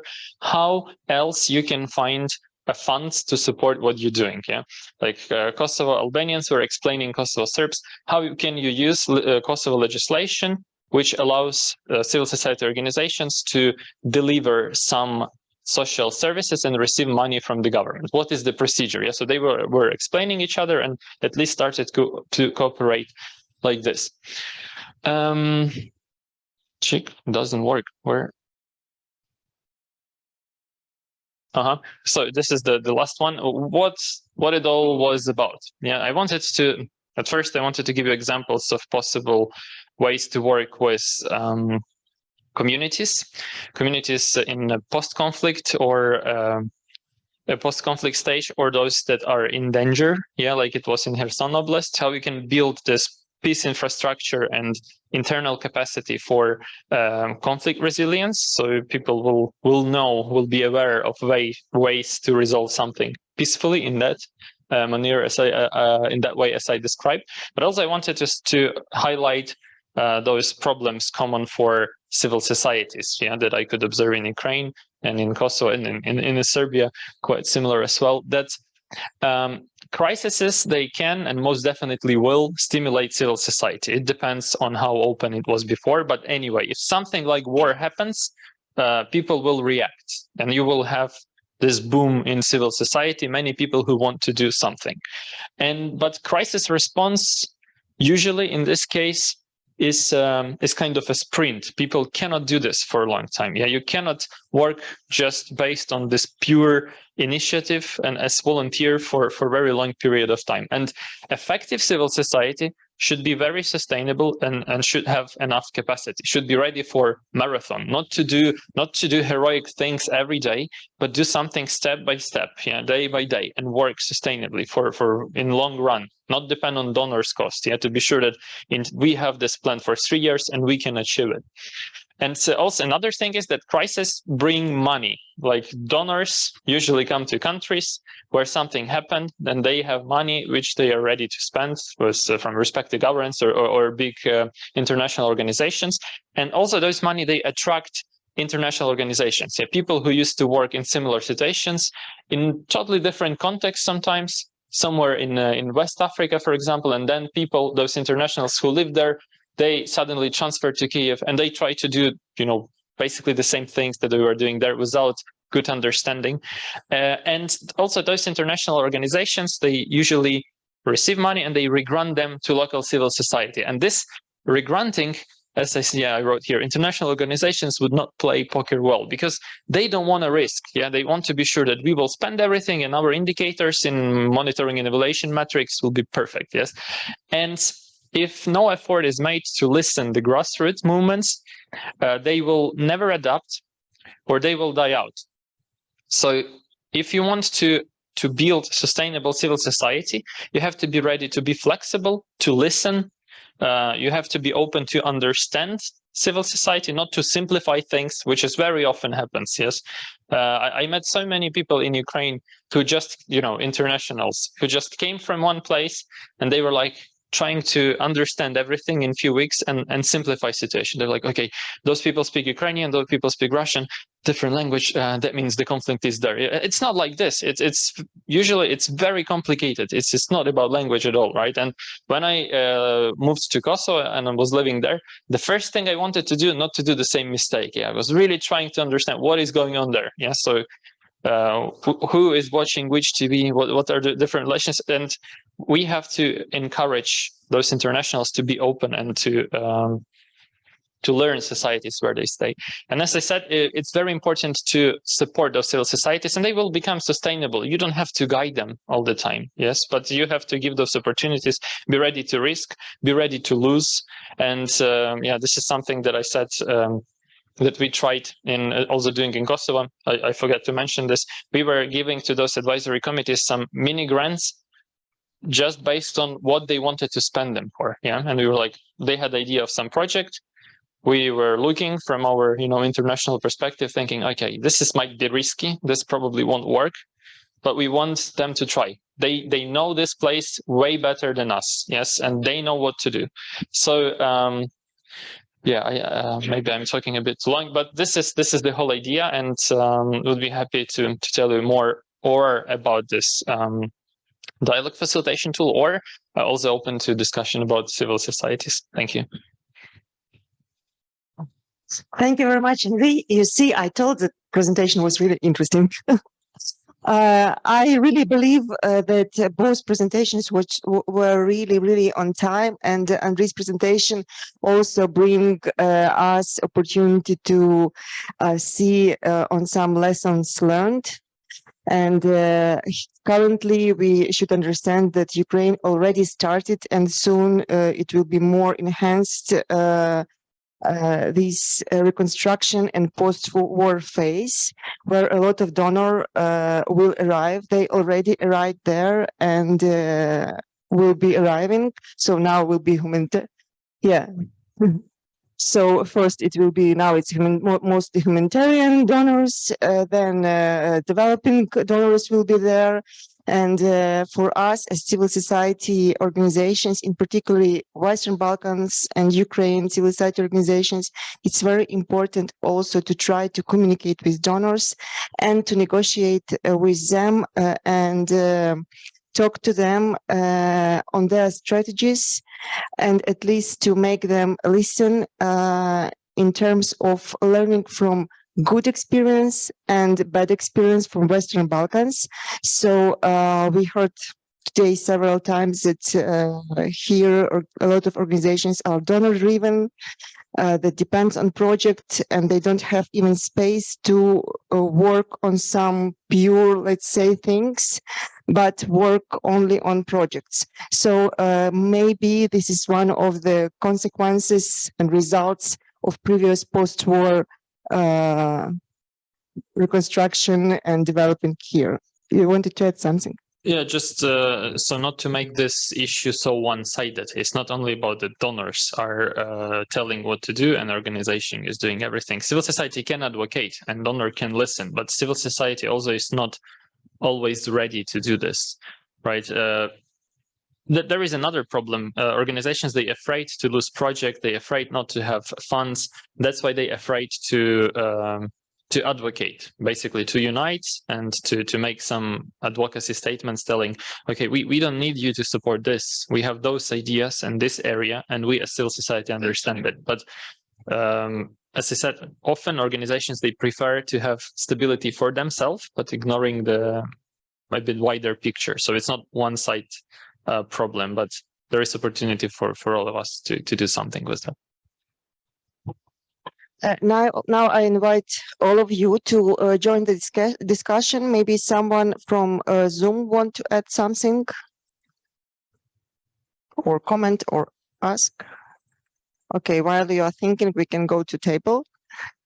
I believe that a lot of you can share as civil society organizations regarding like both topics. As representatives of countries, you know what the situation is and was in terms of addressing Ukrainian refugees problems. But also I invite you to talk about the points which were raised by Andrei. So actually civil society actions in situation of post-war, post-conflict recovery. So here you as representatives of Balkan civil society organizations can really share how you view situation, what happened here, and how actually Ukrainian partners maybe can learn from this experience. Or by that tired, I believe. Oh, Mateo.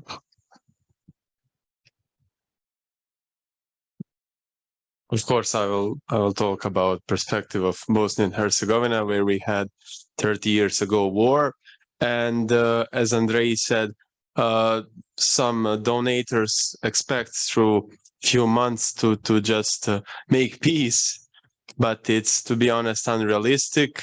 We have almost every single day, every single month, some conferences, some activities from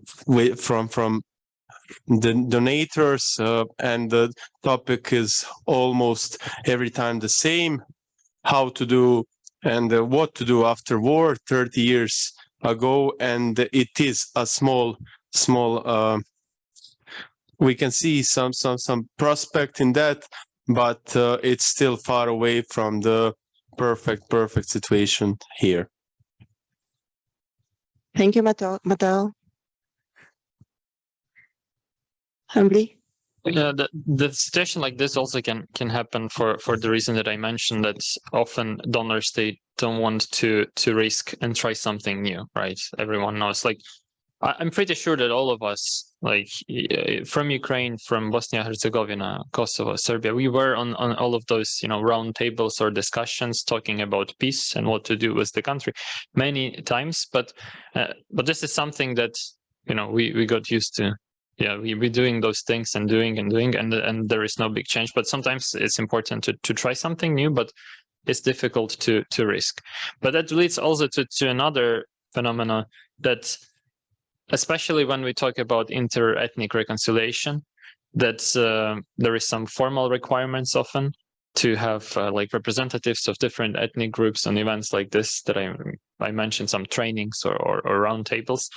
And then you have people who we can call professional participants. Yeah, once I visited like 3 different events from different organizations in Kosovo, and I met the same people, literally the same people, representatives of Kosovo Serb community, because they were, Albanian organization wants to invite someone, and they invited this person, and everyone knows that person will come, and then you see them again and again. So the process is basically stuck in this situation.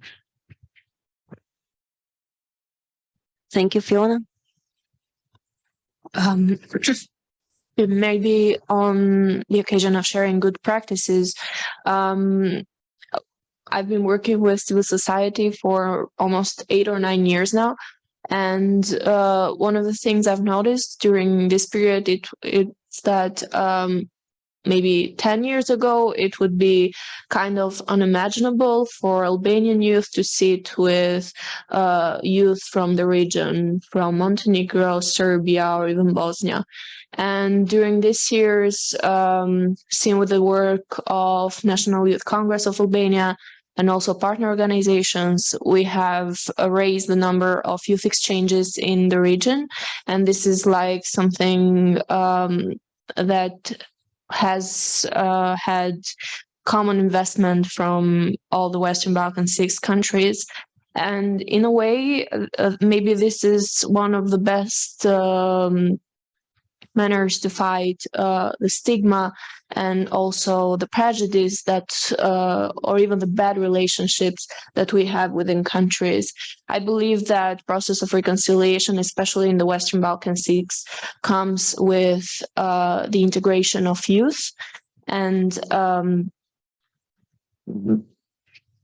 maybe this is an example to be followed by other organizations as well. Rajko has had it, the Regional Youth Cooperation Office has had it in its focus since its creation due to the Berlin process. And considering where we are standing now and where we were like 10 years ago, I believe that like this is a huge progress. We should understand that generations affected by the conflict or who experienced war maybe will always be hesitant to lower the way they really feel about the neighboring countries. But with youth, we can always work towards like a common objective to reconciliate and work on post-conflict issues. Thank you very much, Fiona, for this focus on youth, because despite the fact that in declaration, if you read it already, you saw that we put youth as one of the focus, but today we didn't mention cooperation of youth a lot, and I think that it's something what we should talk about during the session and declaration. And thank you for this point, because cooperation of youth is one of the really big important thing. Oh, we have a question, raised hand on Zoom.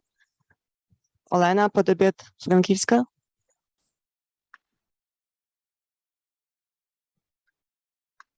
Hello, I'm a person who represents one of youth organization from Ukraine.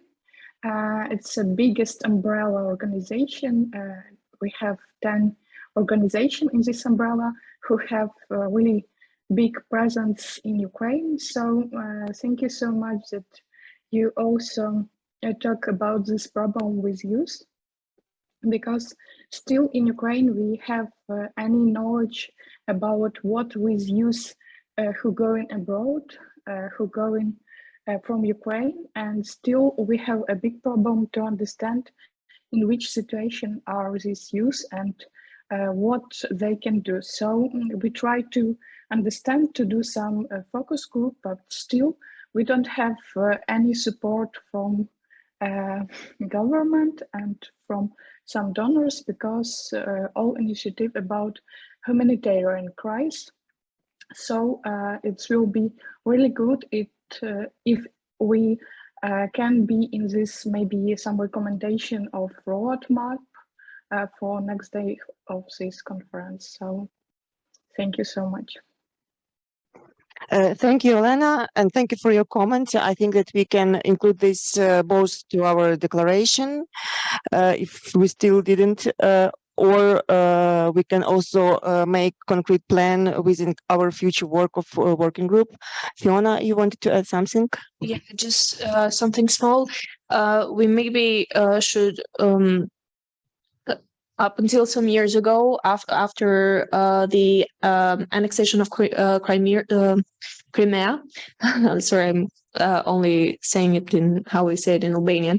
I believe that there were some investments and also some Erasmus Plus programs for youth of the Western Balkans to make youth exchanges with youth of Ukraine. And they got to go there and like experienced things firsthand.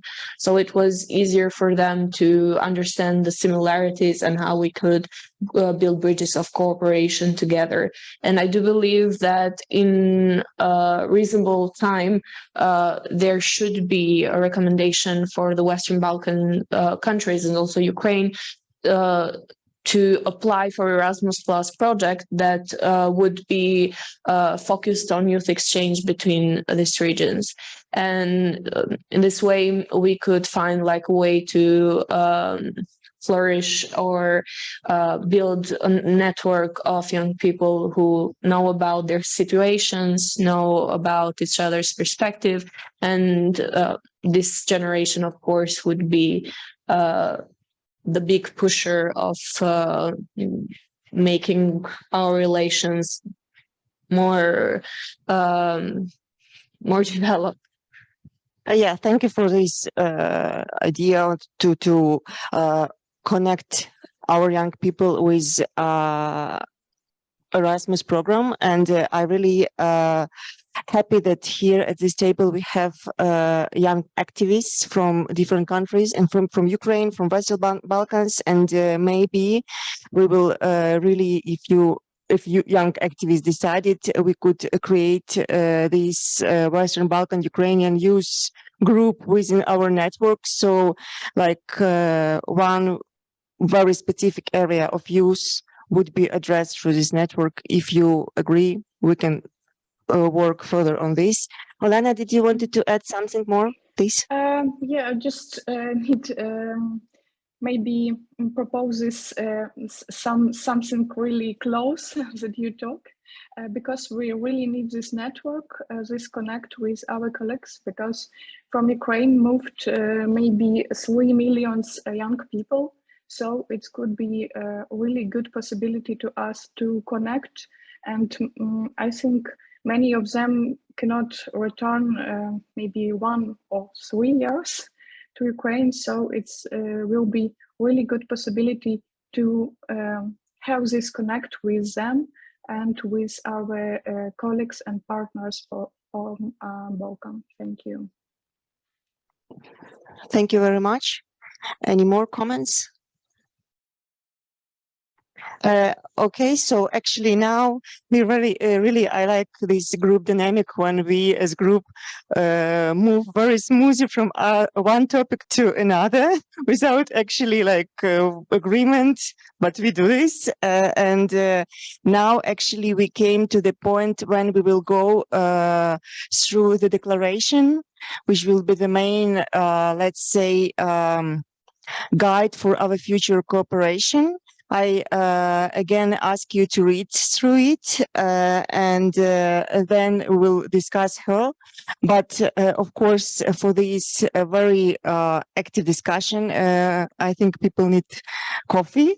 So now let's say let's have some coffee, and then we will come back here in 20 minutes or earlier, and we'll discuss this declaration. And I suggest to include all ideas which we heard today if they are not there, but all specific plans we will be developing tomorrow during the workshop and defining the activities and structure of network.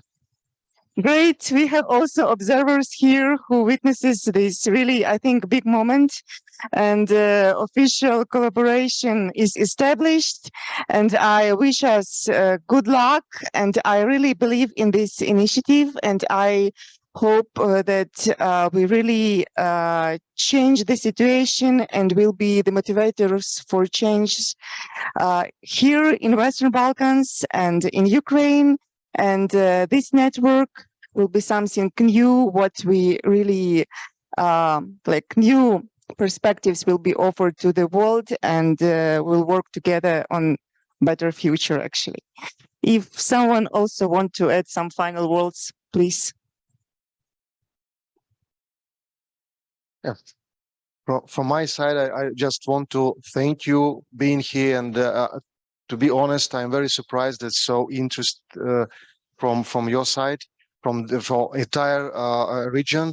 from Ukraine, and I hope that our initiative, our network will work very effectively and prepare for better future. Because as we told from the beginning of our event, we're just on the very interesting point of the time of the history of our civilization, and I hope that we need to prepare for it. And our network should be not only declaration, but tomorrow we'll work on the structure and working groups. So we start to work on concrete